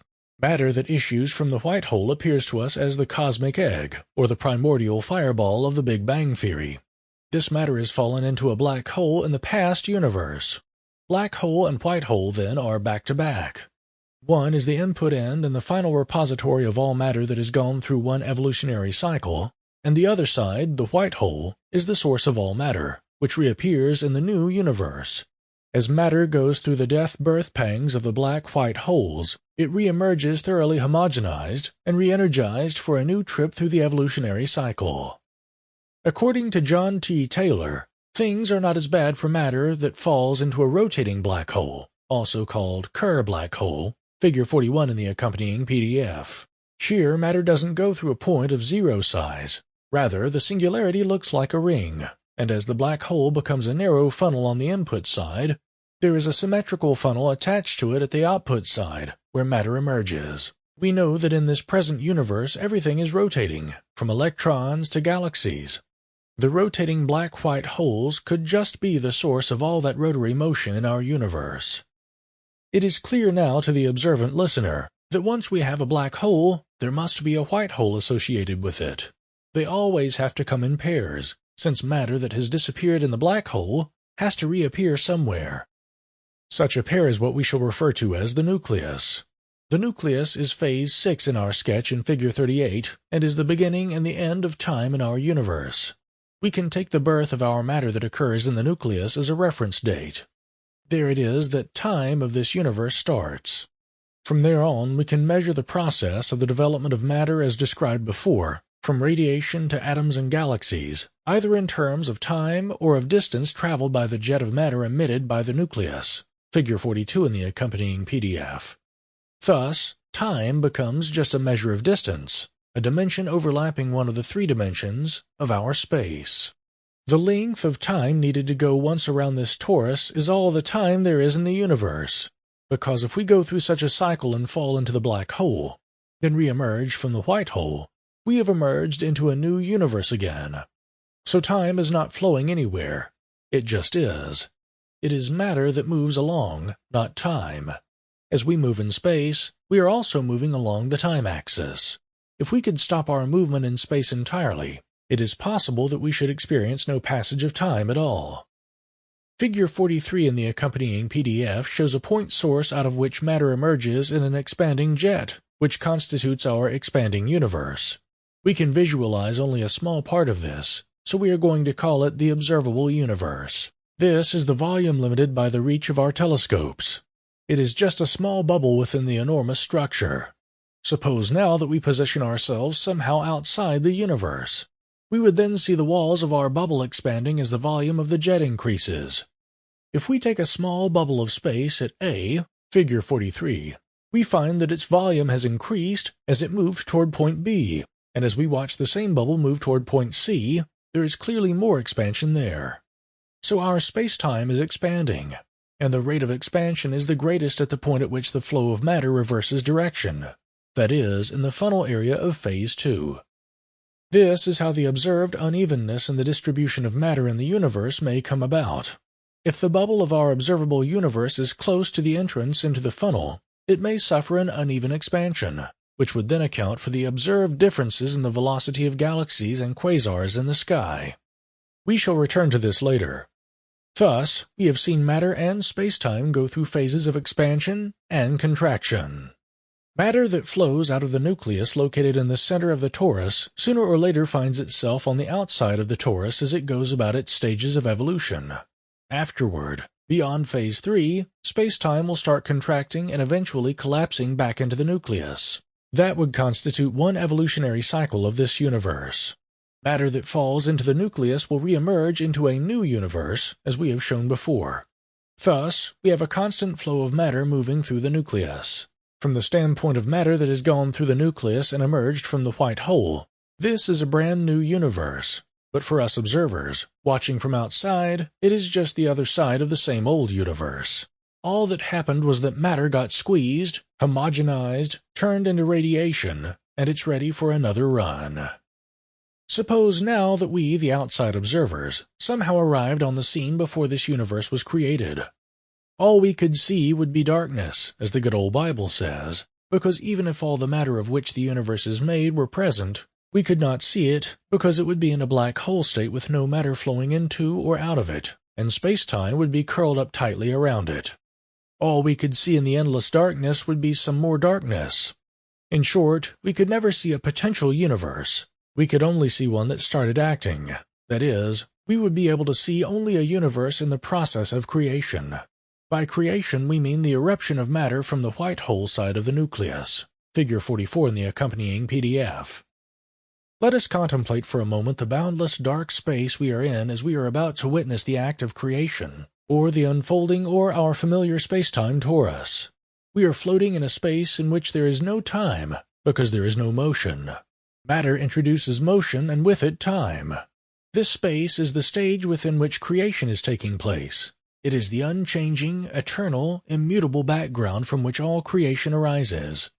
This may sound familiar to you if you remember Chapter 5. It sounds as though this space, which we have called protospace, fits closely our lengthy description of the Absolute. It has all the needed characteristics used to describe the Absolute. Are the two identical? Or is this protospace only one component of the Absolute? Of light and life. Consider now what happens to light under these conditions. When the jet of radiating matter is at first in the form of radiation, is ejected from the nucleus, it will propagate into protospace and thus create space-time. This space-time will be bent by the large mass of the jet, and thus force the photons to follow it in an envelope surrounding the jet. Figure 40b shows how a ball, or in our case, a photon, will be trapped by the curvature of space-time. If we visualize the white hole as being located at the bottom of the funnel, as shown in Figure 40b, and the jet of matter extending vertically upward, then the light emitted by the jet will be confined to circulate within this funnel. Light will thus follow the curvature of space-time caused by the mass of the jet, and will therefore not be able to penetrate into the space between the central jet and the return flow envelope of the universe. See Figure 45 in the accompanying PDF. A torus of protospace is thus trapped within the envelope of matter. Remember, this is still a piece of the original protospace. It is the jelly in the donut. Light is thus confined to move more or less closely along with matter. Observers located in the jet portion cannot see the light emitted by the outer envelope across the trapped protospace. They can see only along the path of matter. Light emitted by the jet or the envelope will eventually turn back on itself. Figure 45. We may ask now, at what point down the jet did life, as we know it, begin?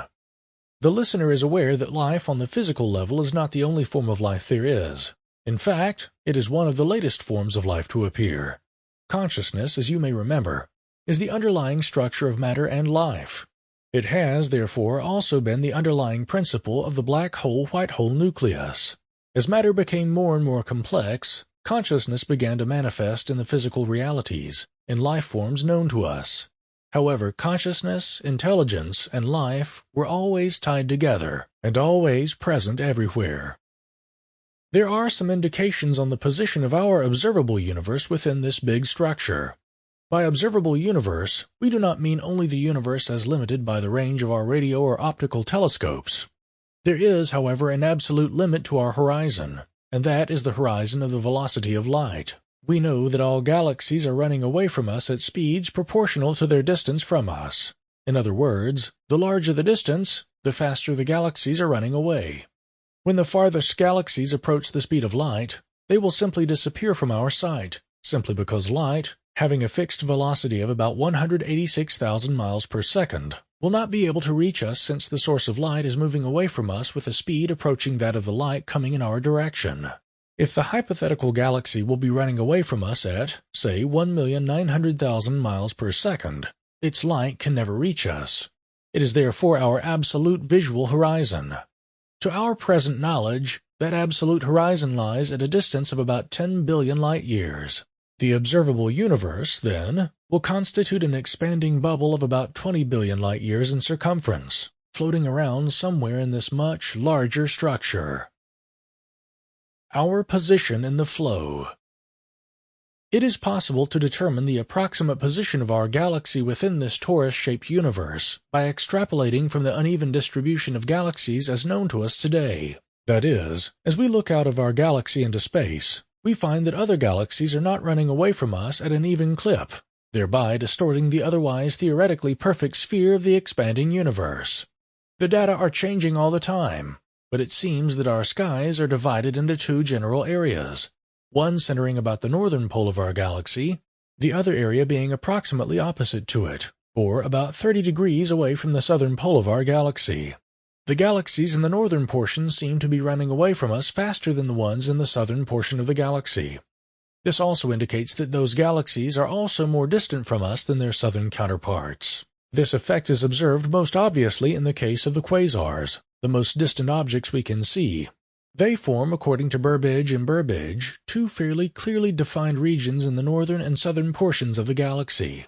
The northern group is spread out over a large circle about the pole, while the southern group of quasars is bunched more tightly. This would indicate that our observable universe bubble is stretched into a kidney shape, its northern portion bulging and expanding faster than the southern. This is because space-time is expanding much more rapidly in the funnel area. The little arrows drawn in the bubble show the relative rate of expansion, and the position of our galaxy is marked within the bubble, figure 46 in the accompanying PDF. This is, of course, not drawn to scale. Our galaxy would be just a very small speck within the bubble, and so would the bubble in proportion to the rest of the universe. Suppose now that the average level of civilization of our galaxy is that represented by our planet. We would certainly expect that life on galaxies older than ours, that is, those further down the line of evolution, would be much more evolved. Galaxies that are reaching the peak of the expansion of our space-time, this occurs halfway down the outer envelope of the torus, would be on an even higher level of evolution. I am making a parallel here between the expansion or volume of space-time and the expansion of consciousness. Beyond this peak, we can therefore expect a slow decline in the general level of consciousness, which will degenerate rapidly as the galaxies draw nearer to their ultimate destiny in the black hole. We can be sure that we are sharing a universe in which all the problems that may seem to be problems to us at present have been solved over and over by civilizations ahead of us in time. We may say, therefore, that all knowledge that was ever generated is potentially available to us at some point or other in our universe. Summary. We have described the Big Bang, a concentric expansion of the universe, and the development of galaxies and stars. Our continuous Big Bang model of the universe is patterned after the jet-emitting quasar. In our model, the jet slows down, expands, and turns back upon itself, eventually forming an ovoid shape. This ovoid shape has a nucleus in its center, which is a black hole white hole object.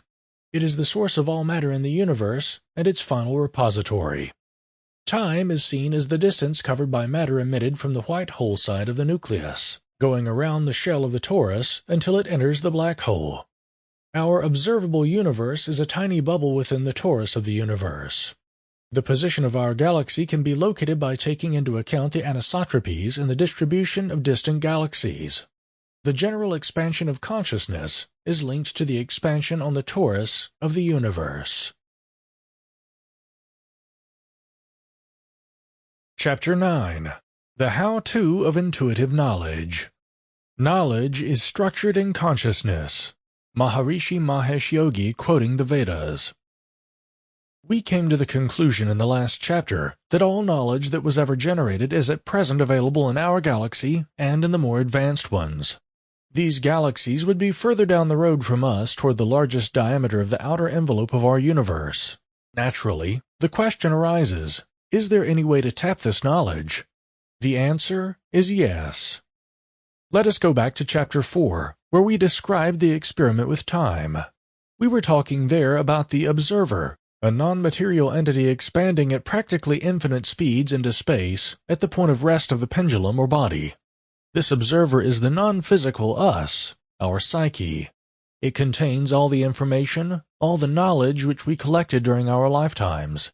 It also contains our personalities, our intellects, and our intuitions.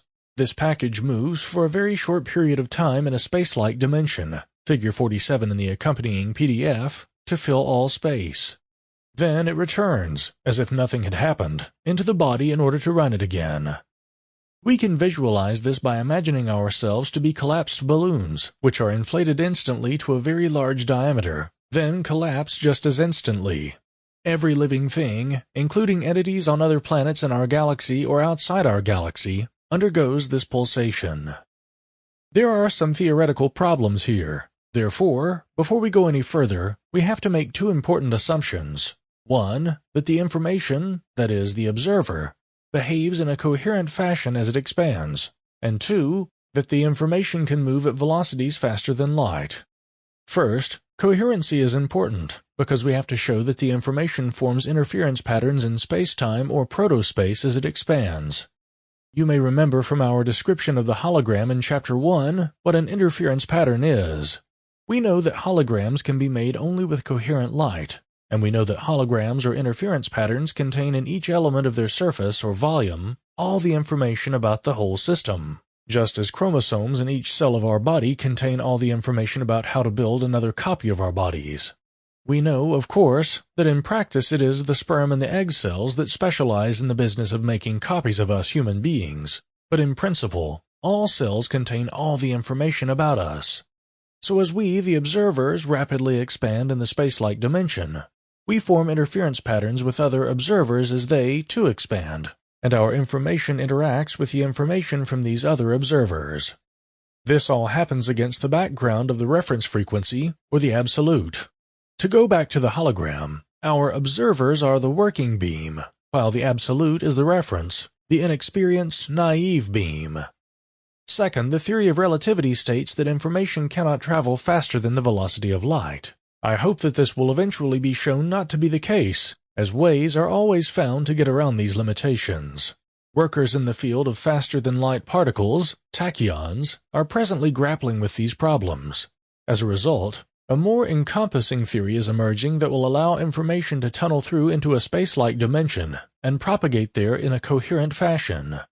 Let us see now what our model of the universe will look like in the light of the things just discussed. Figure 48 shows what happens to our observers as we radiate out into space. Our wave fronts are shown crossing the whole length of the inner torus of the universe, and so are the observers ejected from advanced galaxies. In the outer envelope of the universe, these observer wave fronts are shown now interacting, just as did the wave fronts produced by the pebbles we dropped into the pan in the description of the hologram in Chapter 1. From the description we know that not only can we read the information from every unit area of the pan, but we can also trace each bit of information to its source. Thus, as our observers or information waves are periodically expanding into the inner torus of the universe, so are the observers, or information waves, of everybody else. For a tiny fraction of a second, we form an information hologram with them, and this is repeated many times a second. The reference frequency against which all this interaction occurs is the absolute. Since all information that has been generated in this universe appears there, we can call that area the universal mind, figure 48 in the accompanying PDF. People having intuitive insights get solutions from there, and people with high levels of consciousness, who are able to extend their subjective time, can learn and bring back useful information about the goings-on in the universal mind. This communication appears to one as simply knowing. Such a person just seems to know things that other people usually don't know. This knowledge is often about the coming events, details of people's lives to which the knower has no access, or knowledge of who is on the line before the telephone rings, etc. These things fall under the heading of clairvoyance, clairaudience, etc. There are higher and lower levels of development of these faculties. On the higher levels, information can be obtained about the nature of the universe and the cosmos, depending where the interests of the particular person lie. These faculties arise either spontaneously or can be cultivated. When we deal with human affairs in objective time, information arises within the field of the planet. It is local information. We would therefore expect little or no time lag in its transfer, whether we use telepathy or an intercontinental phone call. Personally, I would rely more on information transmitted over the phone. The advantages of telepathy or clairvoyance become evident, however, when trying to obtain information about other systems, such as distant stars, as astronomers do. Such a system of communication with no time lag would be revolutionary, because what the astronomers observe through their instruments is the past, sometimes counted in billions of years. That is, it takes that long for information coming from a neighboring star to reach us, because the average distance between stars is about 4 to 5 light years. They may be looking at objects no longer in existence. We know that the Andromeda galaxy is at a distance of about 2 million light-years from us. That is, it takes light this much time to travel this distance. If the Andromeda galaxy exploded yesterday, we would not know of this event for at least 2 million years. However, in our model we are showing that by extending one's subjective time, one can obtain information from Andromeda without having to wait 4 million years for a return signal. The information transfer is instant, both for the people on Andromeda and on Earth, provided they go to the trouble of learning how to raise their level of consciousness. Indeed, the whole universe is in constant and instant communication. Any serious event can be known across the universe instantly by consciousness, whose interest or business it is to know these things. We have heard that the expansion of the observers has no limits, because they move in a space-like dimension at almost infinite velocity, and therefore expand toward the center of the universe as much as toward the outside. Thus, the information will be available to anyone outside our universe. However, the information density will be greatest toward the center of our universe, and with it the clarity of vision. This is because information waves, that is, observers, emitted from all points on the shell, will tend to be more concentrated toward the central axis of the torus. Information generated by us and leaving the universe will weaken rapidly and disperse in the vast protospace outside our universe. Here is where the quality of consciousness, which we have defined by frequency response, comes into play. We said in Chapter 5 that frequency response may be described by the agility or speed with which a given system responds to a stimulus. We shall now take as the stimulus the very short period of time allowed us by the period of time to expand into space and to collapse back. The higher a person's level of consciousness, the higher his frequency response. The higher his frequency response, the farther away from his point of origin his observer can penetrate. We also know that the higher one's level of consciousness, the larger his psi angle, which means that he can expand into space with a higher velocity, and have more subjective time available for observation. In short, a person or observer with a higher level of consciousness will fill space farther and faster than one who is not so developed. It is known from optics of holograms that although all the elements of the hologram contain complete information about the objects portrayed in the hologram, if we illuminate just a small area of the hologram, the image will appear fuzzy. That is, it will have a low definition, while if we illuminate a large area of the same hologram, the image will appear much sharper. Therefore, persons with higher levels of consciousness will see past or future events more sharply than those occupying lower levels of consciousness. The modular universe. When talking about communication on this level, we have to take into account other consciousnesses, not just the humankind, that abound in our universe. As we mentioned before, we human beings are units of consciousness that make up a larger consciousness, and a group of these larger consciousnesses make up an even larger unit of consciousness, and so on. In short, both the material and the non-material universes are modular. Just as the basic unit for the physical universe, the atom, is repeated many times to build larger and larger hierarchies, so are consciousnesses built up to form larger consciousnesses. A group of atoms makes up a molecule, that is, the hierarchy above the atom. A group of these makes up a piece of matter, let us say a crystal, visible to the naked eye, or makes up a simple living creature, which will be a hierarchy above that of the crystal. The further we go up the hierarchies, the less the structure of that hierarchy resembles the properties of the original physical building block, the atom. Only after many, many hierarchies will the structure of the original building block, the atom, be repeated again. In this case, it will appear to a certain degree to be reflected in the solar system. An elliptical galaxy will even more closely represent a simple atom in shape. The shape of our model of the universe and the flow of matter in it resemble very much the shape of the electrical fields around a seed or an egg. The seed represents unique behavior, and this is why I chose it as representative of the universe and its actions. Let us take a tree as an example. The seed is potentially located everywhere in the tree. Eventually, the four-dimensional, time-space matrix of the tree is condensed into the seed. The vibrating molecules of the genes carrying the information about the form of the tree have somehow coded the spatial and temporal form of the tree, so that we can say that the seed carries not only the information about the shape of the tree, but also its unfoldment in time, or the sequence of the different stages in its growth and their timing. The spatial coding is given by the amino acid sequence. The temporal coding may possibly be given by the relationship of the frequencies of vibration of the molecular segments with respect to each other. The seed is a unique structure because in it, space-time has been condensed and stored, awaiting the proper objective time for its unfoldment. Therefore, it is the representation of the tree in an altered and higher state of consciousness. It is a tree that is moved into its subjective space-time, in which time and space have lost their ordinary meaning. It is a state in which time has stopped, as far as the tree is concerned. The outer objective manifestation of this state of the tree is the seed. Later, when the objective conditions become favorable, the tree will come out of its meditative, hibernating state as a seed and unfold in objective spacetime as a mature tree. The seed, in other words, is a more basic structure than the tree, because in its qualities it is closer to the absolute. Here we might be able to shed some light on the which came first, the chicken or the egg controversy. If the egg feels lonely and wants company, the only way for it to have more eggs around is to go through the nuisance of becoming a chicken, which eventually will lay more eggs. Of course, the advantage for the egg of being a chicken is the opportunity to interact with its environment and thus evolve to a higher level of consciousness. We should, therefore, see in the seed-tree duality a unique function of nature. It does not matter whether it is the seed of a tree, the egg of a chicken, a human sperm, or a seaweed egg.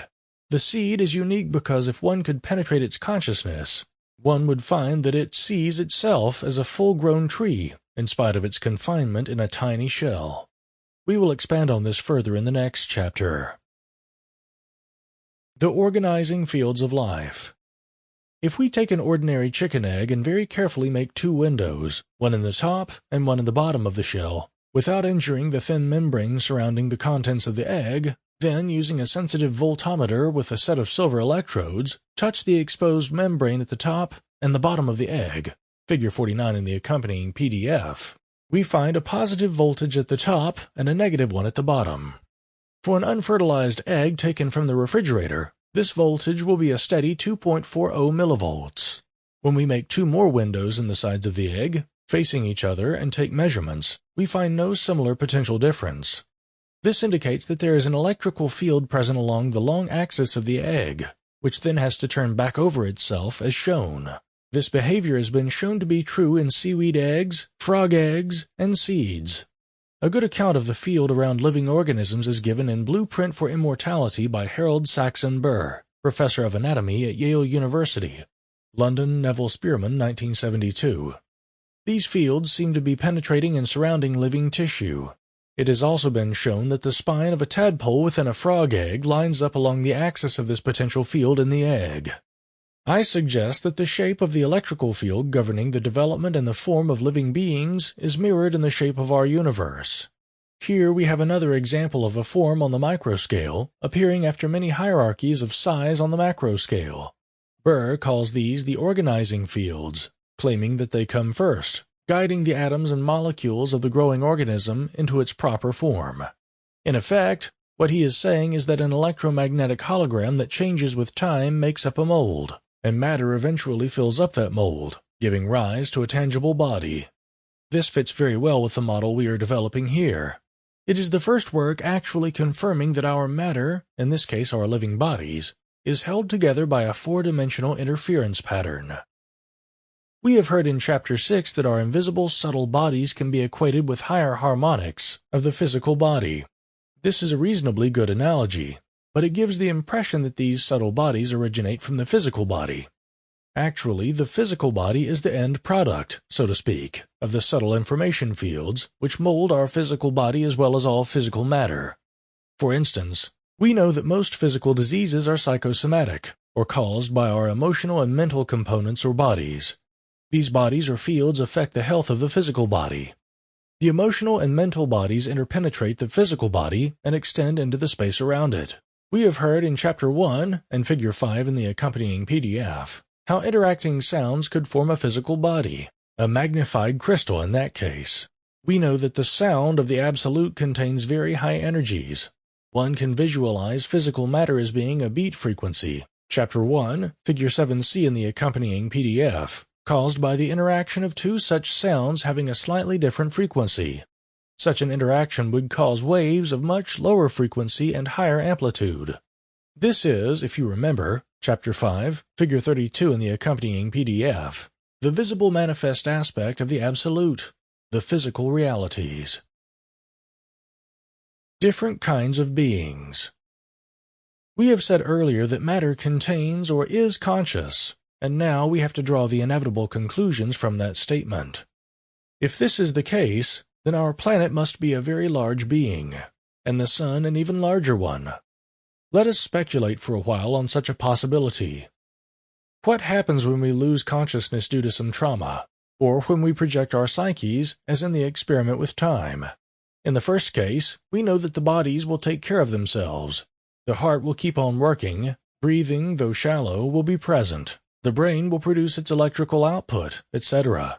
But otherwise, the body will not respond to normal sensory inputs. It will not move, talk, or perform any of the activities that we usually associate with a waking state of consciousness. In the deep meditative state, we discern similar symptoms. In both cases, our psyches are dissociated from our bodies. In the first case, that is, the unconscious state, consciousness wanders about aimlessly, as if in a deep sleep state, or it may be on a guided tour to other realities. In the meditative state, consciousness is separated from the body, but is active on the highest levels of creation. We have to conclude, therefore, that the body has its own consciousness, which is rudimentary, but intelligent enough and quite capable of operating the body independently of the psyche. It is only loosely connected to the other entity, the psyche. This consciousness is the sum total of the consciousnesses of the cells of our body, or the wisdom of the inner parts, as the Bible puts it. We have here, then, two entities. One is the relatively low, rudimentary consciousness which runs the body, and the other is the psyche, a higher-level entity which uses the body most of the time as a focus but is independent of it. We can liken the body to an automobile. When the driver gets out and leaves the engine running, it will idle and function normally. But to give purposeful direction to the car, a driver or higher consciousness is needed. If the consciousness running the body leaves it, the body dies. This principle of two consciousnesses inhabiting a body can be extended to larger bodies, those of our planet, the sun, etc. We shall then have a consciousness related to the mass of the planet. It would be a rudimentary consciousness keeping the planet in running order, that is, keeping the metabolism of the planet in operation, the atmospheric circulation, ocean currents, gas balances, inner and outer temperatures, energy fields, etc. This work is being done by smaller consciousnesses that comprise the consciousness of the planet. We have described them before as nature spirits of different sorts and sizes. The large ones delegate work to the smaller ones, and so on. The sum total of them all makes up the rudimentary consciousness of the planet.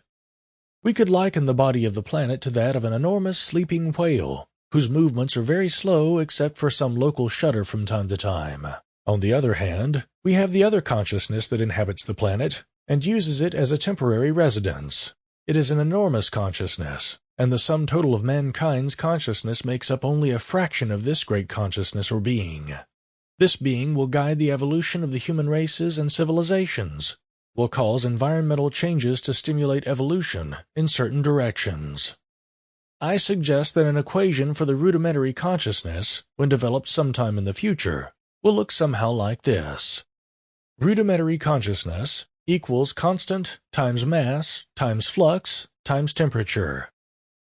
The constant may be very small, somewhat like the Planck's constant.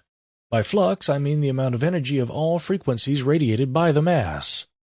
The sun, having a much larger mass and temperature, will have a much larger rudimentary consciousness controlling the process taking place in it, and it will serve as a residence for a much larger consciousness than that of the Earth. The consciousness of the Earth and of the other planets will be contained within the sun's consciousness and comprise a part of that being. We could call this being the higher consciousness of the sun, while the first one is the higher consciousness of our planet. These enormous intelligences are beyond our comprehension. Consider for a moment the system we live in. Physical life is made possible by the energies supplied to us by the sun. Our bodies are made up of materials the planet is supplying. These bodies, temporarily animated, are borrowed from the planet, and then the materials used for the bodies are returned to the planet, while the psyche goes back to the reality that fits it best. That reality may be connected with that of our planet, the sun, the universe, or the cosmos, depending on its level of evolution. We living beings play an important role in the evolution of the rudimentary consciousness of our planet. On the whole, we are upgrading it. However, in order to live in tune with it, we have to be sensitive to its needs, the most basic of which is balance.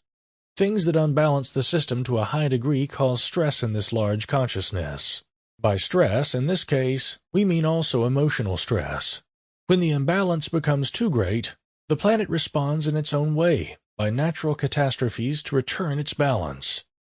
The sun regulates life on this planet both by the amount of electromagnetic radiation, which we feel as heat and light, and by the fluctuations caused in the magnetic field of the planet, those of the ionosphere, the weather patterns, the electrostatic field of the ionosphere Earth system, and many other phenomena that until now have not been measured. The sun talks to the planets with its acoustical output, the solar wind. It would take quite a bit of imagination to visualize a consciousness that runs a galaxy, a cluster of galaxies, or finally the universe. There is such a consciousness, and we shall call it the Creator.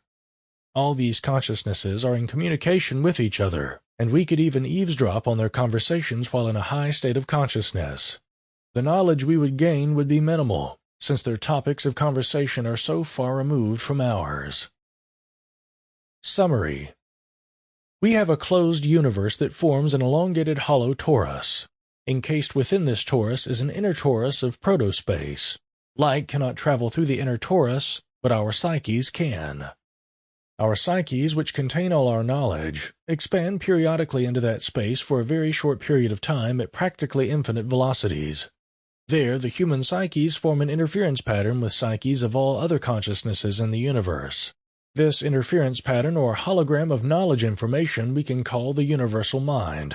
The knowledge in the universal mind is open to anyone who can extend his stay there by stretching out his subjective time while there so as to gain useful information and decipher it upon his return.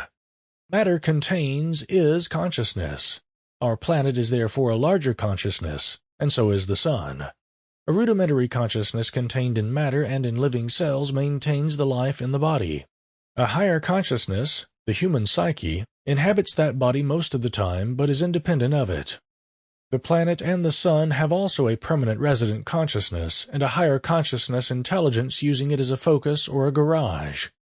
All these consciousnesses communicate with each other and make up part of the information hologram. Communication throughout the universe is continuous and instantaneous.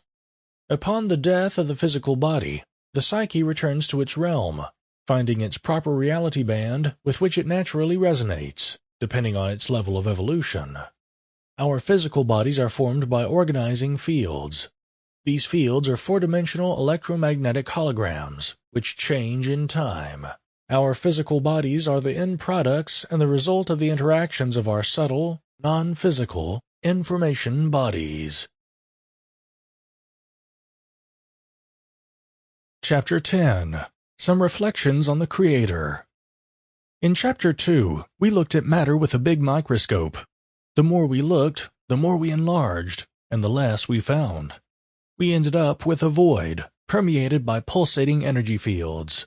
Even the most solid matter, the one that imparts most of the mass to it, the nucleus of the atom, which at first appeared as a solid grain of matter, upon a better look dissolved into a vortex of pulsating fields. Thus, we found a void to be the common denominator of all matter, its ground substance, so to speak.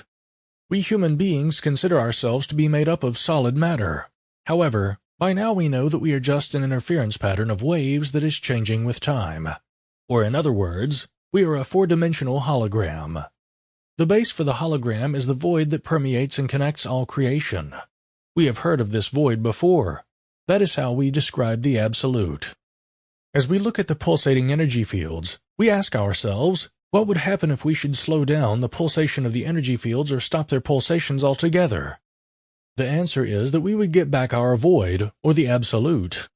It is as though the wind that has raised the ripples over the face of the sea of the Absolute has stopped blowing. Calm has set in, and the face of the sea is smooth again. There is no motion, therefore no time, and no matter. The Absolute is there undisturbed. Remember that this Absolute is pure consciousness combined with intelligence, as mentioned in Chapter 5. We can see now that in order to re-establish manifest creation, we have to be able somehow to rattle or vibrate the surface of the Absolute. This is no simple task, and we would not even know how to begin. But that is, of course, what creators are for. You may recall that the ripples on the surface of the sea of the Absolute in the fine relative, figure 33a in the accompanying PDF, are so small and of such a high frequency as to become invisible. The Absolute is both in a state of rest and at the same time of enormous potential energy. Similarly, we have seen how infinite velocity has become a state of rest, how the birth of matter occurs simultaneously and in the same place as its death. Creation and destruction are simultaneous. Degeneration carries renewal in its core. We know that the end of time is its beginning. In short, we find that there is a level in nature at which all extremes become reconciled and merged. It is on this level that black and white, good and evil, merge into one isness. This is also where the ultimate truth lies. The truth is not black or white. It is both. The pairs of opposites of the lower levels merge on the highest level. We tend to view nature through a tiny slot from a narrow angle. Others see it from another angle and describe it in a different language. It sounds different, but it is not. The universe is so rich in diversity that almost anything one says about it is correct, provided one takes a broad enough view. We have tried our hand before at designing nature spirits. Let us see now whether we can follow the actions of the creator of a universe. We shall try to peek over his shoulder while he works. The scenario would run something like this. In the tremendous, boundless, infinite, dark void, something stirs. A very great volume of the void has decided to move and is defining its boundaries. This enormous consciousness, intelligence, is separating itself from the continuum so that it can start acting. It has thus become an individualized entity. It contains tremendous amounts of energy because the state of the absolute is a state of the highest potential energy. It is a state of rest of the pendulum. Now the creator has to settle down and start to draw up plans of what to do within his real estate, which is his body. He sits back in his cosmic armchair and contemplates. He realizes that unless he can produce a consciousness equal to himself in all qualities, he may never know what he himself is all about. So he sets out to decide on the rules of the game, that is, the laws of nature as we know them. He invents the laws of evolution. Evolution will refine consciousness to a point at which it will resemble him in all attributes. He will start with matter of low consciousness, make it more and more complex, and watch the emergence of the first intelligence that can contemplate itself. This would mirror one of his basic attributes, and would be quite a milestone in his development. Let us not forget that all these processes are occurring inside him, in his subjective time. He will have to invent the most diverse creatures, the most diverse situations, and the most diverse events, then have his creatures go through all these possible situations and interact in all the possible ways. When all his different being will have gone through all the possible situations and interacted in all the possible ways, then he will know what he is capable of. He will then know himself. He uses the duality of good and evil as a catalyst to speed up the interactions. Good stands for the knowledge of his laws, and evil for the ignorance of his ultimate laws. In other words, that which is in harmony with his laws and helps the process of evolution is good, and that which slows it down is evil. However, he manages to utilize both in the interest of evolution. Their constant interaction speeds up the very process of evolution. For the more evolved creatures, free will is built into the system so that they can eventually become co-creators. While the more simple creatures go through a present event matrix, the more evolved ones can choose from a number of possible paths. But once chosen, each path has its end result predetermined, so that it fits in with the general event matrix, while still allowing for much variety. An event matrix can be visualized as field patterns of diverse shapes within space-time. They are embedded within the space-time in a certain sequence that best fits the evolution of consciousness. These fields either stimulate, balance, or depress certain tendencies within our psyches. When it so happens that, on its way through the expanding jet, the Earth crosses a stress-producing event matrix, the result will be that certain segments of mankind, the ones most susceptible to it at the moment, will become agitated, resulting in a possible war. If the event matrix happens to be one that will produce a calming effect, then a period of peace will result. If the event matrix of war has an elongated sausage shape, Figure 50 in the accompanying PDF, then as our planet crosses it the first time, we may have a war fought with clubs, while the next time around it may be fought with muskets, and the third time around, A-bombs may be used. The event is the same, only technology has changed. The causes behind the war event are always the same: greed for more wealth and territory, hatred, intolerance, etc. The event sausage will have the stimulating frequencies to evoke these emotions, and as they stimulate our endocrine system, these events will tend to occur. Remember how the full moon causes the emotionally unbalanced people to commit crimes? This is a similar effect only on a grand scale. A long event sausage may be the cause behind the saying, "History repeats itself." At the beginning, the Creator watches with aloof amusement as his creatures go through the events like a flow of animated matter. However, somewhere down the path of evolution, consciousnesses will arise that will draw his attention. These will be creatures who not only contemplate themselves, but start contemplating him. When a creature has reached a level of development at which he understands his real makeup and perceives that thou art that, then he becomes self-realized. The whole scheme of creation becomes transparent to him, and henceforth he will watch himself act within that scheme, but at the same time remain separate from his actions.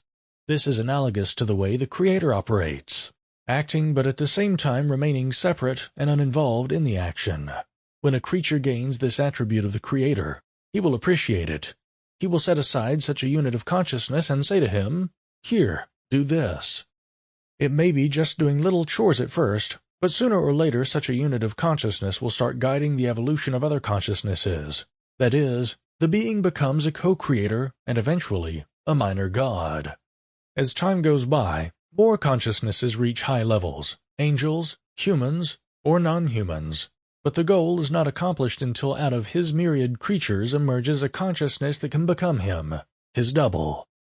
Once he has duplicated himself, he knows himself, for he has succeeded in evolving a consciousness that is as great as he himself. And so he closes down his shop, absorbing into himself all his manifest creation, and returns into the void. Until now we have been trying to second-guess the thoughts of the Creator in planning and organizing the universe in his subjective space-time. We have to emphasize that the events described until now did not yet take place in objective space-time. In other words, they were only his thoughts and were not yet manifest. You may remember from Chapter 4 that the highest level of consciousness occurs when the psi angle equals 90 degrees, that is, when the subjective time overlaps the objective space. This means that the subjective time is infinitely long, and a consciousness in that state fills all space, or is omnipresent. From Chapter 9 we know that in this state the consciousness is also omniscient. This is the angle or state at which the Creator is and thinks his universe. As we said before, once he has decided to move, he begins by defining his boundaries, his real estate, so to speak. He does this by means of light. A sheath of light appears and outlines his body. This is not a light as we know it, but of a level of energy peculiar to him. It acts as a container for what we know as our manifest space-time. His body is very likely an ovoid that resembles an egg or a seed, and its size would be, naturally, the size of the universe. All the above happenings are occurring in the subjective space and subjective time of the Creator, since he is the being having the highest possible level of consciousness. His subjective time is therefore stretched out very much. In fact, he has an infinite amount of time to accomplish all that we are talking about.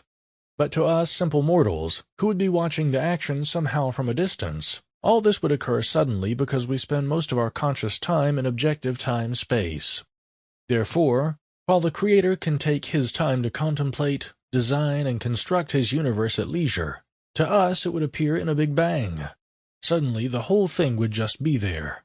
And in order to find out objectively what is there, we have to start exploring his creation in our slowpoke way, bit by bit, and get ourselves entangled in the familiar space-time or time-like universe in which things happen in a more or less ordered sequence. Let's return now and watch the Creator do his thing in his subjective space-time. We have watched him outline his real estate, which was enveloped in a sheath of light. Within this shell his energy is at first diffuse. Next, his energy starts to polarize. There is a spatial separation of positive and negative energy. Figure 51 in the accompanying PDF. This energy we shall call protomatter, or the precursor of our matter. We now have positive and negative protomatter. Let us say that the positive energy has accumulated at the tip of the ovoid, the negative one at the bottom of it. A differential in energy or potential has thus arisen along the axes of the ovoid. In this way the relative aspect of the absolute is born. There is now a difference between the outside and the inside of the shell of light, and a difference in energy between the two ends of the ovoid. A duality has arisen where there was none before. The aha moment. In the meantime, more and more energy is being built up at the poles of the ovoid. The ovoid is trembling from the great accumulation of potential energy, and then suddenly, zap! A great spark flashes like a bolt of lightning across the void within the shell of light. A great thunderclap follows. The first sound and the first act of fertilization has taken place. Figure 52a in the accompanying PDF. The impact of this discharge sets in motion the reservoir of negative protomatter, which rises in a great column as it is drawn to the opposite pole. Figure 52b in the accompanying PDF. It spreads out at the tip of the ovoid shell and runs down, hugging its walls, back to the bottom of the shell. Figure 52c. It continues to flow in the central column up to about half the height of the ovoid. Here, its energy exhausted, the column drops back into the negative energy pool at the bottom of the ovoid, except for one drop of matter that separates from the column and remains floating, balanced between the two poles. Figure 52d. The flow of protomatter has prepared, or we may say seeded, the protospace for the appearance of the kind of physical matter we know. The flow of protomatter has outlined the volume to which our time-space will be confined. The sound of the great thunderclap is still reverberating within the shell. This is the aha moment of the Creator. He has contemplated and thought for a long time, and now, finally and suddenly, he has seen the whole design in all its complicated detail, and in one great flash of creative insight, he made the potential forms of the whole creation appear. This great sound, which contains all the possible frequencies, continuously reverberates within the shell, creating an infinite number of interference patterns of potential beings and event matrices. It outlines all that the Creator has visualized himself to be. And so, having prepared the form, the space-time bound, visible, physical, and non-physical relative universe will appear. Matter will gradually fill the forms or molds created by the interference patterns in protospace. These forms and event patterns have been visualized and seen by the Creator in their entirety, from the beginning of time to the end of time, that is, starting from the white hole and ending in the black hole. His focus has now become the droplet floating in the middle of the shell. The action of this droplet, the black and white hole, reflects the previous flow of protomatter through it. It becomes a focus, a source producing a flow of physical matter in the form of radiation to fill the event matrices, the interference patterns prepared by the reverberating sound. This is the nucleus or the egg. It represents all the information about the universe in a condensed form, just as a seed represents a tree. The rest of the ovoid structure mirrors the same information in a manifest, unfurled form, that is, the actual tree. Again, we apparently have two opposites, the seed and the tree, both containing the same information but in different form. One is potential form, reflecting the absolute, and one is a manifest, unfurled form, representing the relative realities, or the absolute in action. We now know that the purpose of evolution is to produce consciousnesses of higher and higher order. The universe is a teaching and learning machine. Its purpose is to know itself. Knowledge is freely available in the universe like every other natural source. It is there for everyone who is willing to make the effort to take it. We can poke around in our sequential objective time-space, or we can take the intuitive, subjective time-space route. Both are needed to get us there. As creatures in all galaxies are going through their event patterns in this enormous hologram called the universe, we should remember that each element of volume in the hologram contains all the information about the whole grand design. In other words, knowledge is structured in consciousness. This is again nature's little hint. Study the micro, and you'll find the macro reflected in it. Or if we study ourselves thoroughly, we may just find the design of the universe reflected in us. There is no need to repeat to the intuitive reader what has been pointed out before, that an egg and all seeds reflect this basic design of the universe. Energy flows through the center of the egg along its long axis, turns around, and flows back over itself, forming an outside field of energy.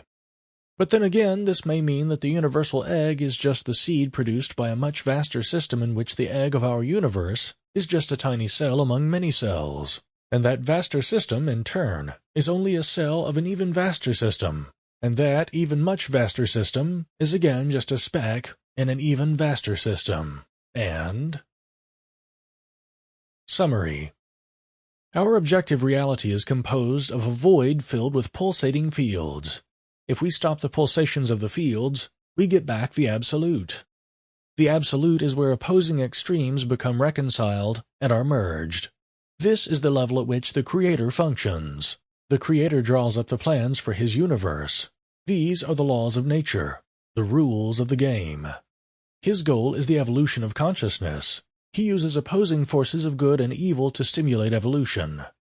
Even matrices are fields within the universe that affect our endocrine glands in particular pre-programmed ways, so that the most susceptible portion of mankind will behave in certain expected patterns. When a unit of consciousness has developed to a point at which it understands that it is part of the Creator will set him aside and assign to him some jobs to do. Eventually, such a consciousness will develop into a co-creator. The creation of a universe starts by the separation of a part of the void, which is outlined by a sheath of light to form an ovoid shell. Then polarization of protomatter occurs. A discharge passes through the two poles of the ovoid and sets the protomatter moving. The black-white hole nucleus in the center is the source of all matter in the universe. It is possible that this universe is just a tiny cell in a much larger structure. Epilogue. Back to the subjective spacetime of our Creator. Having produced another Creator, in His image He created him. The Creator takes off for the equivalent of a cosmic corner drugstore, to hang around and talk shop and relax with the boys. He introduces and shows off his new double, who is yet naive, not having experienced the worries of a Creator. After having rested for a while, and having picked up a few useful tips for his next universe, the Creator is off for another round. On the way, for just a fraction of a second, a thought crosses his mind. Who knows, after this round, I may just get a promotion. Appendix: Stresses and the Body. Introduction: Stresses and the Body. The joys and the woes of accelerated evolution. We tend to view the human nervous system just as any other organ in our body, as relatively static and unchanging. I would like to point out that our nervous system has a tremendous potential for development, and its development will occur through the normal biological evolution during the coming millennia. This evolution can be accelerated by utilizing certain techniques. We said before that the human nervous system can be taught to function on different levels of consciousness or realities. Normally, this development is a lengthy process and can be achieved by systematic meditation, or it may occur spontaneously. Over the years of my involvement with this area, I have seen many cases of spontaneous and systematic evolution of the nervous system. There are some physiological changes occurring in the body associated with the attainment of these different levels of evolution. These changes may come about slowly, over a period of years, and go unnoticed, or they may occur suddenly. Some of the symptoms resulting from these changes may be very mild, and some very powerful, depending on the amount of stress accumulated in the body. Stress accumulated in the body may sound strange, but evidence is mounting to show that emotional stresses are imprinted on the physical body just as music is imprinted on a phonograph record. We know only very well that people, or even animals, may develop high blood pressure, and eventually heart attacks due to emotional stress. Others with high levels of anxiety and frustration may develop stomach ulcers or other ailments. A whole host of other physical symptoms may be attributed to psychological stress. In other words, psychosomatic diseases are an index of the amount of stress in the body. Hans Selye, in his book The Stress of Life, describes these processes in depth. When a body is filled with stresses, the nervous system is so busy handling them that its potential for attaining higher states of consciousness is very limited. In other words, there is too much jitteriness or, in technical terms, too much noise in the system, which prevents the nervous system from rising to a higher level. All schools of meditation, therefore, emphasize the importance of calming down the body. But, of course, the stresses in the system are actually energy patterns, and they have to be converted and eliminated from the body. One of the most common forms into which these stresses are converted is body movement. It is not unusual to see people who are meditating go through different involuntary body movements, such as moving the arms, head, shaking of the whole body, etc.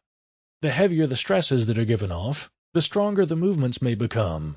There are other ways in which these stresses may come out. These are a direct release of emotions which may take the form of depressions, crying, and general emotionalism. Other ways may manifest simply as temporary pain in different areas of the body. All considered, meditation combined with light body toning exercises, such as some hatha yoga postures and mild breathing exercises, can be the most effective, inexpensive, and fastest system for the removal of stresses from the body.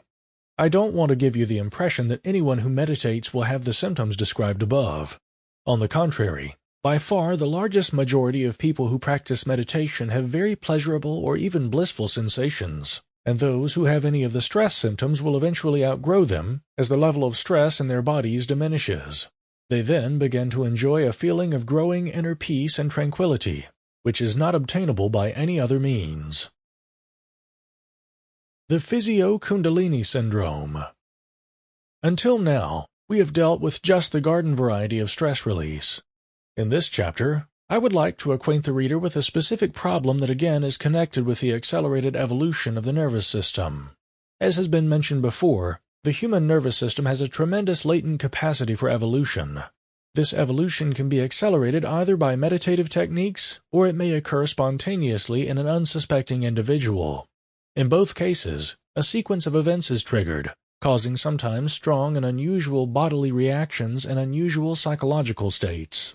Some of those people who meditate may suspect that these reactions are somehow connected with meditation. Others, however, who develop these symptoms spontaneously, may panic and seek medical advice. Sometimes individuals of both groups may seek medical advice. Unfortunately, however, Western medicine is presently not equipped to handle these problems. Strangely, in spite of the intensity of the symptoms, little or no physical pathology can be found. Most of the mild cases are dismissed as psychosomatic symptoms, while in severe cases either drastic radiological tests are undertaken or possibly exploratory surgery attempted. The sequence of bodily symptoms usually starts at the left foot or toes, either as a mild tingling stimulus or as cramps. The stimulus continues up the left leg to the hip. In extreme cases, there is a paralysis of the foot and of the whole leg. Loss of sensation in large areas of the skin of the leg may occur. From the hip, the stimulus moves up the spine to the head. Here sometimes severe headaches, pressure-like, may develop. In case of prolonged and severe pressures in the head, degeneration of the optical nerve may set in, with accompanying visual impairment. Loss of memory and general disorientation may occur. The psychological symptoms tend to mimic schizophrenia. It is very likely, therefore, that such individuals may be diagnosed as schizophrenics and be either institutionalized or given very drastic and unwarranted treatment. It is ironic that persons in whom the evolutionary processes of nature have begun to operate more rapidly, and who can be considered as advanced mutants of the human race, are institutionalized as subnormal by their normal peers. I dare to guess, on the basis of discussions with my psychiatrist friends, that this process is not as exotic and rare as one would like to believe, and possibly 25 to 30% of all institutionalized schizophrenics belong to this category, a tremendous waste of human potential. It is my hope that as the material presented here gradually reaches the more open-minded physicians and psychotherapists, and as the syndrome described becomes more widely known, non-traumatic methods of dealing with these symptoms will be developed. Methods that will not stop, but slow down and control the rate at which the evolutionary process is progressing, thus allowing the patients to develop at a safe, acceptable rate and to function normally in everyday environment. What is this mysterious Kundalini? All the preceding descriptions make meditation, or just plain living, appear to be a very dangerous affair. Anyone can be hit out of the blue by mysterious symptoms, which Western medicine does not know how to handle. Let me assure you that just a very small percentage of people is so affected, and this also has its compensations. These symptoms are, after all, the correlates of spiritual development. It would, therefore, be wise for us to look into the literature dealing with such matters and see whether we can find descriptions of similar things happening in other cultures at other times. The Kundalini, as described in yoga literature, is said to be an energy coiled up, like a serpent, at the base of the spine. When this energy is awakened, it enters the spine, rises up along it, and is seen or perceived as a luminous serpent by the person having the experience. Once it has risen into the head, the luminous rod hopefully pierces the top of the head. That is, the rod-like energy beam is seen as projecting through the skull, pointing upward. When this happens, the person is said to be illuminated. Eventually, Such a person may become highly intuitive and develop some psychic powers, such as clairvoyance, clairaudience, or healing abilities. Whether he develops these or not depends on many factors. However, sometimes illumination may be late in coming, and all the person may be able to show for his efforts is a king-size headache, which may last for years. The books on yoga also show several points in the body, 7 in number. These are the so-called chakras or energy centers. These centers are to be vivified or energized by the rising Kundalini energy. When this happens, the centers become receptors and distributors of inflowing cosmic energy for the body. These chakras are located near major nerve plexuses and coincide more or less with the glands of our endocrine system. When these centers are energized, they affect the endocrine glands and through them our behavior and physical functioning. All this makes absolutely no sense from the point of view of Western physiology or medicine. However, the trouble with the just described Kundalini is that it works, whether we like it or not. And the symptoms our Western people are having correspond with the symptoms induced by the exotic, unbelievable Kundalini. In a way, this is similar to the acupuncture situation. The exotic acupuncture has proved itself in this country. It works, although Western science is still at a loss to describe how it works. The fault, naturally, does not lie with acupuncture, but with our models of reality. That is, we are unable to look at this system in a way that would make sense to us, because our angle of view is too narrow. Therefore, what we urgently need are models that would allow us to view these queer workings of the Kundalini and acupuncture in terms that would make sense to us. This is what I shall attempt to do in the passages that follow. Progressive sensory motor cortex syndrome. This long title is used to describe the syndrome that seems to correspond well to the observed experiences of persons who have undergone the previously described sequence of symptoms, thus putting the esoteric Kundalini into terms of Western physiology. Having a background in biomedical engineering, I have tried to measure the changes induced by altered states of consciousness on the physiological states of the body.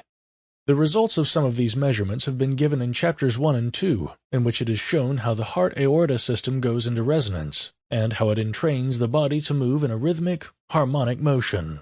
A rather technical description of the physiological model, developed by me to explain the Kundalini mechanism, appears in a book by Lee Sanella, M.D., titled Kundalini, Psychosis or Transcendence.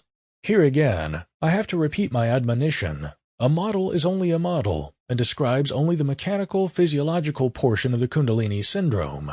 The Kundalini is a much larger concept in which planetary and spiritual forces come into play. However, even this limited model, as shown in my paper, is already a useful tool because it puts at the disposal of the medical profession a reasonable, working concept of a syndrome that until now has not been described at all. The model describes the sequence of symptoms that allows the interviewing physician to compare the symptoms described by the patient. If the past pattern of symptoms fits the model, then the future symptoms are fairly predictable. The paper in Sanella's book is just a preliminary progress report.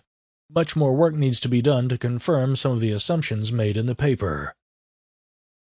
Kundalini, the ultimate stress release mechanism. This model, which we may call the physio-Kundalini, since it deals only with the physiological part of the Kundalini, describes the Kundalini as a stimulus spreading along the sensory cortex of the two hemispheres, starting from the bottom of the cleft between the two hemispheres of the brain. The layout of points on the sensory or motor cortices corresponds to points in the body, so that when a point on the cortex, representing, for example, the knee, is electrically or mechanically stimulated, the person feels the stimulus in his knee.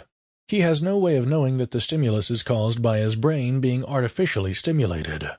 This sequence of points on the cortex is called the homunculus, or the little man, for if one draws a picture of the parts of the body to which the points in the cortex are connected, a distorted human form results. See Appendix Figure A in the accompanying PDF. Both the sensory and motor cortices have approximately the same layout of these points. I am trying to show that the layout of points on both the sensory and the motor cortices corresponds closely to the path the Kundalini takes in the body. This path is described in esoteric literature. 3 actual recent case histories are given at the end of this chapter. To cause such a stimulus to move along the cortex, acoustical standing waves in the cerebral ventricles are postulated. These standing waves are triggered by the heart sounds and they cause vibrations in the walls of the ventricles. The ventricles are fluid-filled cavities in the brain. Appendix Figure B in the accompanying PDF shows the position of the third and lateral ventricles, stippled areas, and the strips of tissue, hatched, that make up the sensory and motor cortices of the brain. Appendix Figure A represents a cross-section of the brain along line AB of Appendix Figure B. The vibrations that arise in the ventricles are conducted to the gray matter of the cortex, which lines the fissure between the two hemispheres. Appendix Figure A. These vibrations will stimulate and eventually polarize the cortex in such a way that it will tend to conduct a signal along the homunculus, starting from the toes and up. This is shown in Appendix Figure A by a line of arrows forming a closed loop. This behavior is in contrast to the way the brain normally handles a signal, which is shown by the two lines, one ascending to the cortex and one descending from it. The normal signal leads into the cortex at right angles to it. The states of bliss described by those whose Kundalini symptoms have completed the full loop along the hemispheres may be explained as a self-stimulation of the pleasure centers in the brain, caused by the circulation of a current along the sensory cortex. Figure A shows pleasure centers located in the path of the current loop in both hemispheres, just below the toes of the homunculus. When body motion develops due to the action of the circulating stimulus current, we have to assume that there is crosstalk between the sensory cortex and the neighboring motor cortex. Appendix Figure B. That most of the described symptoms start on the left side of the body means that it is mostly a development occurring in the right hemisphere. This stands to reason because we are using our reasoning, rationale, logical, linearly thinking left hemisphere all the time, while meditation tends to stimulate the nonverbal, feeling, intuitive right hemisphere. My model also suggests that the spontaneous cases of Kundalini may be attributed, among other things, to periodic exposure to certain mechanical or acoustical vibrations in our normal environment, which will cause the sequence of symptoms to arise. This has been shown by a biofeedback technique utilizing a pulsating magnetic field around the head. When people are exposed to frequencies of about 4 or 7 Hz for prolonged periods of time, as may happen simply by repeatedly riding in a car whose suspension and seat combination produce that range of vibration, or being exposed for long periods of time to these frequencies caused, for instance, by an air conditioning duct, the cumulative effect of these vibrations may be able to trigger a spontaneous physio-kundalini sequence in susceptible people who have a particularly sensitive nervous system. I would like to emphasize that when a person is healthy, relaxed, and generally free from psychological stress, these symptoms go unnoticed. Only when the unfolding kundalini reaches areas of stress in the body do the symptoms become troublesome. The symptoms will persist until the stresses in that particular area of the body are released. This will then usually appear as localized pain. When that happens, the kundalini moves on until it reaches the next spot of stress in its path. The severity of symptoms is always proportional to the degree of stress encountered.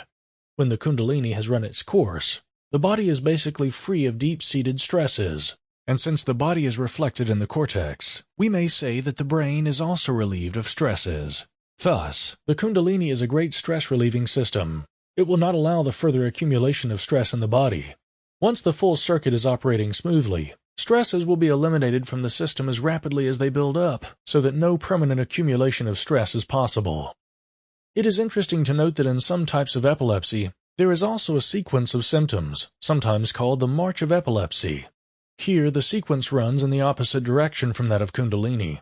In an epileptic, the lip area may be affected first, then the face. Eventually, the symptoms spread down the neck, through the shoulders, into the arms, and eventually to the legs. The kundalini would seem, therefore, to be a natural antidote to certain types of epilepsy. Meditation would thus be a reasonable treatment for this disease. The coming age of the nervous system.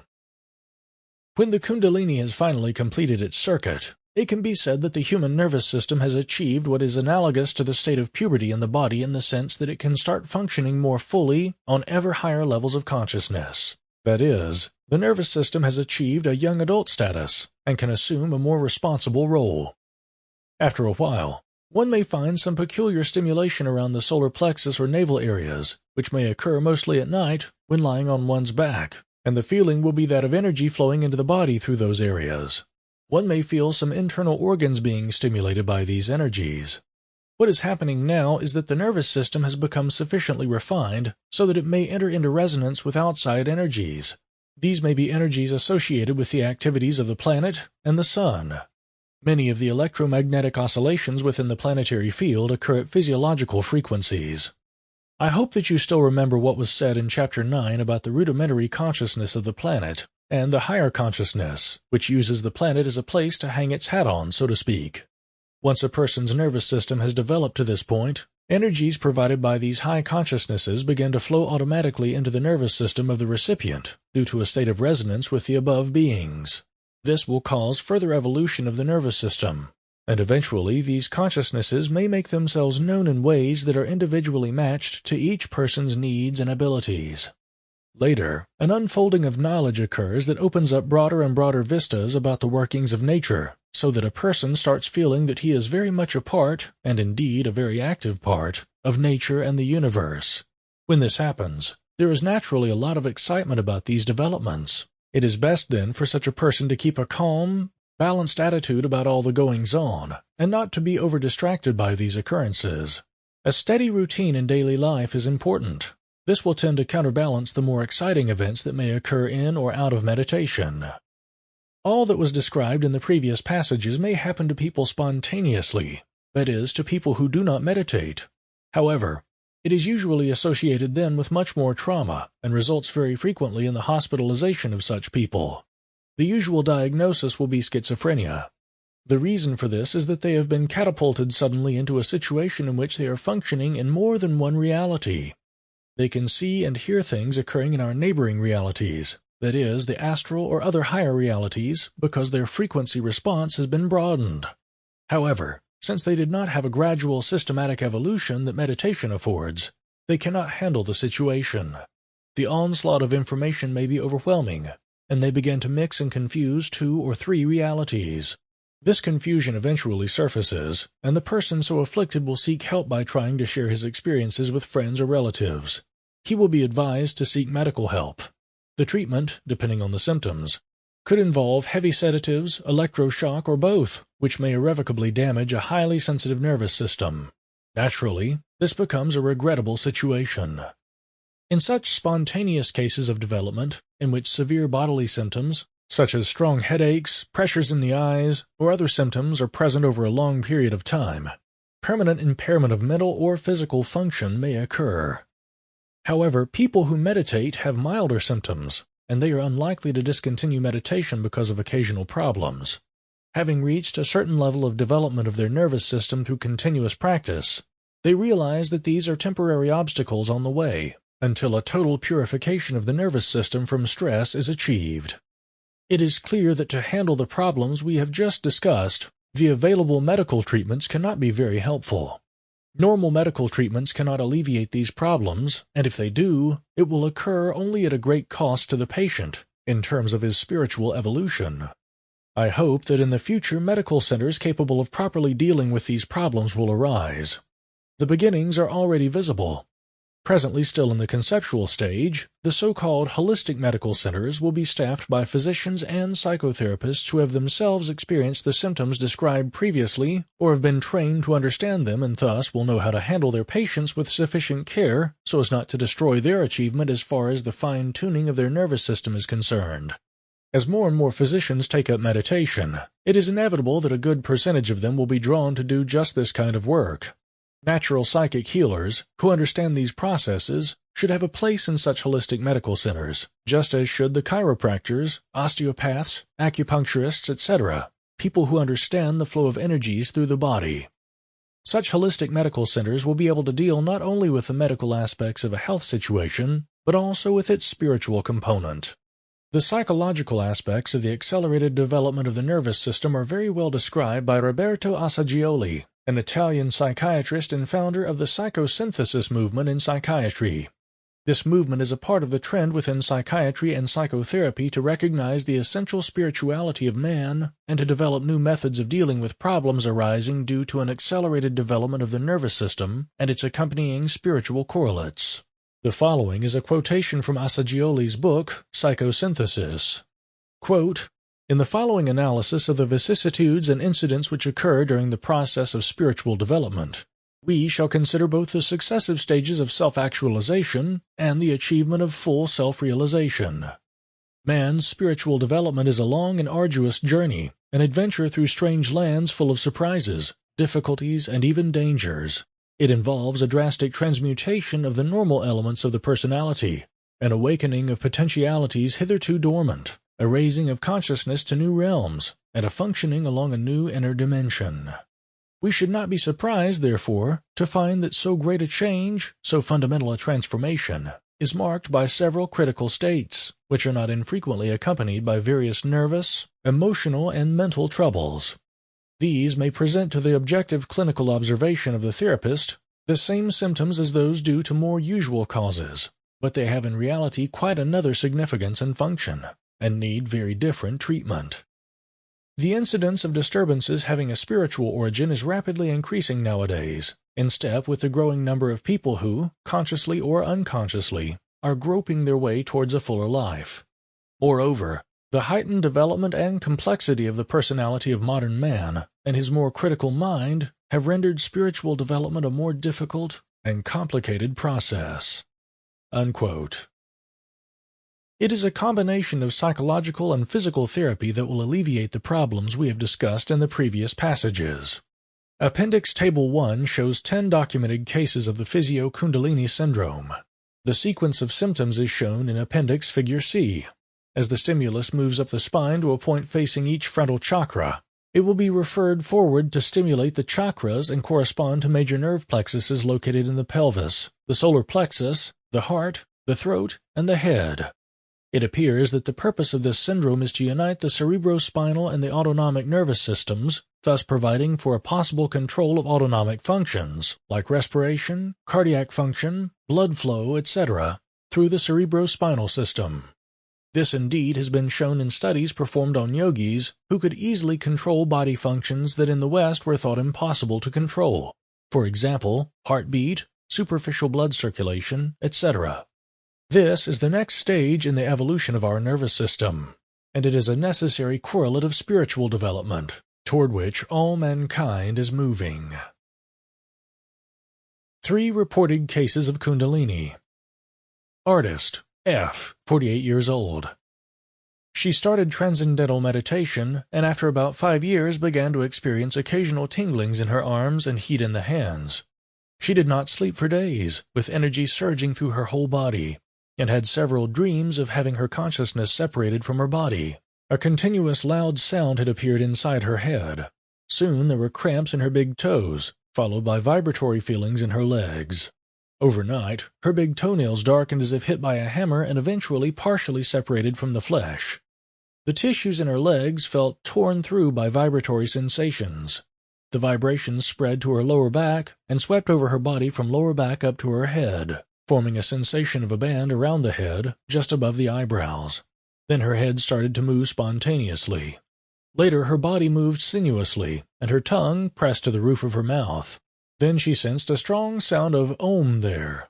The tingling spread back of her neck and head, over the head to her forehead and face. Both nostrils were stimulated, causing a feeling of elongation of the nose. The tinglings then spread down her face. At times her eyes seemed to move separately, and the pupils felt like holes that bored into her head and met in the center. Then she felt a tremendous head pressure and a brilliant light, followed by bliss and laughter. The tingling spread farther down to her upper lip, chin, and mouth. About this time, there were dreams of heavenly music. Then the sensations went to her throat, chest, and abdomen, and eventually she felt as if there were a closing of the circuit in the shape of an egg, up through the spine, down through the front of the body. As it developed, the circuit activated particular chakras on its way, starting in the lower abdomen, then navel, the solar plexus, the heart, then the head centers. The last to be activated was the throat. After that, there was a continuous feeling of energy pouring into the body through the navel area. This feeling stopped after the circuit was completed. The whole experience had strong sexual overtones. The greater part of this activity occurred over several months. In the last 2 years, there has been only occasional activity, mostly during meditation or when she is relaxed in bed. During the experiences, there was spontaneous yogic breathing, faint and controlled. Eventually, there developed head pressures which centered around the back of the head, the top, and the forehead. They affected the eyes, and the vision had deteriorated. The pressures would become especially severe during reading, resulting in pressures in the eyes and a pulsing sensation at the top of the head. The loud sound inside the head had eventually disappeared. Throughout the experience, she understood that she was undergoing the rising of Kundalini because she had read about it before. Therefore, she felt relaxed about it and just allowed things to happen. However, the situation developed into an emotional disorientation and a difficulty in integrating these experiences with the daily activities. Since the inflow of energy prevented normal sleep for months and continued during the day as well, work became inefficient, and she felt as if she were completely detached and was witnessing her own activities. Eventually, she brought the situation under control. The general effect was a greater emotional stability and elimination of tension, along with a greatly enhanced intuitive insight. Scientist M, 53 years old. He started TM meditation and within 5 years began to have gross, thrashing body movements during meditation and at night in bed. After a few weeks, these subsided. Months later, on going to bed, he felt tingling in his lower legs, followed by cramping in his big toes. The cramping extended to other muscles and gradually faded. The tingling rose to his lower back, and he saw a reddish light there. The light became like a rod, which he felt and saw being pushed up his spine. Then it extended forward to the umbilical area, with many tingling, vibrating sensations. Step by step, it proceeded in the spine to the level of his heart, and then extended forward to stimulate the cardiac plexus before continuing upward. When it reached his head, he saw floods of white light, as if his skull were lit up from inside. Then the light seemed to spout out the top of his head as a solid beam. Some time later, he felt a vibration in his right wrist, arm, and also in his left leg. As soon as he attended to these sensations, they disappeared. Then came a feeling of currents running through his shoulders and arms as waves of current, occurring at 3 or 4 per second, later increasing to 7 and more per second. At one time, when he focused on the center of his head, violent, uncontrollable spasms and convulsions came on. At various times during all of this activity, he was aware of sounds in his head, mostly of high-pitched whistling and hissing. At other times, he heard flute-like musical tones. Very frequently, there were feelings of peace and bliss. His sleep began to be disturbed by automatic movements of his body. Sometimes he would awaken to find himself doing spontaneous yogic breathing and assuming various hatha yoga positions. After several nights of this, the tingling went to his forehead, nostrils, cheeks, mouth, and chin. During this process, he had many ecstatic feelings and sexual stimulation, when the activity centered in the pelvic area. Then all this ceased and returned from time to time when he relaxed at night in bed. He could shut these off by turning on his side. About a year later, pressures developed in his head at night and started moving downward. Simultaneously, a tingling sensation started moving up from the stomach. He saw this all happening to him as if from a distance. The two stimuli met at his throat. He felt as if a hole appeared in his throat at the point at which they met. From this hole all manner of purely spontaneous sounds were emitted.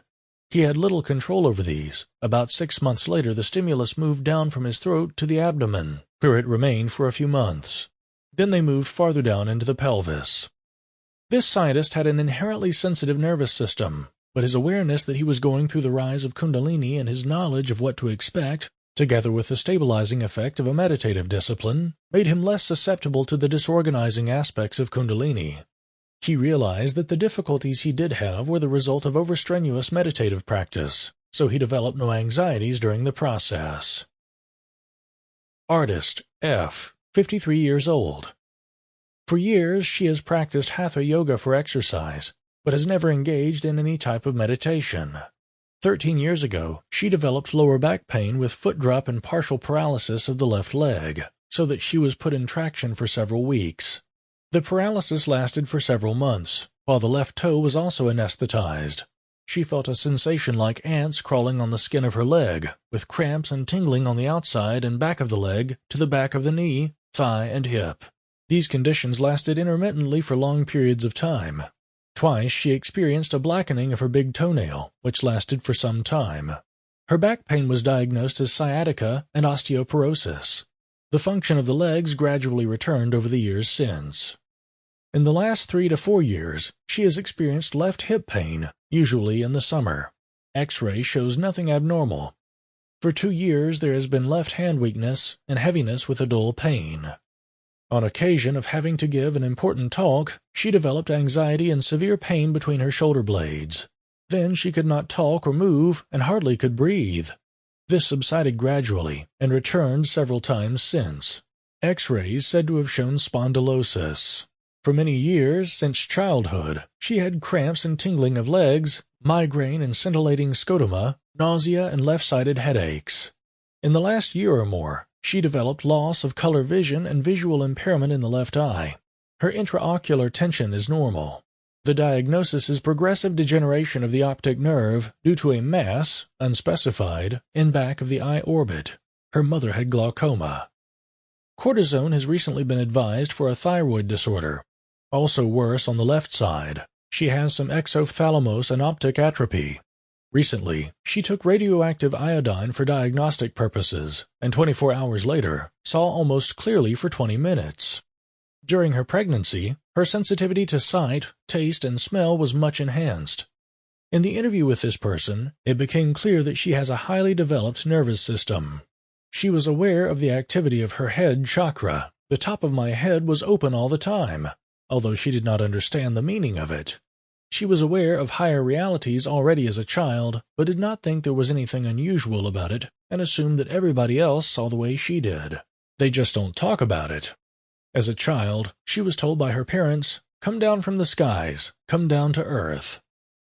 Being engaged in Hatha Yoga for many years has stimulated and accelerated the activity of the chakras and is probably responsible for the rise of Kundalini. The results of a spontaneous Kundalini are clearly shown by her medical record. The symptoms started from the left toe, rising up the leg to the pelvis, the ensuing paralysis of the left leg, further rising up the spine into the neck, thyroid, and the head. The pressures in the head, developed due to Kundalini, caused a degeneration of the optic nerve. We hope you have enjoyed this production of Stalking the Wild Pendulum on the Mechanics of Consciousness by Itzhak Bentov, read by Micah Hanks. This audiobook was produced by Inner Traditions Audio exclusively for Simon & Schuster Audio. Executive producer Mahar Asher Sperling. Text copyright 1977 by Itzhak Bentov. Production copyright 2022 Inner Traditions Audio. All rights reserved. Thank you for listening.